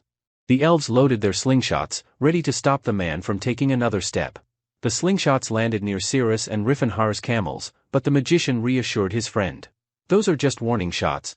The slingshot projectiles were made from molten glass, roughly crafted but enhanced with elemental magic. Riffenhar examined one, explaining to Cirrus that the elves had reached the melting point of sand using elemental magic, though without the world tree, they couldn't summon enough spirits. "Your clan has lived here for hundreds of years, studying the spirits of fire," the magician lectured his friend. "You are no different because the same blood flows through you. That's why you haven't grown pale, even after 50 years in the desert. You learned this from your master too, didn't you?" Serendi asked sarcastically, no longer believing Riffenhar's stories about his master's friends. "It's time to show that we come in peace," Riffenhar thought, raising his hands in a sign of defenselessness. Immediately, dozens of shells flew toward him. "What a monster! Our attacks don't work on him," the elves exclaimed. "Descendants of the great spirits, though I am human, I am not your enemy. As one well versed in elven history, I come asking for a token of friendship," Riffenhar declared loudly, so that the elves in ambush could hear.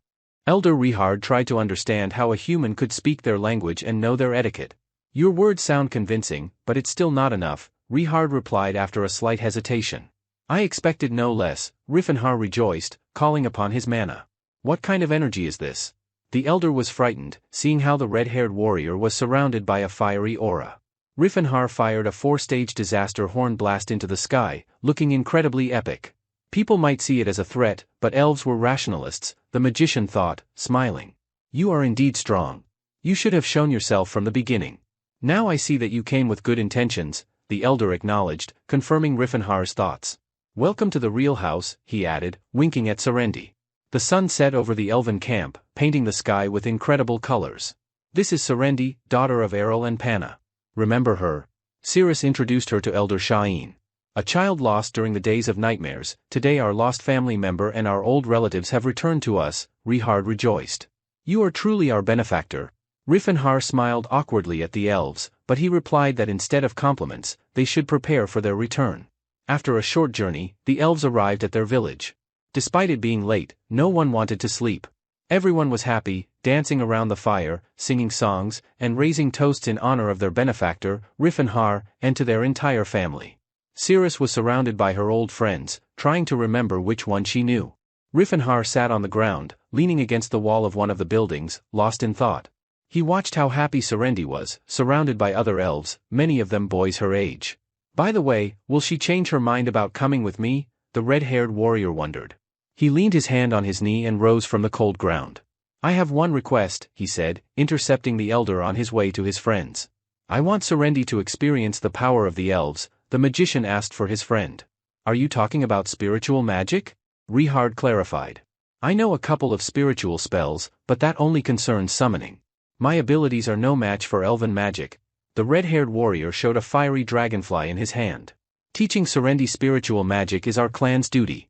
But after losing the world tree, this is all we can do now, the elder complained, forming fire in his hand, which quickly extinguished. This magic can barely replace a normal fire, and it's certainly not combat-worthy. Of course I was going to teach her, but not being able to communicate with spirits as an elf, isn't that sad? Riffenhar replied. Why not teach her yourself? Reinhard suggested. You understand us well, the elder smiled sadly. If she still decides to stay here, and you don't want to part with her, then the Duinha clan will consider you one of their own. You are our brother now, the elder added, looking into Riffenhar's eyes. After the night party, for more days passed. Riffenhar spent them waiting for Serendi's decision.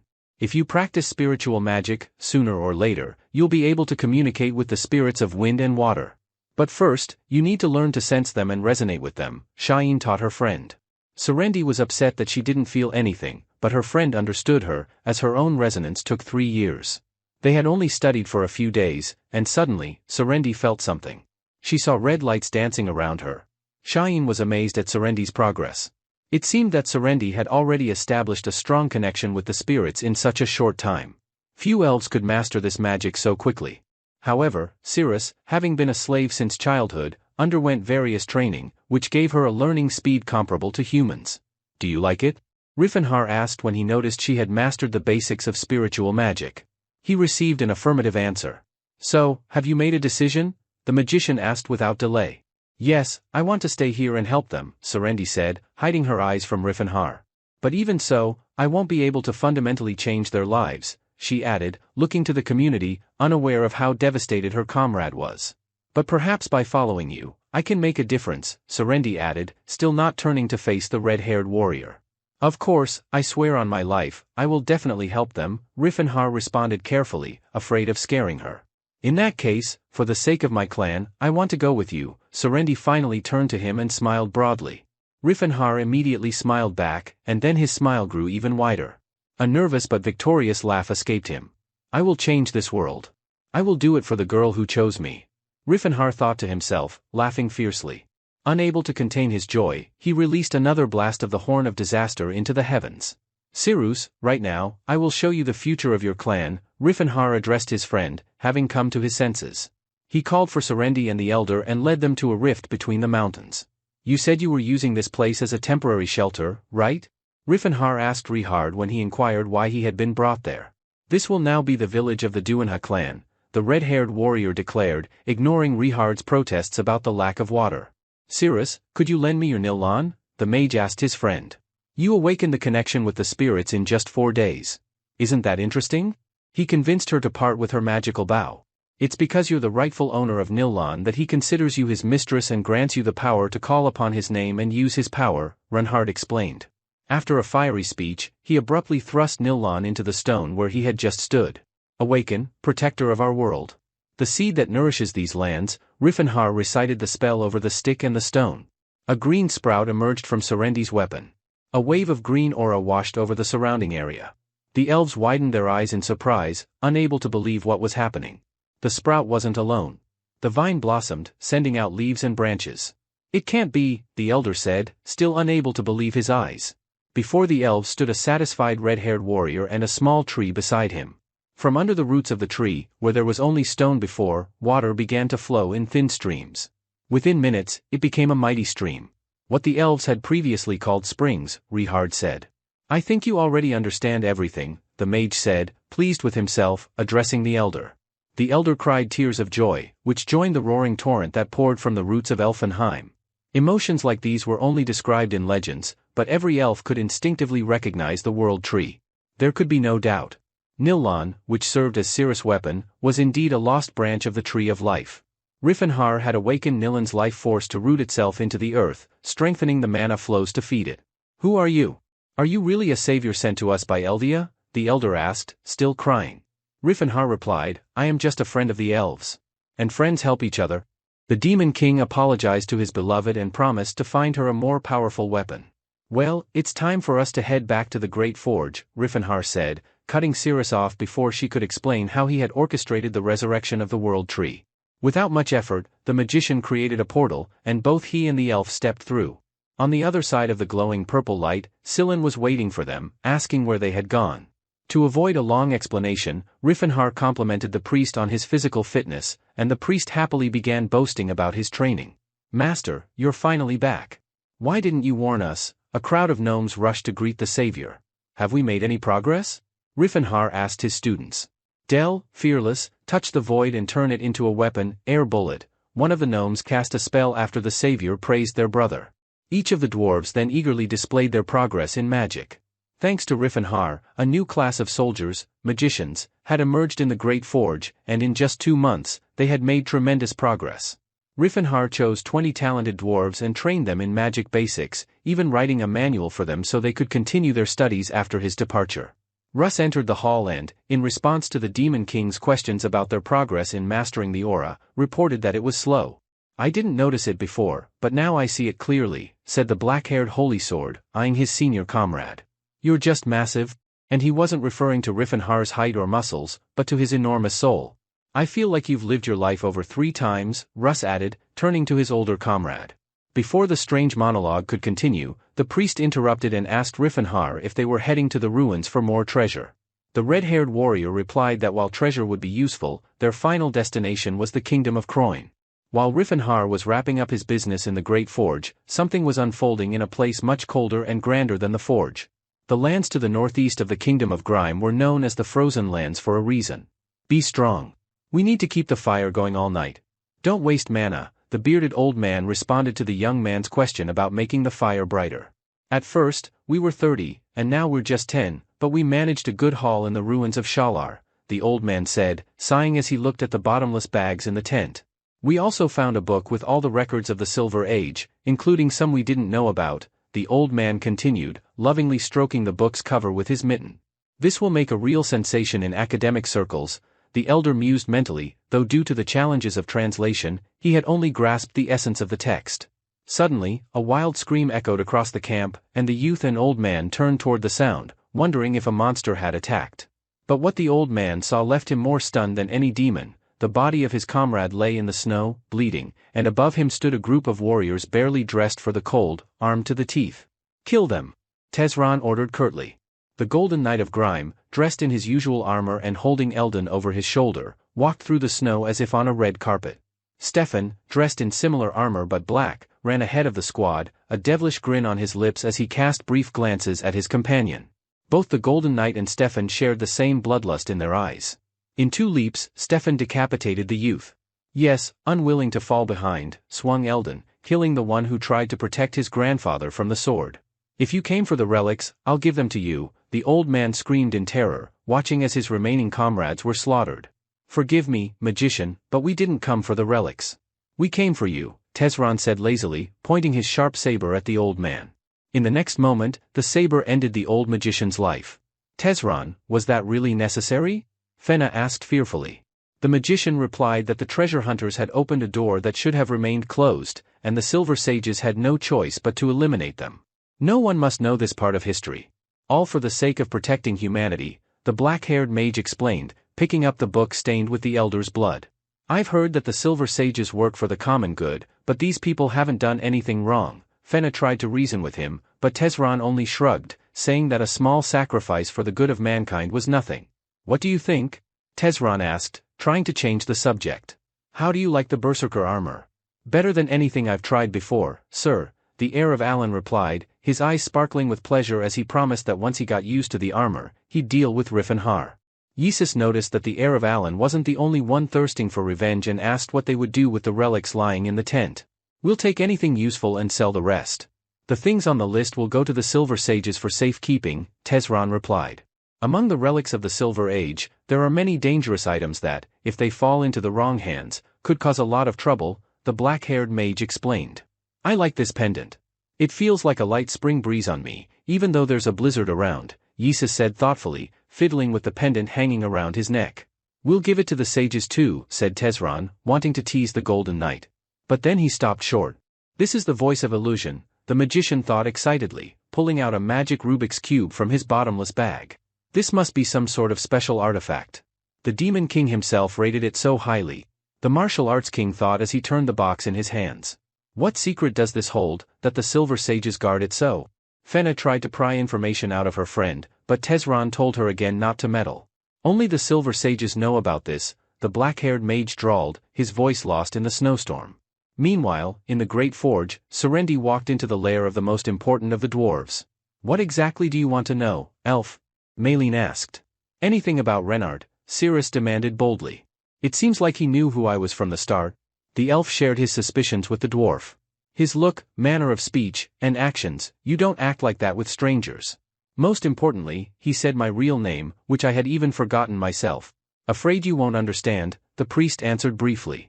But why? The elf asked, genuinely surprised, staring at Maylene with wide eyes. Do you trust him? The dwarf asked before giving Cirrus some advice. I'd believe you even if you said he was a god come to earth, Serendi replied briskly. But the priest cut her off, saying that wasn't what he had asked. I'll ask again, do you trust him? Michelin repeated, a hint of irritation in his voice. Serendi's eyes widened, a bead of sweat trickling down her face. The elf swallowed, unable to speak. After some time, Serendi walked through the Grand Forge at night, heading to her room, her mind a jumble of thoughts. Riffenhart sat at a table in the local tavern, almost as if it were the only seat that suited him. Did he tell you everything? He asked the elf as soon as she entered. Serendi stared at the red-haired warrior, shock written on her face. Her already large eyes widened further. Yes, it's quite an incredible story, she muttered quietly, her gaze fixed on the floor. He managed to go back in time, Serendi recalled, remembering Maceland's words about the Archmage of the 10th Circle, the first in history. The dwarf had spoken of this with great pride. Because of his efforts to change the world for the benefit of others, he had once been called the Demon King. He failed then, but he managed to reverse time in hopes of trying again. The gnome had finished the tale of his friend. Cirrus Valencia is the leader and protector of all the elves on the continent. The elf's thoughts echoed in the voice of the dwarf. Master of the spirits of the 7 elements and Archmage of the 8th Circle. Just thinking about it made Cirrus' head spin. What Archmage? Many had called her the reincarnation of Eldia, but among humans, she was known as the goddess of madness. Mas Elon chuckled. Lord Riffin, I understand your behavior. You saw your former love in me? Serendi spoke quietly, remembering the dwarf's words about Cirrus being the red-haired warrior's beloved. Can you forgive me? The magician asked. The elf nodded with confidence but couldn't raise her eyes to meet his. I'll continue to follow you. That's all I can say, she said, her gaze still on the floor. I'm not the Cirrus you once knew, the elf added, already turning to leave. Yet, as Serendi reached the door, she hesitated, almost as if wanting to say something and not wanting to. That doesn't mean I don't like you, she said, turning back and looking Riffenhar in the eye, a broad smile on her face. Then, with a quick motion, she slammed the door behind her, leaving the magician alone with his thoughts. Riffenhar blushed, pursing his lips, like a young beauty noticing a bard wink at her in a tavern crowd. So, has she forgiven me or not? He thought, scratching his head in confusion. The red-haired warrior and his company's next destination was the Kingdom of Croyne, located in the eastern part of the continent. Croyne was known for its vast fertile lands and had once been one of the powerful states that laid the foundation for the continent's history. King Gatenai had a legitimate heir, Talion, who was supposed to inherit the throne. However, after King Gatenai died, Talion succumbed to an unknown illness. This news shocked the entire kingdom, and the vacant throne caused division within the nobility, leading to fierce power struggles. This split resulted in 2 claimants to the throne, and a period of turmoil ensued.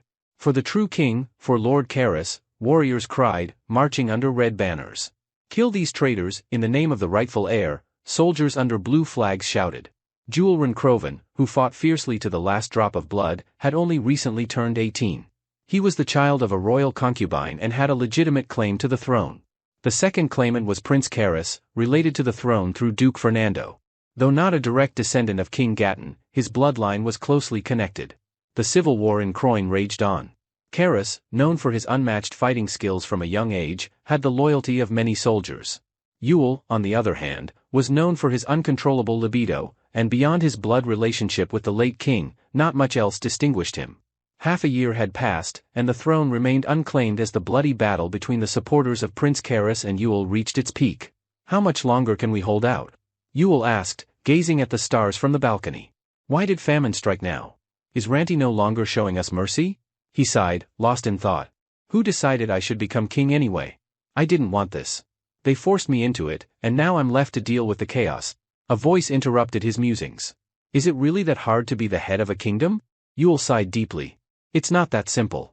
It's either the throne or the guillotine. Don't pretend it doesn't concern you, Phinia. If my head falls, you're next on the scaffold? Phinia only sighed in response. How did I end up loving such a man? They joked about running away together, secretly marrying and hiding their identities, so that their enemies wouldn't chase them. Yule had been raised so tenderly that he could not accept, even as a joke, the idea of his girlfriend working to support both of them. What's wrong with a slave earning money for her master? Phinia said, still smiling. But Yule found it hard to accept that she referred to herself as a slave. Phinia, there's no place for us to run. There's no corner in the world where we can love each other in peace, Yule said sadly, holding her close. The two lovers sat on the balcony for a long time, pondering who loved whom more, when a strange voice suddenly rang out from the darkness. Both lovers were struck with fear, but Phinia quickly regained composure, grabbing a huge axe from the nearby statue. Who's there? Show yourself, she demanded, pointing her weapon into the darkness. My name is Riffenhar. I'm a mage, the mysterious figure in a long dark cloak declared. I've come to offer my assistance to the future ruler of the kingdom of Croin. Do you want my help? The green-eyed blonde prince looked surprised but was blocked by the gnome, who insisted the stranger wasn't lying. You seem impressive, Yule chuckled, noticing that Phinia could easily spot the truth. Are you a battle mage? The prince asked. Riffenhar confirmed it, though he was a bit dismayed that the prince had figured it out so quickly. I bought this cloak to hide my physique, he muttered. Did you really come here to help me? Yule asked, the future ruler of Croin. Yes, Riffenhar answered. Did I mishear, or did you say have fun? The prince teased the mage. Phinia immediately caught the lie in the magician's answer and glared at him. It's no wonder I'm treated with suspicion, Riffenhar said, shaking his head. Don't worry, I'm not offended. Yule chuckled, knowing his reputation as a lecher. I didn't mean to sound critical, the magician explained. To be honest, I'm in love with an elf myself. Phinia muttered through clenched teeth, still keeping her eyes on the stranger, remaining in her defensive stance. I can't believe there's someone like me in this world, Jewel drawled when Riffenhar asked why they were both eyeing him suspiciously. You said you want to help me, what kind of help are we talking about? The prince finally decided to get to the point. How about 100,000 gold pieces worth of supplies? Reinhar offered his proposal. 100,000 gold? Jewel and Fina exclaimed simultaneously, realizing that sum was nearly the entire royal family's annual budget. The offer to buy grain worth 3 months' supply for the entire kingdom was highly tempting. Riffenhar decided to push the prince towards the right choice by offering him 6 aura users to assist him. And what's the catch? Jewel asked, realizing that if the mage was offering more aura users than an entire country had, it couldn't be for free. Your Highness, I ask that you grant me a thief after your ascension to the throne, Riffenhar requested, his hand over his heart. What's all this about? The future king of Croin asked, confused. I want this thief to be an autonomous territory, beyond the kingdom's laws, the mage explained in detail. I want a place where elves, dwarves, and orcs can live freely, the former demon king said, his voice full of passion. Fast forward a couple of hours to a small town in the barony of Delia. Were the negotiations successful? Cirrus asked as soon as Riffenhar returned. Of course, he replied confidently. Now we need to watch closely to see what happens next. Riffenhar explained to his beloved that he could not repeat the mistakes of his past life. Therefore, the feud needed to be completely legitimate so that people had no choice but to accept it. The elf asked, who was the king of Croin in your past life? She learned that this meeting with Jewel was Riffenhar's first. The red-haired warrior found it difficult to remember, but eventually recalled that it was Karsus who became king. Back then, Jewel was executed to prevent any potential heirs and further disputes over the throne. And could that happen again? Cirrus asked, worried. Only if I don't intervene, Riffenhar responded vaguely, before reassuring her that he would do everything he could to prevent it from happening. The lovers entered the room where their companions were seated at the table, and Riffenhar explained that their goal was to teach people to view representatives of other races as allies, not slaves. Russ, remembering that a month had passed since they left the forge, was astonished at how many ancient ruins they had already visited. To be honest, carrying relics out of the ruins was much harder than fighting demons, he boasted, and Priest Silan didn't miss the chance to boast about his excellent physical condition. Where are we supposed to get 100,000 gold? The red-haired priest asked in surprise after hearing the details of Riffenhar's conversation with the prince. The mage reminded his friend of the grain they had purchased through the Tobin Trading Company. If it weren't for the famine and war, that grain would have only cost 4,000 gold, but they were still satisfied with what they had. Where can we find 6 more aura users then? Tennis's holy sword asked. The magician shared his plans to seek help from the orcs. To the southeast of the Lard Mountains, about 15 days' journey from their current location, lay meadows known as the Land of Trials. There lived a tribe of orcs who followed ancient traditions. Unlike the orcs who had accepted slavery or the cruel swordsman, these orcs honored the true warrior spirit, and despite their fierceness, they always remained calm. They were called the Blue Bear Tribe. Riffenhar smiled warmly at his younger comrade, realizing how much he still didn't know. These are the strongest warriors I know, even compared to humans, elves, and dwarves, he concluded. But let's leave the conversation for a moment and shift to Oblivion, where there was only a blue sky and floating stones. Suddenly, glowing star-shaped signs appeared on 2 large boulders drifting in zero gravity, and the stars began to form a portal. Well done. You've worked hard, the old man praised his companion as he materialized among the stars and stones. Thank you, Das Protector, Tezron bowed modestly, hiding behind his hooded silver sage's robe. Dangerous information must be in the right hands. This is how we protect humanity. We act only for the greater good, the old man said, his robe swaying as he disappeared into the air. Did he call me for such a trivial matter? The former king of martial arts muttered, thinking about how he could position himself to gain more power. How I wish I could make a speech about the dangers of the Demon King, the mage sighed, realizing that in doing so, he'd only be called mad. Tezron had gained entry into the Council of Silver Sages thanks to Light Mage Jade, who had informed him that Duke Anad was a council member.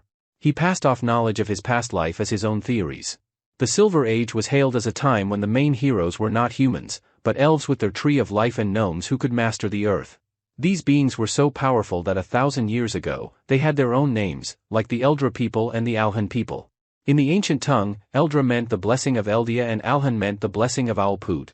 The Silver Sages had kept it from the people that the Elven and Dwarven peoples were named after the gods.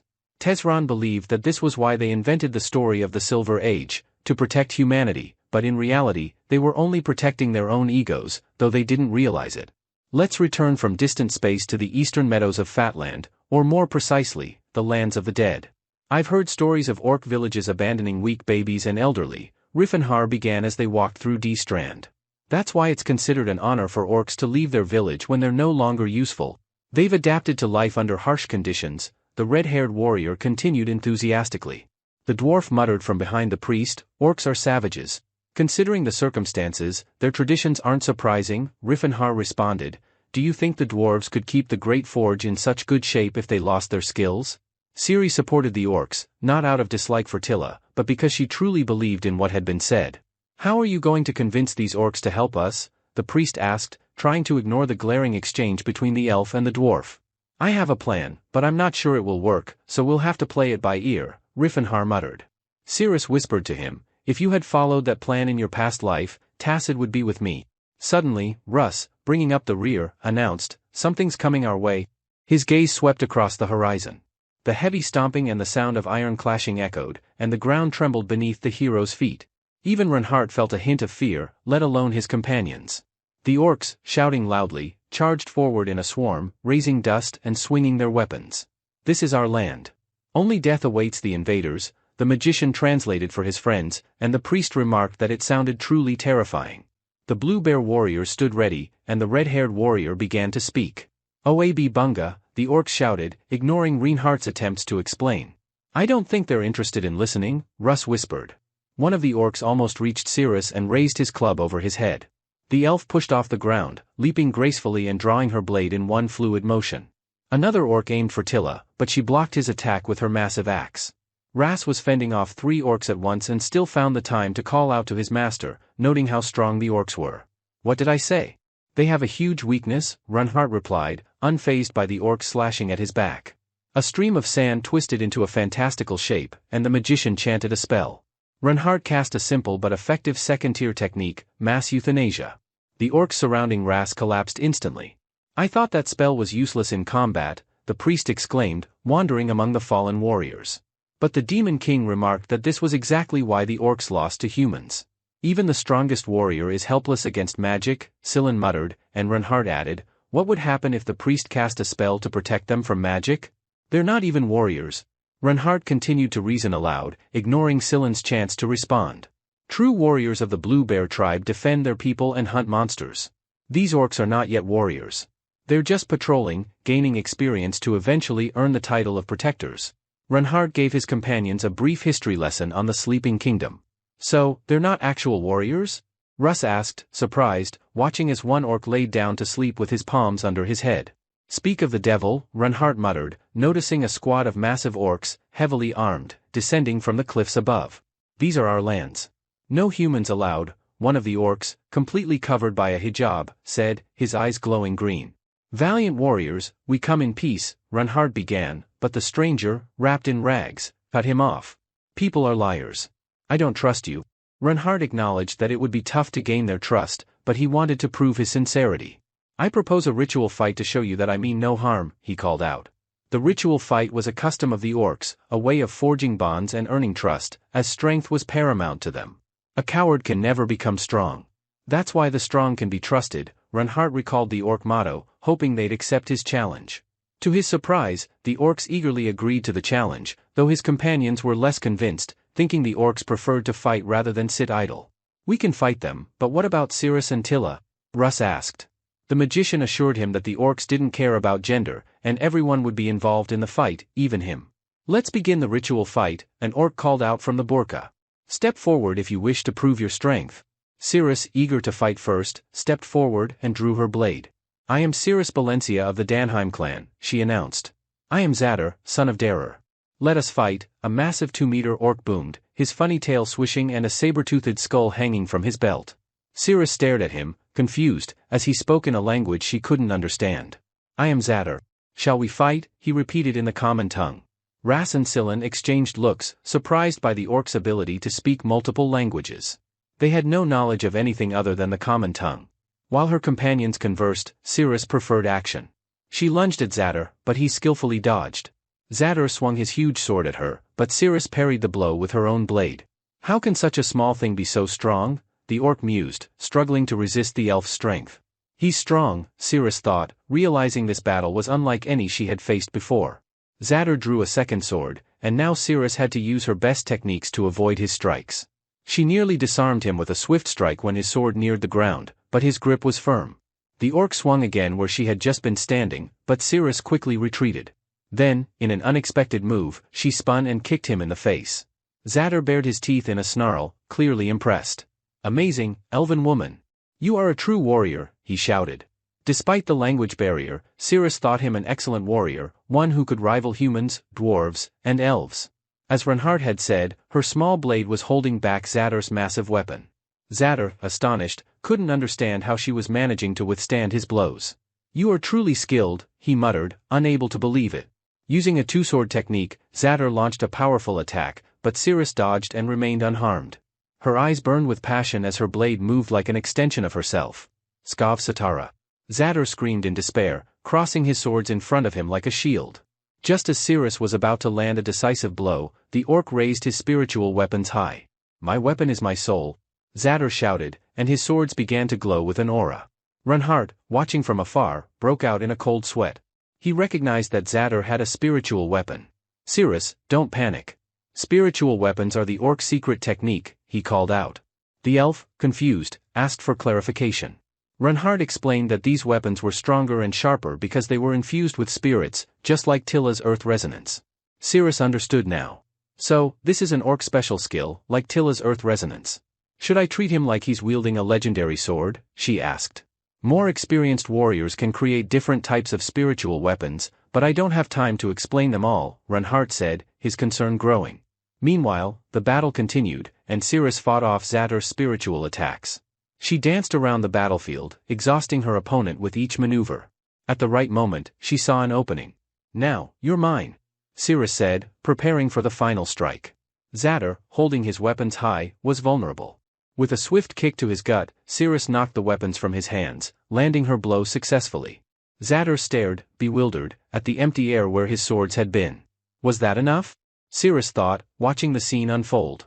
To her surprise, Zadar's swords didn't fall, but hovered in the air, forming a cross. Comrade! Zadar cried out, staring directly at Cirrus. Then, before anyone could react, the swords fell from the sky like comets. They can control their weapons like this, Reinhardt exclaimed. Cirrus, frustrated, shouted, You should have told me this earlier.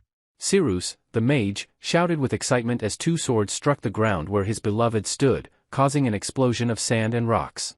If the spectators had witnessed what the elf saw at that moment, it would have appeared as though the two swords were charging through a sandstorm. The swords flew toward the elf as if they were living beings, aiming straight for their target. They carried remnants of Cyrus's cloak as they continued their path, and once the dust cleared, the audience saw that the elf was unharmed, although her clothes were not. "Your skills are impressive, elven warrior," the orc remarked in the official language. "I didn't expect to need my comrades' help. Should I surrender?" Cyrus thought, knowing this technique had likely been passed down through generations. Its secret lay not in enhancing the weapon, but in the elf's quick thinking, an aspect that left her rushing back into battle.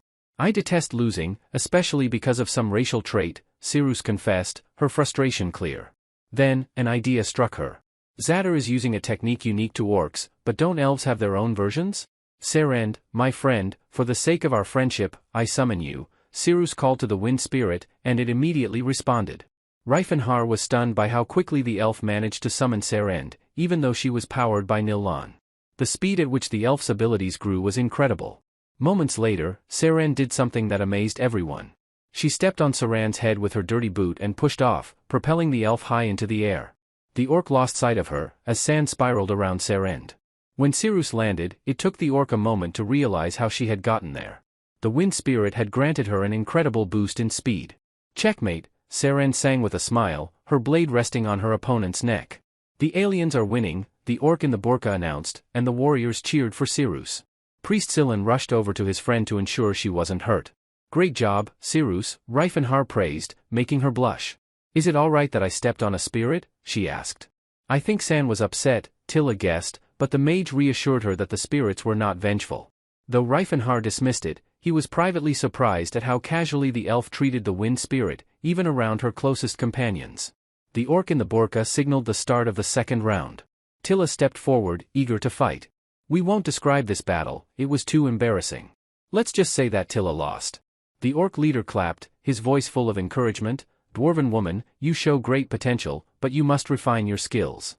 Fighting below your full strength shows disrespect to your opponent, but I know you didn't intend that." "What did he say?"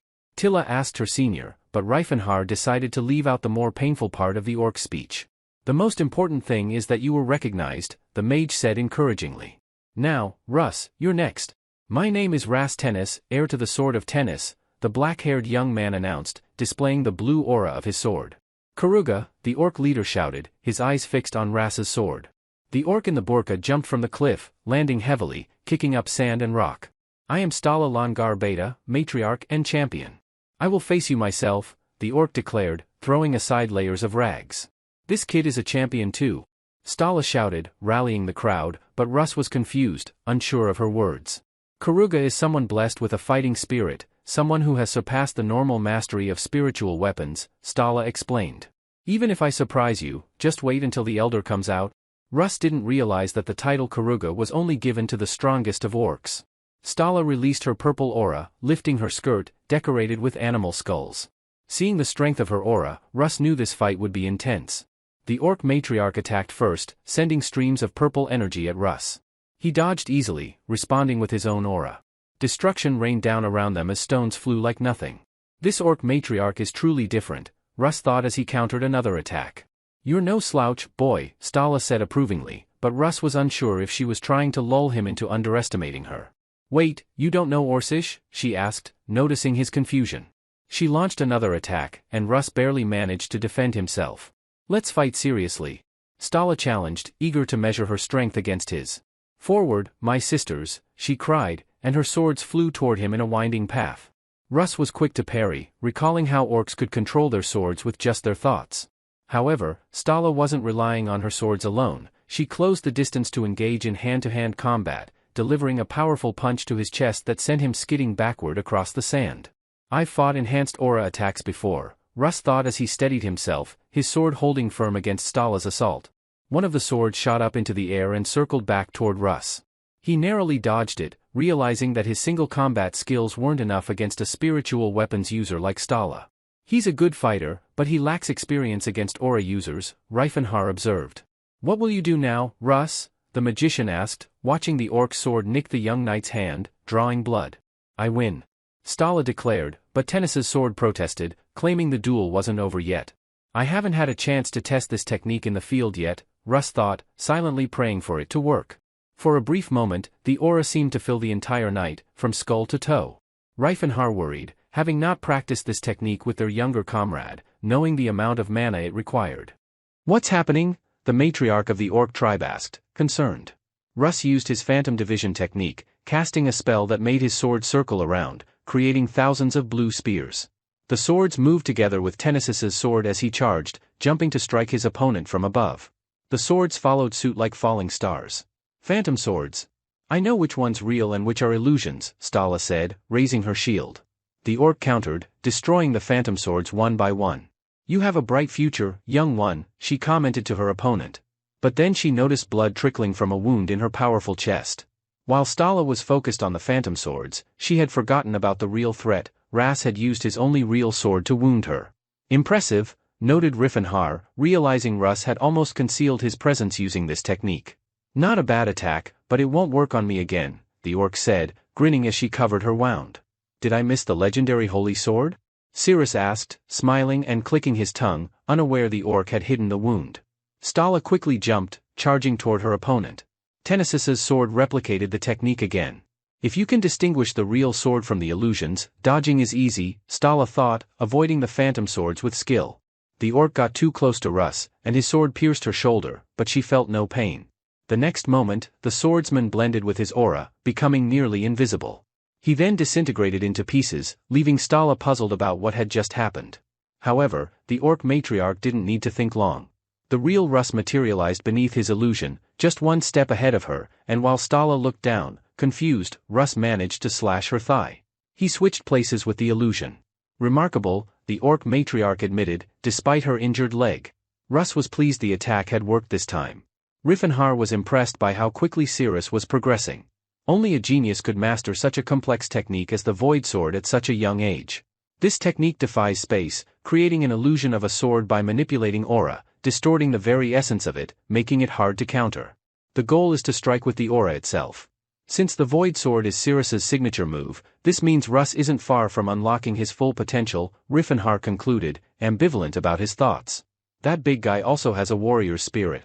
If I'm destined to fight him soon, I need to finish it quickly, Stala thought, turning to Riffenhar. This is fun, but we should wrap it up, the orc said with a smile, launching a flurry of blades at Russ. Fly like birds, my 12 sisters, the orc matriarch commanded, sending the blades forward, each glowing with purple aura. The blades homed in on Russ as if targeting him. What the hell is this? Tennis yelled. The orc matriarch laughed, controlling the blades with her mind, dancing as the 12 sharp blades flew past Russ. He closed his eyes, and when he opened them, the stone around him had been sliced like butter, but not a scratch touched Russ. I surrender, Russ called out, dropping his sword and raising his hands. The third ritual fight is won by the representative of the Blue Bear clan, Stala declared, and her people cheered for their matriarch. Now, will you show me your technique? I want to see it too, Riffenhar asked with a smile. Russ responded that it wouldn't work against his older comrade since he didn't know the word dodge. If you don't try, you'll never know, the red-haired warrior said cryptically. My turn, Riffenhar said, shrugging off his cloak. Wow, what a body. He doesn't even need a ritual fight, this is already impressive, the orcs led by Stala remarked. My name is Renar Wildenterries. I wish to take part in the ritual fight, the red-haired warrior announced in the orc language. Stala lamented that traditions must be honored, but her husband, twice her size and covered in a burqa, appeared behind her. Why are you here? Stala asked playfully, turning to face him. It seemed you were enjoying yourself, so I watched from afar, her husband replied, pointing to a boulder about 300 meters away. Did you return from hunting too soon? Stala asked, but her husband reassured her he had already caught and prepared food for a long time. I am the leader of the Blue Bear clan, Champion Kalson. Would you mind if I fought you in my wife's stead? The giant asked, revealing his white hair, large biceps, and animal skulls on his belt. Good. This is what I was waiting for, the red-haired warrior replied, getting into a fighting stance, excited about facing such a large opponent. Let's begin, the orc shouted, drawing his massive sword. Dream Veil. The Demon King cast his spell, and Kalson collapsed to the ground, snoring loudly. It was awkward to watch the enormous orc trying to curl up. What a disappointment, Sillin muttered.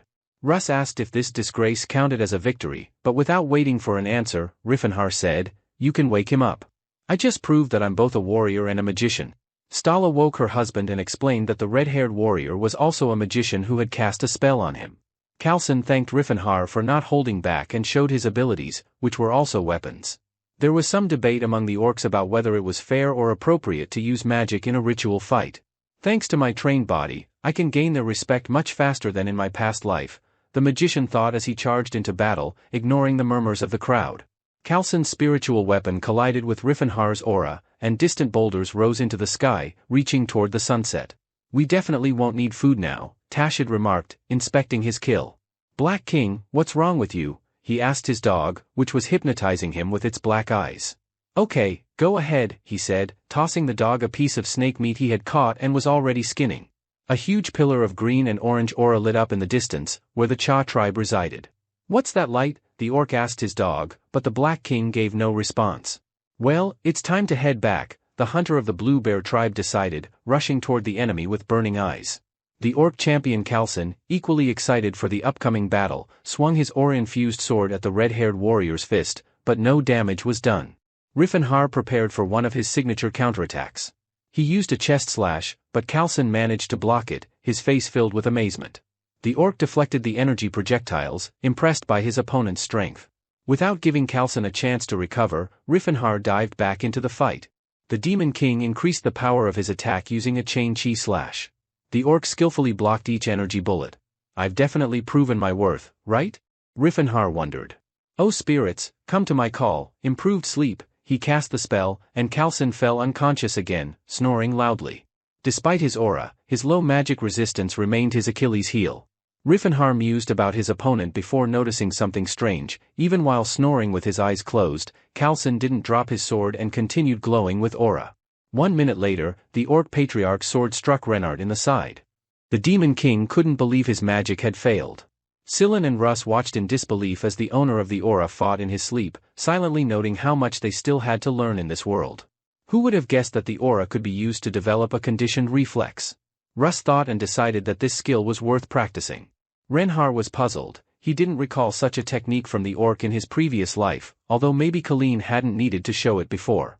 The Demon King had cast one of the strongest forms of the sleep spell, Petrified Paralysis, on the orc. At first, the orc froze, which was what the magician had hoped for. However, despite having no magic resistance, Colleen was in auto-combat mode and parried every attack.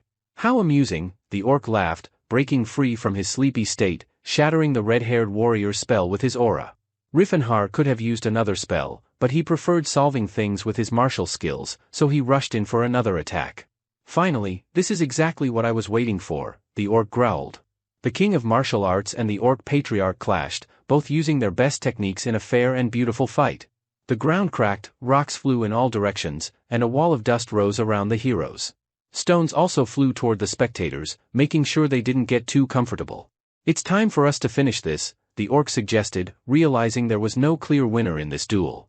"With pleasure," the Demon King agreed. Their eyes met, each realizing the other wasn't about to stop the fight. Riffenhar used his fourth-stage disaster horn, while the orc employed his signature thunderstrike. The ground slipped from under the fighters' feet, launching stones into the air like a rainstorm. Sword and fist clashed again, unaware of what would come next. A massive pillar of light shot into the sky, blinding all the spectators. Sparks flew around like fireworks. After a while, the pillar of light vanished, leaving behind an orange haze. "Easy there," Riffenhar called out as Sillin tried to heal his body. "I'm almost done," the red-haired healer muttered, trying to calm the big guy. These fighters were equally skilled, like twins born on the same day, Stala declared. The dwarf Tilla wondered if Fillin's healing was so painful that Renhar was almost in tears. The priest explained that this was due to part of the opponent's aura still being inside the red-haired warrior's body.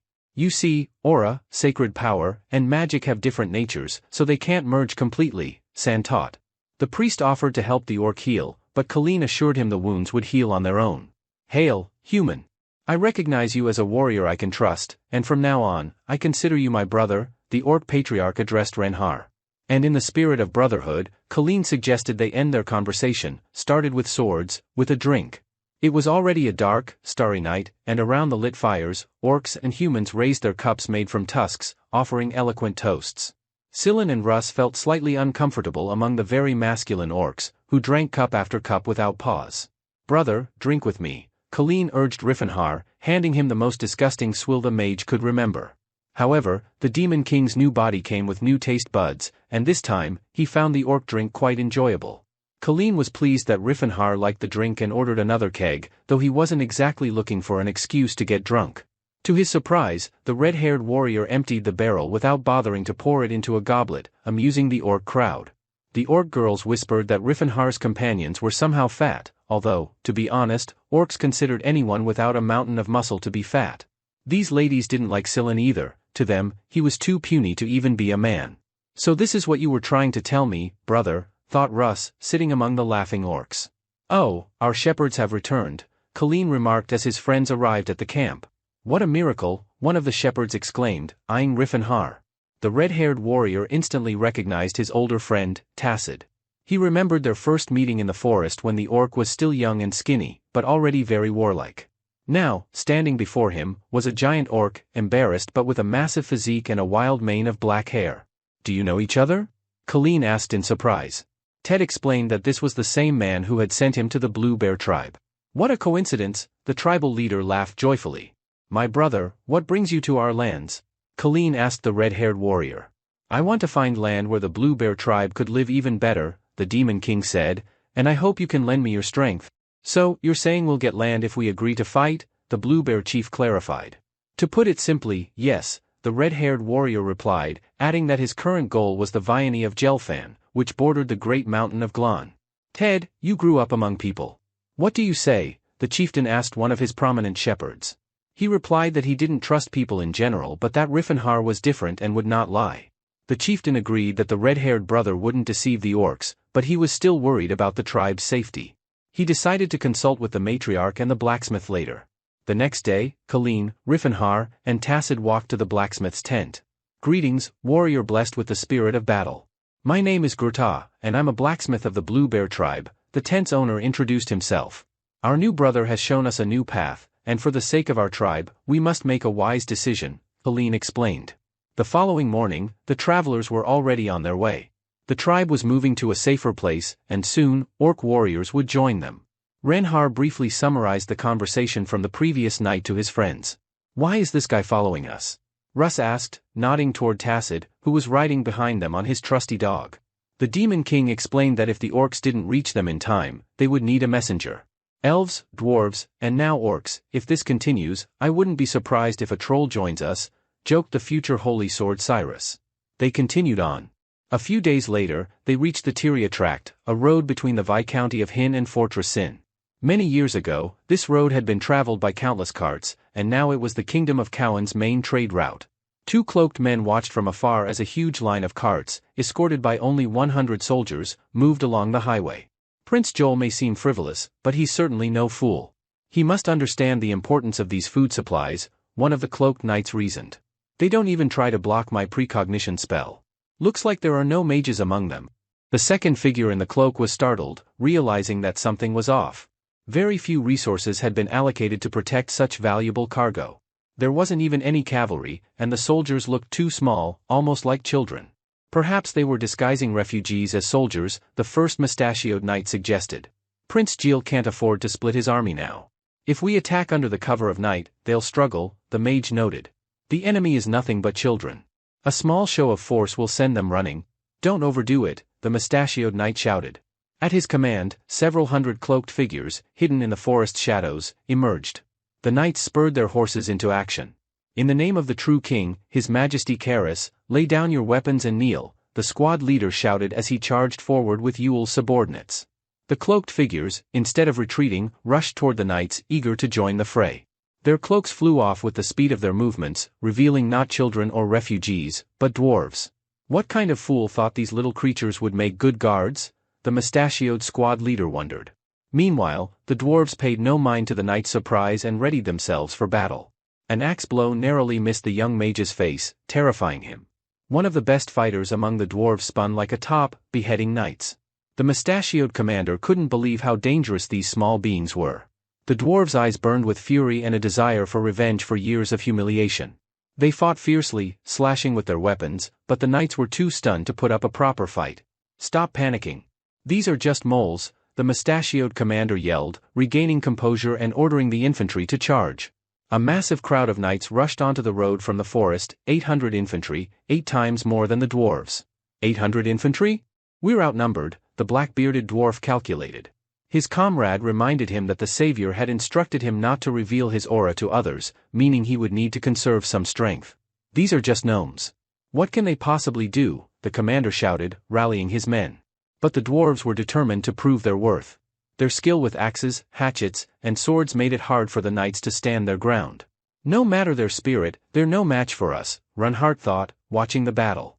His team was prepared for the humans' attack, and their army had the advantage in both morale and strategy, especially since the humans hadn't anticipated the presence of dwarves with aura. "Who commands you?" A true man wouldn't let his people fall at the hands of inferior creatures, the mustachioed commander shouted. "This guy is getting on my nerves," the black-bearded dwarf muttered. His comrades reassured him that the man didn't understand and it was pointless to get angry at him. "I am Talata. I'll kill you," the huge orc roared, gripping his sword. "Dirty orc spawn. Don't underestimate me," the mustachioed commander screeched in return. One swift blow from the orc's sword silenced him forever. "My lord, I've beheaded the enemy commander," the orc announced joyfully as he rode up to Reinhardt. "Well done, Talata," the demon king praised. He thought, though, that even after training at the Taban Trading Company, the orc still saw him as his master. After the battle, attention turned to the barony of Delhi, where a banquet was being held. Prince Jewel's grandfather, Count Famin, questioned Riffenhar's request. "You want me to officially recognize the slave race as a military force and sign a contract with them?" Riffenhar reiterated that the dwarves and orcs' participation was essential for the delivery of supplies. "This is nothing but idealism," Count Famin grumbled. "How can you make such unreasonable requests? Suppose these creatures are capable of fighting. But there are only 100 of them. What could they achieve?" another guest chimed in. "The actual number is 126, and the Blue Bear tribe will also join," the Demon King responded, which sparked whispers around the table. Many doubted the dwarves and orcs' effectiveness in large-scale battles. Politicians questioned Riffenhar, pointing out that lower beings were expensive, and if he had nowhere to place them, they could always find someone to buy them. "Are you saying you don't trust the elves and dwarves to fight?" the Demon King asked, receiving a response from Count Famin. "That's quite obvious." "Well then, let us prove you wrong," the Demon King smiled. "We'll capture the Sinai Fortress with our own forces." "Sinai Fortress?" Count Famin repeated incredulously. "What kind of joke is this? Do you think it's like some pathetic bandit camp?" "I have enough strength," Riffenhar assured. "Believe me. If my warriors are treated properly, they will ensure victory for Prince Jewel." "You mages don't know anything about war," another politician added, but Prince Jewel interrupted. "I don't understand what you don't like." "What's the problem?" he asked. "They're just slaves. Sending them to their deaths would be unforgivable," came the response. "But we need supplies more than enemies," Prince Jewel reminded them. "Sir Riffenhar, are you taking everything with you?" "Of course not. We'll only take a small amount of supplies," the red-haired warrior assured him. The prince promised his subjects that they wouldn't lose anything, as most of the supplies would stay behind. "As the rightful heir of the royal family of Crovan, I command you to prove your loyalty and capture the Sinai Fortress," Prince Jewel declared. "I will certainly carry out this order, Your Highness," Riffenhar vowed. As night fell, the forest grew dark. The camp set up by the travelers was quiet as the warriors slept before the upcoming battle. Riffenhar, who had just returned, asked if TSHD had set off on his journey. Upon receiving confirmation, he relaxed, saying the meeting had gone according to plan. 3,000 warriors against 200? "Usually, you need 3 times as many to capture a fortress," Russ said in disbelief. "The Knights of Crovan are no match for the warriors of the Great Forge and Blue Bear tribe. Plus, we have 7 aura holders," Riffenhar reassured him. "The orcs and dwarves will soon improve their position on the continent." "Don't forget the elves," a familiar voice said from the side.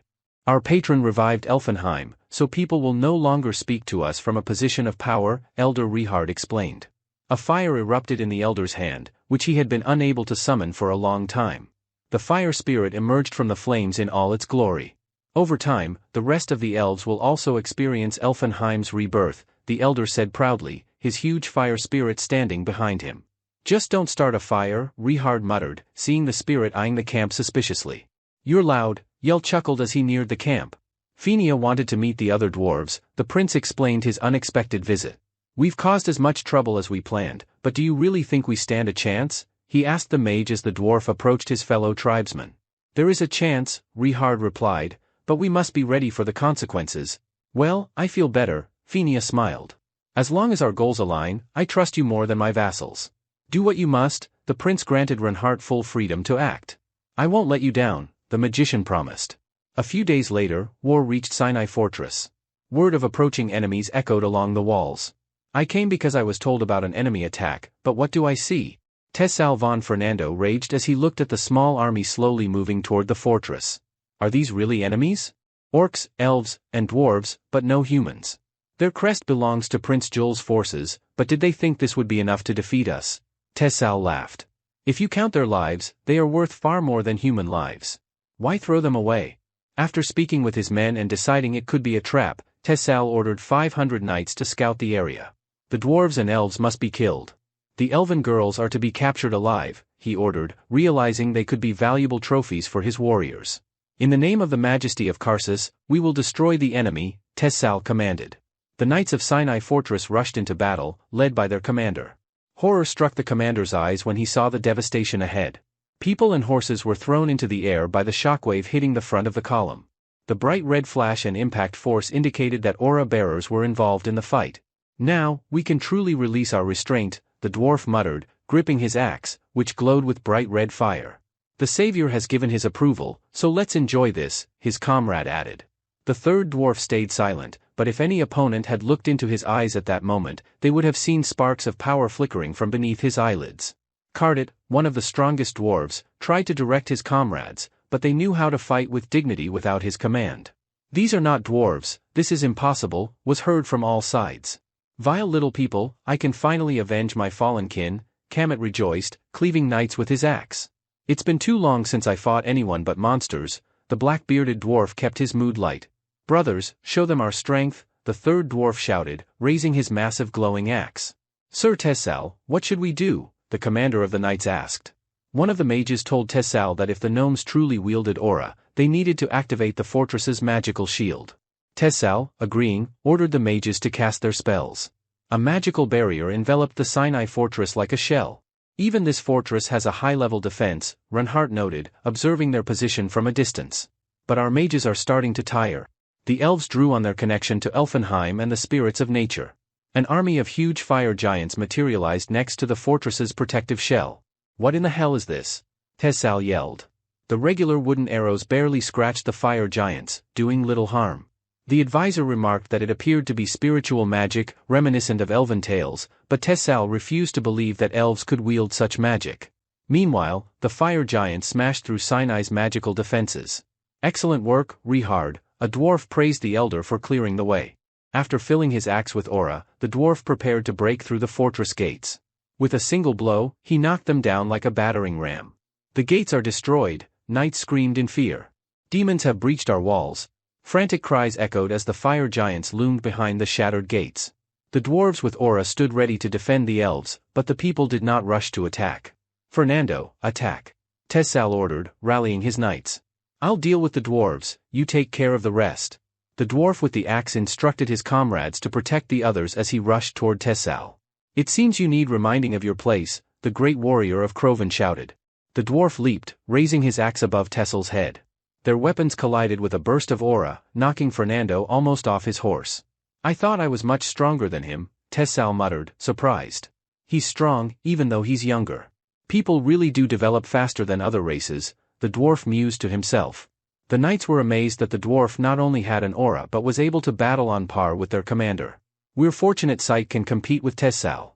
I'm sure he won't lose, Reinhardt commented, observing from afar. However, our mages are beginning to tire, he noted, seeing the elves struggle to maintain the fire giants. Why don't we intervene? Russ asked. Reinhardt replied that this battle was necessary for the world to see the strength of all races, but if they lost, it would be pointless. Russ grumbled, noticing their comrades growing weary. Reinhardt noted that the tribe of the Blue Bears should have arrived by now.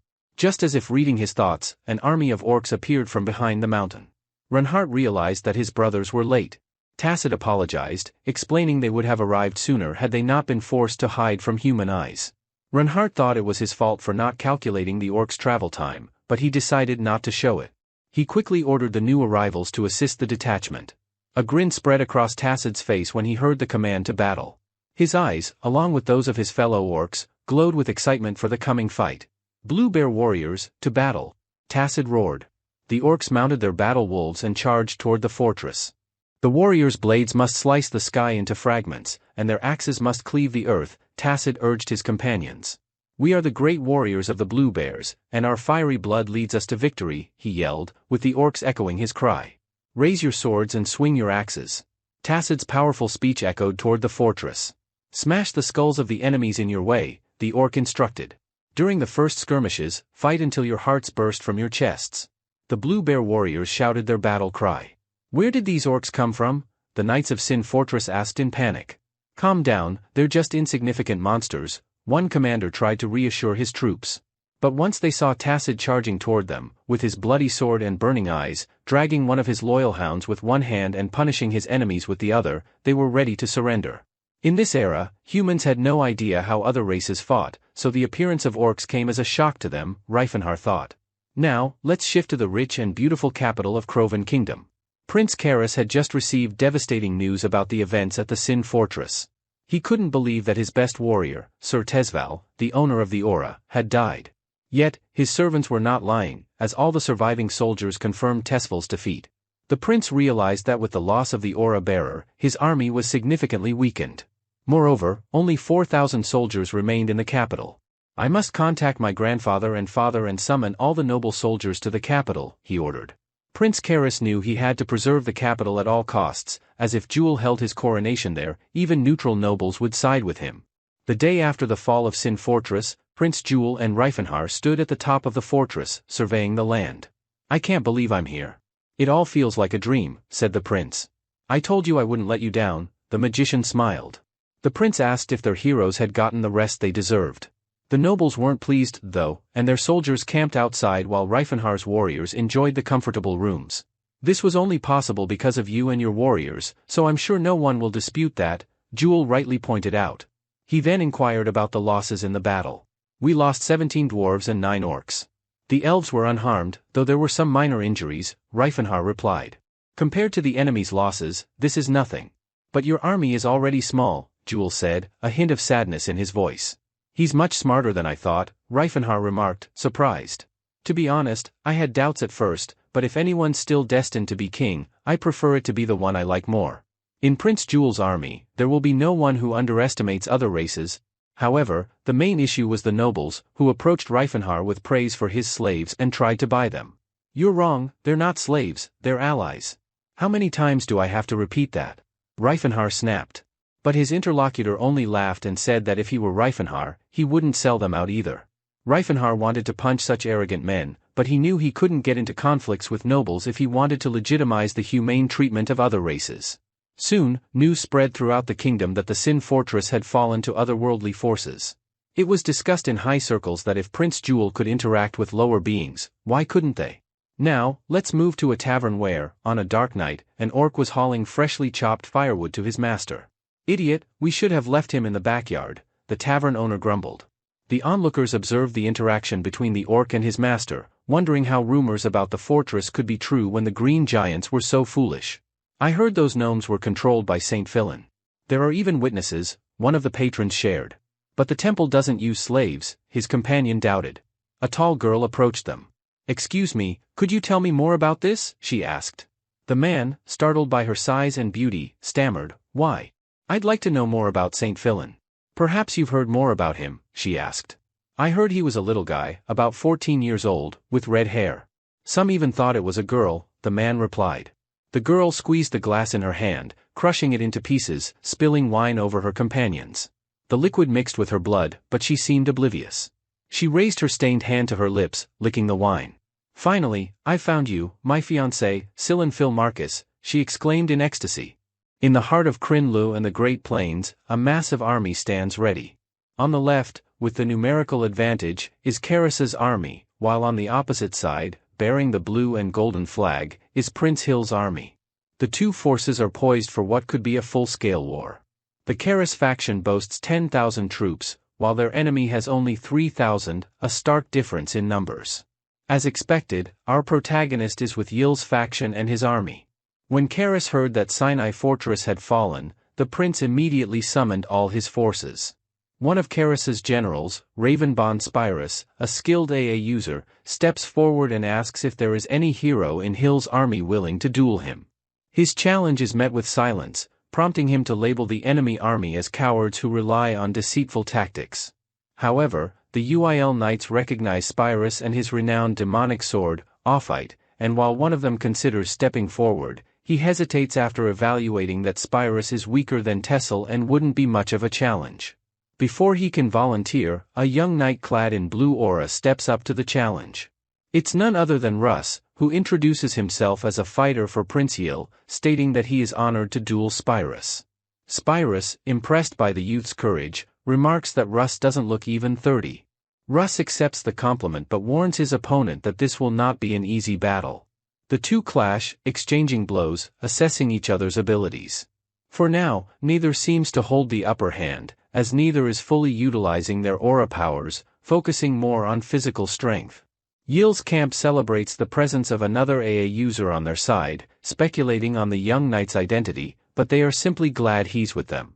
Meanwhile, Karis wears a grim expression, realizing that Prince Yil has more aura users in his faction than the entire kingdom of Kryn. The mere presence of an aura user boosts morale, and Karis silently prays for Spyrus's victory. Back to the duel, Spyrus again praises Russ for his skill, noting his youth. Russ, in turn, compliments Spyrus, admitting the fight is enjoyable, though he quickly calculates that he can win. He acknowledges that Spyrus is superior in swordsmanship, but he believes his experience gives him the edge, attributing his insight to Rifen. The battle rages, their swords colliding with shockwaves, but it's not as devastating as when Rifen fought Colleen. Rifen, observing the duel, had only sent Russ to test him, but the young knight's performance exceeds expectations.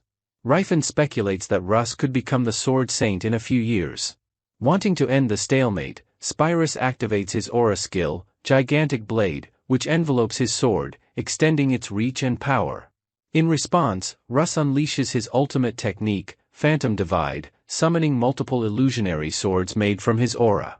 Spyrus is stunned by the display, as he had no idea one could create sword illusions with aura, leaving him unsure how to counter. In the end, Russ expertly slices through Spyrus, winning the duel with elegance. Karis's army watches in shock as their general falls. They never anticipated that their own AA user would be defeated so swiftly. With his dying breath, Spyrus marvels at the young knight's incredible technique, wondering how someone so young could master such a skill. Despite his awe, Russ feels his technique is still imperfect, particularly in its execution. Prince Karis clicks his tongue, knowing that Spyrus's defeat will greatly diminish their strength and morale. However, he resolves not to back down, recognizing the advantage of numbers and unwilling to lose face. He orders his entire army to launch a full assault, and Prince Yil responds in kind, commanding his troops to charge. The battle begins, and Russ orders Ren's army to join the fray. The orcs, eager for battle, charge with bloodlust, chanting "Fight until your heart bursts" as they collide with Karis's cavalry. The orcs' wolf riders clash with the knights, and the skill disparity is evident. The knights try to reassure themselves that once they unseat the riders, victory will be easy, only to realize that the orcs are not on regular horses, but on fierce wolves that fight alongside their riders. Prince Hill begins to understand the reality of the situation. Despite their numerical advantage, this battle won't be decided by numbers alone. He recalls the rumors about the Sinai Fortress, wondering if they were true. Reports come in that the Special Ops team, with about 1,000 troops, failed to break through the enemy's headquarters, which is protected by 200-strong dwarves.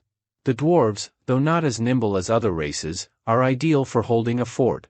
Meanwhile, the elves summon creatures wreak havoc on the enemy ranks, causing further chaos. Karis orders his mages to cast countermeasures against the fire monsters, but they find their mana flow disrupted, rendering their magic ineffective. They are puzzled by the enemy's magical interference, unable to understand how their foes are so skilled. The interference is, of course, caused by Rifen, who, despite lacking mana, is an expert in magic. Cirrus also contributes to the chaos, using her wind spirit to disrupt the battlefield. Her terrorizing presence earns her the nickname Owl Witch among the enemy forces. As the tide of battle turns, Karis has no choice but to retreat. Prince Yil declares victory, and his army erupts in deafening cheers, celebrating an incredible triumph. An army of 3,000 defeated an enemy 4 times its size in a war later known as the Battle of Len by historians, ending in Prince Yil's victory. After the battle, the prince journeyed to Hendrik County, where he was warmly welcomed by citizens who called him the true king. Prince Yil, however, was annoyed, as just the day before, the people had been supporting Karis. His adjutant informs him that Prince Karis is in Croton, preparing for another battle. The good news is that several nobles have sworn loyalty to Yil. The prince smiles, calling them snakes, the perfect description for them. Despite the victory, some nobles remain neutral, refusing to take sides. The adjutant advises the prince to win over the neutral nobles, urging him to convince them. Yil, confused, asks why, but the old man simply stares at him, leaving him to realize that he must be a king who genuinely cares for his people. Later in Hendrik County, guards block the passage of a visitor, suspecting them to be a paladin of Se. They note the person's striking appearance, beautiful, yet towering over them with a strangely large stature. Meanwhile, San, Yil's fiancée, is doing push-ups, having already completed 32. Rifen observes, noticing that Selen can't manage 33, and suggests switching to squats to rest his arms. San, called a young saint by Yil's army for his performance in the last battle, has gained respect. Mistaken for a young girl, he's pushing himself to gain muscle. Rifen urges him to rest, but Selen refuses. They then see Kaz trying to make amends with her spirit companion, Selena, who's pouting. The elf apologizes, but Selena remains upset, having been used as a trampoline once again. Kaz tries to excuse her actions by claiming it was a matter of life and death, but Rifen teases her about Selena's anger, making Kaz dismiss it by saying the spirit's memory is as bad as a goldfish's. Suddenly, a soldier calls Rifen's attention, saying that a woman wants to see him. Confused, Rifen learns that the woman specifically asked for the saint first, though it suggested she meet with Rifen first due to his expression of confusion. In the reception room, a beautiful woman introduces herself as Christine, a paladin and a sword of Sayer. Rifen wonders if Tezen has a younger sister, but she reveals that she's searching for the priest of Fanon, Sanfil Marcus. Rifen then asks why she wants to see the young saint. As Selen bursts in, he stops mid-sentence upon seeing Christine, whose serious demeanor softens as she smiles widely and calls his name. To San's horror, Christine quickly closes the distance and clings to him, demanding to know how long he'll avoid their destined marriage. Selen vehemently denies it, but Rifen, concerned for his safety, steps in and asks Christine about her relationship with Selen. She pauses, then gives a terrifying smile, claiming they were wed in the name of the great god and destined for marriage. Later, we see Selen hurriedly packing, fear etched on his face as he urges Rifen to help him escape. No saint can withstand the overwhelming love of his fiancée. Confused, Rifen asks if they're really engaged, and San denies it angrily. Christine is from a prestigious family in the Hen Kingdom. As a child, it was foretold that she would grow into a beautiful woman, and indeed, she did. The problem arose when she grew too large, standing over 2 meters tall, around 6.5 feet. An oracle from Se then declared that she was the daughter of God, destined to be the sword of God and mother of a great warrior. She was appointed as a paladin and sent to the Vesi kingdom, where she met Selen, who, while caring for the wounded on the battlefield, became her ideal man. The daughter of God fell in love at first sight and declared the oracle had come true. When she returned to the Holy Order, the others were bewildered, especially since Selen was only 12 at the time. The order could not accept a marriage between a mid-20s woman and a boy, but the Se intervened, confirming the oracle and setting a condition: Christine must earn Selen's love. Thus began Selen's nightmare, as he straight-facedly recounts. Rifen sums up the story, stating that it's essentially a politically motivated marriage between the Holy Order and the Fanon's Holy Order, to which Selen agrees. The boy adds that Christine's obsession is extreme, she'll show up wherever he is and follow him wherever he goes. If he's being honest, he admits he joined Rifen on this journey under the guise of a pilgrimage, simply to escape her. He thought that by doing so, she might give up on him. He reveals he always wanted to get buff, but the desire intensified after meeting Christine, not to carry her, but because he thought she might lose interest if he looked more like the other guys. Rifen comments that if it's just about her height, then love is more than that. Selen clarifies that he doesn't like her just for her height, but because her personality is awful, she never listens and does whatever she wants. With fear in his voice, Selen reveals that Christine has even decided on the names of their future children and their life plans. If it's a son, she wants to name him Stein and raise him as a paladin of SE. If it's a daughter, she'll name her Ellen and make her the saintess of S. San protests, saying he's from Fanon's holy order, so he can't allow his child to become the saintess of another order. The boy admits Christine's future plan is creepy, indeed. Something suddenly clicks in his mind as he processes all the information. He asks Selen to repeat the name of the future daughter, and the boy answers Ellen. Our boy pauses to recall the name from his past life, lost in thought. His face turns pale as he recalls events from his past life and realizes that Selen is the father of Saintess Ellen. Apparently, Christine succeeded in pursuing Selen in the past. Saintess Ellen was a priestess of Se, one of the strongest 5 fighters of the continent who fought against the demon king Reinhard. She even had the power to bring the dead back to life, surpassing the abilities of the high priest Mas Elon. In the end, Melon was killed by Ellen's hand. In our hero's memories, Ellen is the terrifying woman who tormented him in his past life. Not only was she a powerful fighter, but she could also bless an army of 10,000, turning ordinary soldiers into berserk warriors. She could even empower a 3-year-old to slay a knight. What a frightening power. Rifen can't believe that the woman he curses the most is actually San's daughter. Sweat drips down our boy's face as he realizes the gravity of the situation between Christine and Selen. Ellen's overwhelming divine power wasn't natural, it was created through sorcery known as the Holy Grail Plan, which was banned by the Holy Order. This plan involved a man and a woman creating a child who would become a holy vessel. The moment the child is conceived, it absorbs the life force of both parents during its birth, sacrificing the parents' lives to create a holy grail. Rifen can't help but tell Selen the truth, that he'll die if he marries Christine, but the boy takes it as just a figure of speech. Rifen firmly believes Selen is truly the father of Saintess Ellen, and now he understands why he never heard of the kid in his past life. Despite Selen's power, he never made a name for himself. He clarifies his words to the kid, urging him not to marry her.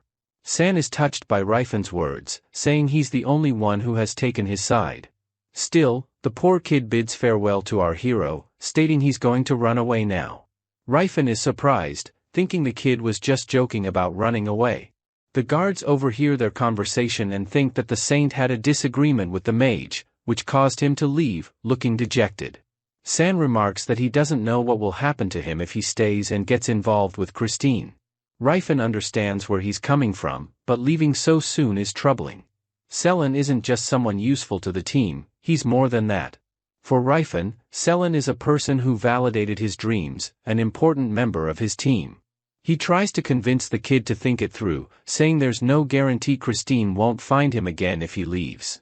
The kid turns around and looks at Rifen with sincere eyes, asking if he's going to stop the unpredictable paladin. Instead of answering, Rifen asks if San is going to leave him just like that. The whole scene starts to resemble something from a K-drama, with cherry blossoms in the background. One would think it's a romantic farewell between 2 lovers, but the people involved are both guys. The guards watching the scene have captured Rifen's exact reaction, and he thanks them silently for that. Anyway, San reveals that he doesn't really want to leave, but there's nothing he can do. He can't ask everyone to come with him, especially with the war going on. Rifen tells him to confront Christine head-on and tell her that he'll only hate her more if she keeps behaving this way. However, the kid knows it wouldn't work. If it could, he would never have left Fanon's holy order for a pilgrimage. The bittersweet atmosphere is getting overwhelming for the guards, who begin to blush. Then, a sweet voice calls for the saint. It's Christine, and she's gazing at San's luggage. She assumes he's preparing to leave with her and get married. The sweet atmosphere between our boy and San quickly evaporates. Now, the kid blames Rifen for stalling him too long, which resulted in Christine discovering his plans. Christine glares at the poor boy with predatory eyes and invites him to go home with her, to live happily ever after. She even suggests that they can have 1 son and 1 daughter. Terrified, the kid tells her to back off, emphasizing that he really doesn't want to go along with her plan. Unfortunately, Christine misinterprets this as him being shy. Rifen realizes San's words are all true, this woman doesn't listen. He intervenes in the conversation, asking why she chose Selen. Christine turns toward him and gives a simple answer: if it's with Selen, the height of their children will be balanced, her height and Selen's shorter stature. Rifen can't deny it's a pretty good reason. Christine then asks Selen if he wants to pass down his divine punishment, being short, to their children. The boy insists it's not a divine punishment to be short, he hasn't even fully grown yet. The scene has taken on a horror movie vibe as the tension rises. Christine zooms towards his face, remarking that Selen is concerned about being too short, while she worries about having grown too much. It seems that's the work of fate. She can't even imagine what would happen if those two lived together. She already feels bad for the poor boy backed into a corner. San takes it further and boldly tells his partner that she can't have his love, as he's already in love with someone else. This comes as a massive shock to the giant chick, her eyes losing their shine and becoming empty like a Lumi Zik from Hunter x Hunter. To add to the bombshell, Selen clings to Rifen, stating that he is actually dating Rifen, so he can't accept her love now. Even the boy freezes in shock at this development. Both Rifen and Christine's souls seem to leave their bodies after that declaration. The nearby guards stand in stunned silence, jaws hitting the ground. With a sour expression, Selen says that he and Rifen are connected by the red thread of fate, which technically isn't a lie. He reveals that they crossed paths due to the goddess of destiny and fated relationships. At the time, Selen wasn't thrilled about it, but he's not lying either. A deafening silence falls between the three. The soldiers start murmuring among themselves, commenting that the two do look good together, but they're confused, remembering how they were talking about breaking up earlier. Finally coming to his senses, Rifen whispers to San, asking why he had to choose him when there were other women on their team. The boy says he can't choose Cirrus, as his partner must be human, and he can't just pick anyone without pedigree. While trying to force the aura of lovers, Rifen questions how he plans to handle the consequences of his actions. The boy, at his wit's end, continues his act, declaring his love for Rifen, which Rifen reciprocates. Christine grits her teeth while processing the shocking revelation. Selen is surprised at how calmly his crazy fiancée is handling it, wondering if she has finally given up. But he quickly retracts that thought, realizing she's not at peace but instead steeling herself to confront the situation. With determination, Christine declares that true love always comes with trials. She throws caution to the wind, challenging Rifen to a duel, with the boy himself as the prize. The situation escalates quickly, and the soldiers begin expressing concern. Meanwhile, Cirrus, passing by, catches wind of the scene and decides to watch it unfold. The boy hasn't even responded yet, but Christine has already unsheathed her blade, pointing it at Rifen. She declares that if he truly loves Selen, he'll have the courage to accept the duel. The boy reasons that there's no way for a mage and a knight to have a fair fight in the first place, since mages are meant to stay in the back ranks. Unfortunately for him, Selen is desperate, and winning the fight is his only hope. He cheers on the boy, telling him to show Christine the power of their true love.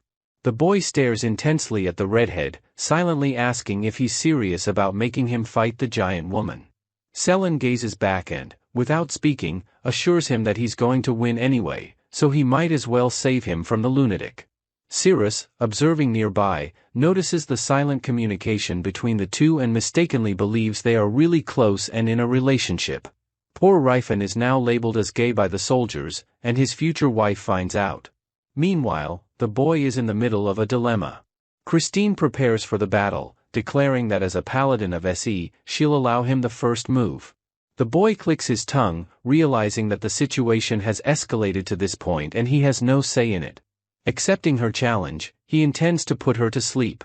Rifen begins chanting for a spell, a massive amount of energy enveloping him, clearly preparing for a powerful spell right from the start. Christine's arrogance fades as she realizes she's facing a highly advanced mage, much stronger than she expected. The boy apologizes to her in his mind, knowing he might have to hurt her but feeling there's no other choice. With that, he launches his spell, Lightning Storm. Though he deliberately reduces the force to avoid killing her, it's still enough to knock her out. However, Christine isn't caught off guard. She conjures an aura of her own, deflecting the barrage of lightning. The soldiers are shocked to witness another aura user, but one guard remarks that it's different from common aura. Christine's aura comes from the divine sword used by paladins of SE.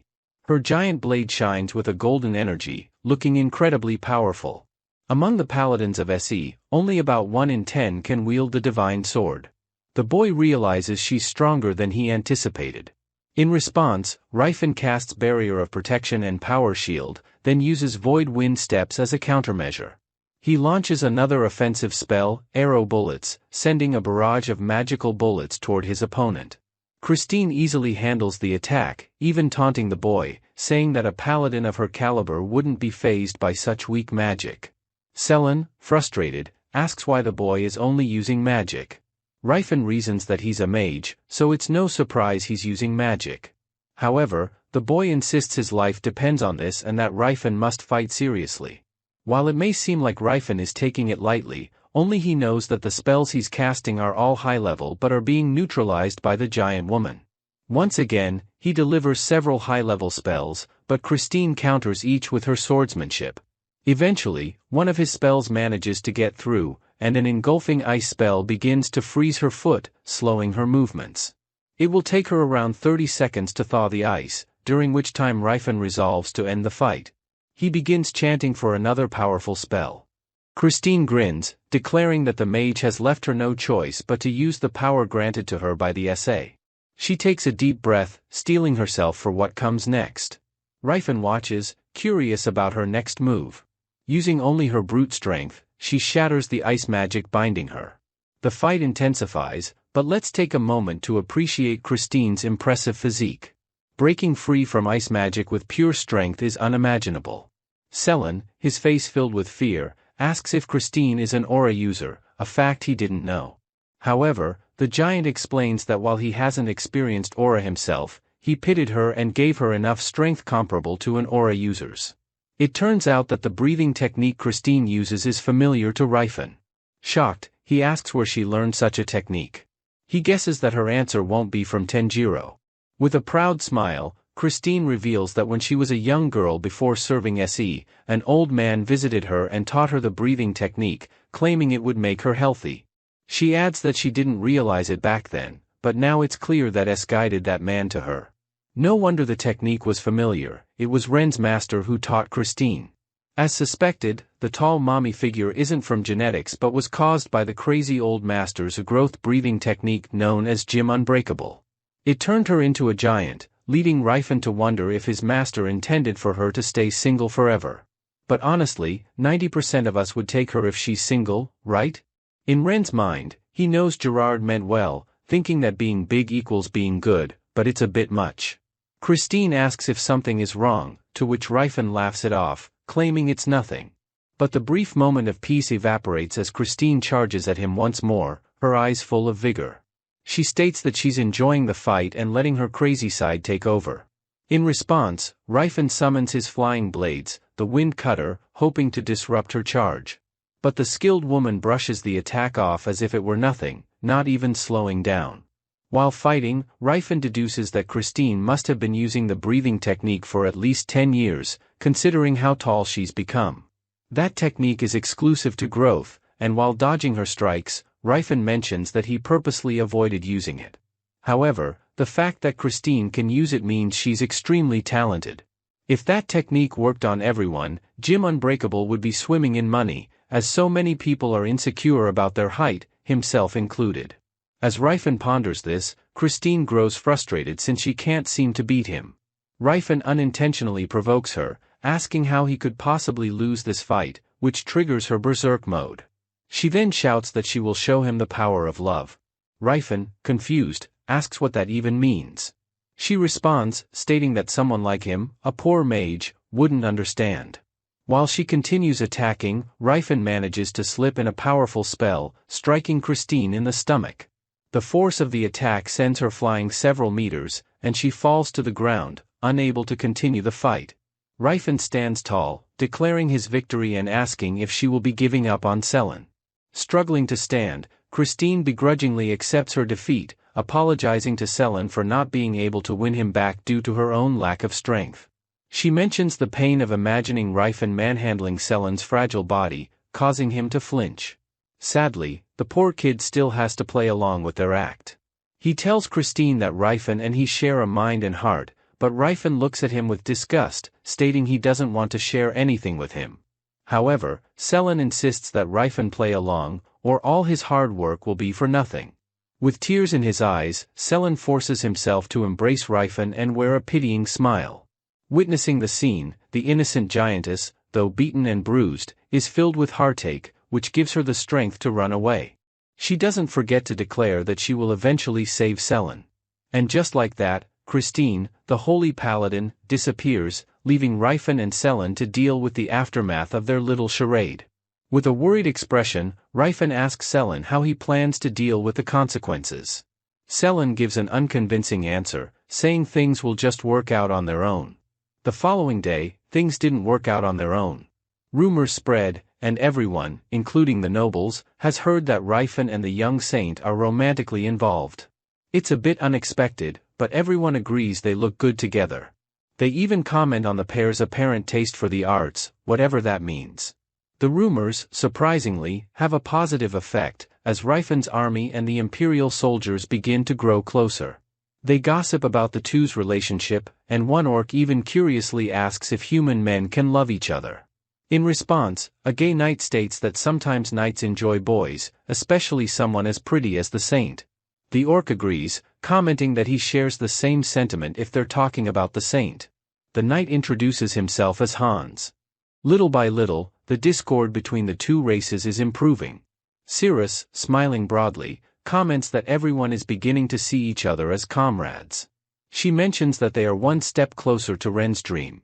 However, despite this progress, we find our hero moping in his room, surrounded by sheets. Cirrus and Selen, the culprit, are trying to get him to cheer up. Rifen, tears in his eyes, blames the boy for everything, saying it's all his fault. San simply tells him to deal with it, suggesting that nothing will change by placing blame. Cirrus then steps in, asking the sulking mage what he is so concerned about.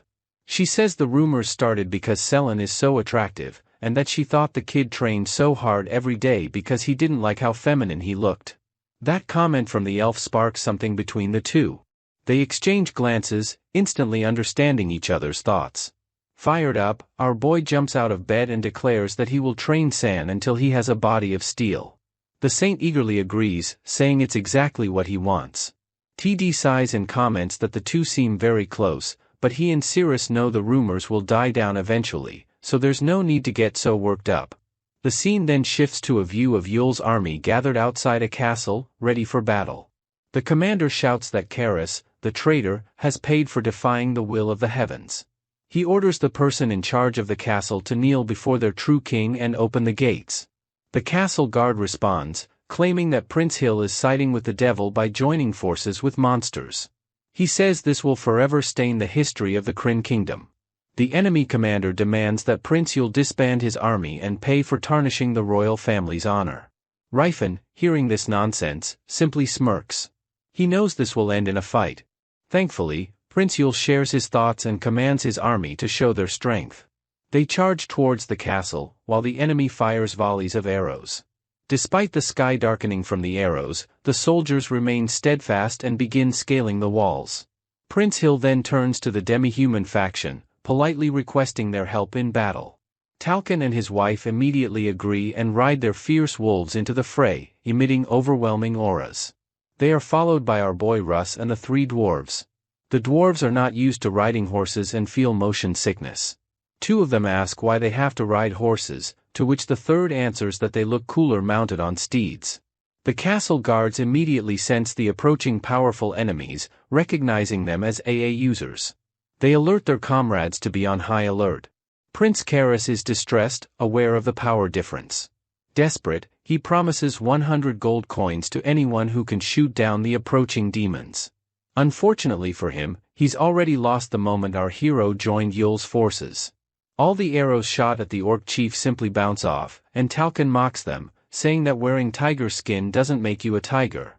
The same happens with Russ, every arrow aimed at him is effortlessly parried. Though he usually carries a harmless demeanor, right now he radiates the aura of a battle god. As they close in, the castle guards resort to throwing spears, hoping for better results than the arrows. It has no effect, as the dwarf at the front easily deflects them, calling the spears just oversized arrows. When they are in range, Russ knows it's time to go on the offensive. He unleashes High Blade, imbued with immense aura, preparing for a powerful strike. A towering aura forms around his blade, extending its reach significantly. Spyrus, the AA user knight whom Russ had defeated earlier, is stunned. He recognizes Russ's technique, it's the same as his own signature move, the gigantic blade.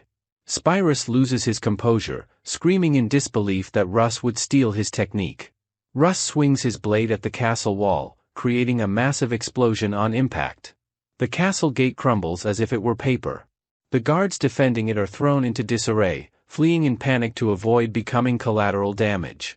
Kalson, watching the devastating attack, is fired up and praises the young knight for his skill, thinking he mustn't fall behind. He and his wolf quickly reach the top of the wall. The enemy soldiers, stunned, look up in fear as the gigantic orc chief descends upon them. Without hesitation, Kalson activates his skill, Cliff Fall, causing massive destruction. Both Kalson and Russ have murderous expressions, and any normal soldier would be paralyzed with fear seeing them as enemies. The enemy soldiers finally realize the true power of an AA user. Kalson's wife smiles in contentment, thinking that her comrades are impressive. She recalls our hero's words to them: break down the walls in the most obvious way possible, no need to engage the soldiers. She reflects that it would be embarrassing if she didn't perform as well as Russ or her husband. With that in mind, Stala activates her innate skill, enveloping her blades in her own aura. Her swords multiply and fly toward the walls, strategically placed for maximum impact. When they explode, the result is astonishing. She destroys a huge portion of the wall, possibly even more than Kalson or Russ's attacks. Spyrus and Karis are shocked by the sheer power of just one attack. Even though Spyrus is an aura user, he can't believe what he's seeing. Kalson is equally stunned, his jaw nearly hitting the floor, as he didn't know his wife was capable of such a feat. The three dwarves immediately take an interest in Stala's skill, wondering if she's well versed in architecture since her demolition skills are superb. They think it would be great if she joined them on future building demolitions. Russ, who had previously lost to her, is ecstatic, thinking, that's another technique. He believes he can learn quickly, but he figures it won't take much practice. Karsus is currently gritting his teeth, as he didn't expect this situation at all. He was aiming to avoid a siege battle. Spyrus, looking terrified, admits that he might take down a few of the enemies, but acknowledges that they stand no chance of winning. The prince reluctantly agrees, understanding that any more resistance would be futile. Suddenly, a report from one of KS's soldiers surprises everyone. He claims that Prince Hill's army is retreating. The prince is confused. The enemy seem to have won, so why are they pulling back? Then one of Yubal's commanders calls out to Karsus, saying they could have stormed the fortress but chose to retreat to avoid involving innocent lives in the war. He tells Karsus that if he truly cares for his citizens, he should raise the white flag and surrender to Yul's judgment. Karsus immediately realizes what Yul's faction is trying to do. They want to paint him as a tyrant who would sacrifice innocent lives to continue a lost war. He wonders who could have come up with such a cunning strategy. The answer is clear: Rifen. He figures that Karsus won't want to continue the battle after hearing this. Yul's attendant tells the prince to return to Viscount Zaiden's estate. They've shown the enemy the strength of their forces, so he's certain they'll surrender soon. That night, Karsus' faction holds an emergency meeting, and the expressions on everyone's faces are grim. Duke Fernando, Karsus' father, asks what the prince's next move will be, and if he has any ideas for turning the tables. Another advisor remarks that he doesn't know what tricks the enemy is using, but their power is comparable to that of an AA user. Karsus grits his teeth, unsure of where all these powerful warriors came from. They are running out of options. One even suggests abandoning the capital to prepare for the next strike, but Karsus points out that Yul already has the crown and seal. If they leave now, his coronation will be sealed. Another noble suggests seeking help from other kingdoms like Vesi or Chatten, but Karsus knows that even if they win against Yul, the kingdom will fall. Everyone falls silent, knowing the truth. They're reluctant to admit it, but they know Karsus is doomed. Karsus looks at them and understands their true intentions. They don't care about him, they just care about themselves. If he falls, they'll follow, even his father and grandfather. These selfish bastards only think of their own interests. One person lashes out, suggesting they should have simply assassinated Prince Hill, but Karsus responds that they've already tried multiple times. His father then turns to Spyrus, asking if an AA user like him could assassinate Yul. Spyrus says that despite being their enemy, Yul still carries royal blood, and as a knight, he cannot commit such an atrocity. The nobles murmur about how self-righteous Spyrus is, wanting him to do the deed, but unable to disrespect him. However, the aura user surprises everyone by agreeing with the idea of an assassination, but he suggests they target the mysterious mage instead. Spyrus believes the mage is the one pulling the strings behind Yul's powerful army. Meanwhile, Prince Hill's army has left Hendrik County and set up camp on the outskirts of the capital near Viscount Zaiden's estate. The location is ideal, flat land for the tents, yet close to the forest and river, making it perfect for a campsite. That evening, Viscount Zaiden's mansion hosts a celebration to toast those helping build the future of their kingdom. Rifen thinks events like this are crucial for maintaining harmony with neutral nobles. However, Yul is confused as to why they are celebrating when they haven't even conquered the capital yet. Rifen replies that only fools celebrate victories, wise people understand the bigger picture. Without the resources provided by these nobles and the bravery of their knights, they would never have won the battle. The nobles are flattered by his words, even though they weren't part of the attacking army. They naturally want to be commended for their contributions. Prince Hill watches with a smile on his face as Rifen speaks to the nobles. He thinks that the mage has good political sense despite being a mage himself and admits he can learn from him. Yul's attendant approaches Rifen, praising his socializing skills, especially for someone so young. On the other hand, San introduces Kalson to Viscount Halton, saying he's very well known in the province. The two immediately hit it off, conversing without any formalities. The noble is surprised that Kalson speaks and understands human language. Kalson explains that Rifen gave him a communication necklace. The foolish Viscount then makes an offensive remark, saying that Kalson's subordinates were brave, unlike most orcs. Naturally, this offends the leader of the orcs, but Kalson holds himself back from lashing out. Stala comes to his rescue, saying that bravery is inherent in all orcs. They respect warriors and despise those who are weak and cowardly, throwing a little shade at the Viscount. Kalson mutters that someone like the Viscount doesn't have the right to belittle orcs, but his wife scolds him, saying he knew something like this would happen. Rifen had warned them that humans would inevitably badmouth other races, they just need to tolerate it. It's all for the sake of saving oppressed species. Watching from a distance, Rifen thinks things are going well. They may not fully understand each other, but they're starting to acknowledge one another. In his past life, he made the mistake of trying to do everything himself, but now he'll try trusting his subjects more. Selen is doing well, too, gradually introducing different races to the humans. This time, he's introducing Kardam to another noble. The elves are doing fine on their own, as they prioritize reason, balance, and harmony.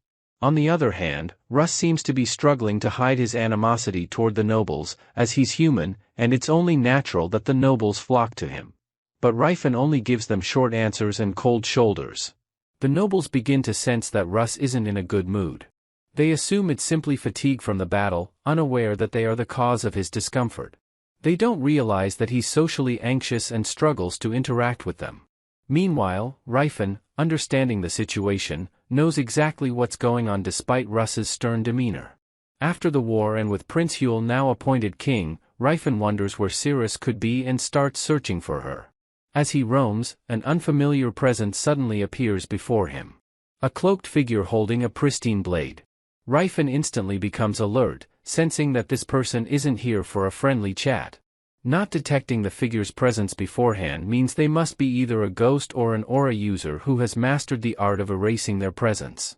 The mysterious figure turns out to be Spyrus, who apologizes to Rifen, claiming that his actions are for the future of the Kryn kingdom. Rifen recognizes him and braces for a fight as Spyrus charges.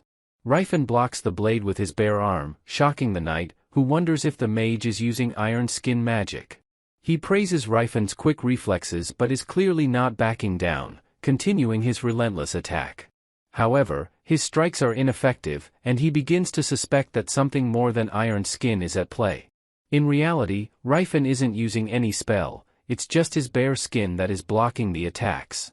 He responds with a fireball, which Spyrus deflects with his sword.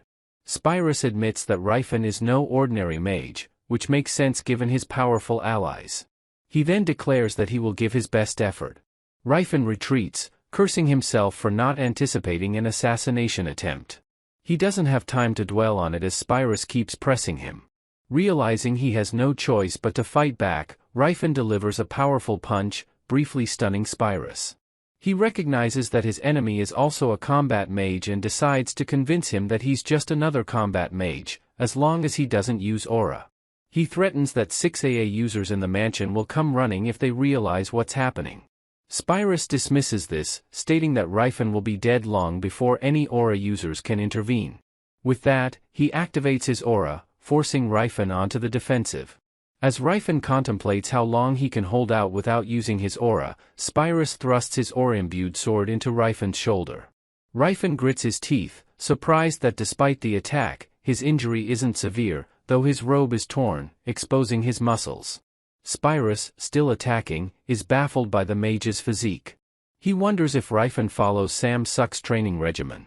The battle intensifies, with Rifen avoiding every attack, trying to counter with a spinning elbow, but Spyrus blocks it easily. Spyrus pours more power into his aura, starting to break through Rifen's defenses. Realizing that he has no choice, Rifen activates his own aura, his arm glowing golden, startling Spyrus. Rifen smirks, thinking that things never go as he plans. He acknowledges that it would be foolish to fight an aura user without using his own. Reflecting on mistakes from his past life, he declares he won't make the same ones again. Upon seeing Rifen's golden aura, Spyrus stops, asking if Rifen is Gerard's successor. He can hardly believe that the martial king's successor is a mage. Rifen responds nonchalantly that life is full of surprises, and the knight shouldn't be shocked by such developments. Despite the revelation, Spyrus isn't disheartened. He steels himself and admits that he did feel guilty about trying to assassinate a mage, but now that he knows Rifen's true identity, that guilt is gone. Rifen takes his stance and dares Spyrus to come at him, preparing for a powerful punch. The knight shivers, but he knows he can't back down. Spyrus uses his signature skill, Gigantic Blade, destroying part of the ceiling as he swings. Rifen charges toward him, and they clash, creating an explosive impact. As the dust settles, the two leap apart. Spyrus comments on Rifen's foolishness for revealing his true strength, but Rifen counters that the knight is the one who started this conflict. Spyrus vows to eliminate every member of Prince Huel's faction.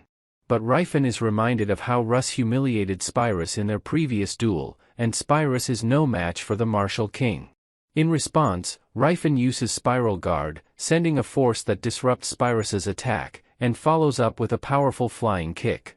The blow sends Spyrus flying into the air, and the destructive battle causes panic among the onlookers. The soldiers, startled, wonder what is going on. Rifen grabs Spyrus and slams him into the ground with a mighty throw, smashing him into a wall. The knight crashes into the wall, barely conscious, as Rifen walks away, victorious. Spyrus, realizing the failure of the assassination attempt, mourns that he is the last aura user on Kar's side, and his death would mean their defeat. Rifen, however, is not finished yet. He falls from the sky and delivers the final blow, stomping on Spyrus with such force that it sends boulders flying. The devastating attack seems to seal Spyrus's fate, and it's clear he won't survive. As Rifen walks away, the soldiers in the area are awestruck by the golden aura surrounding him. They recognize it as Gerard's light, and they remember the rumors of the martial king. Thank you for watching. If you enjoyed this recap, don't forget to give it a thumbs up and subscribe to the channel for more Manhwa recaps every week. Hit that bell icon so you never miss the latest chapters and stories from your favorite Manhwa series.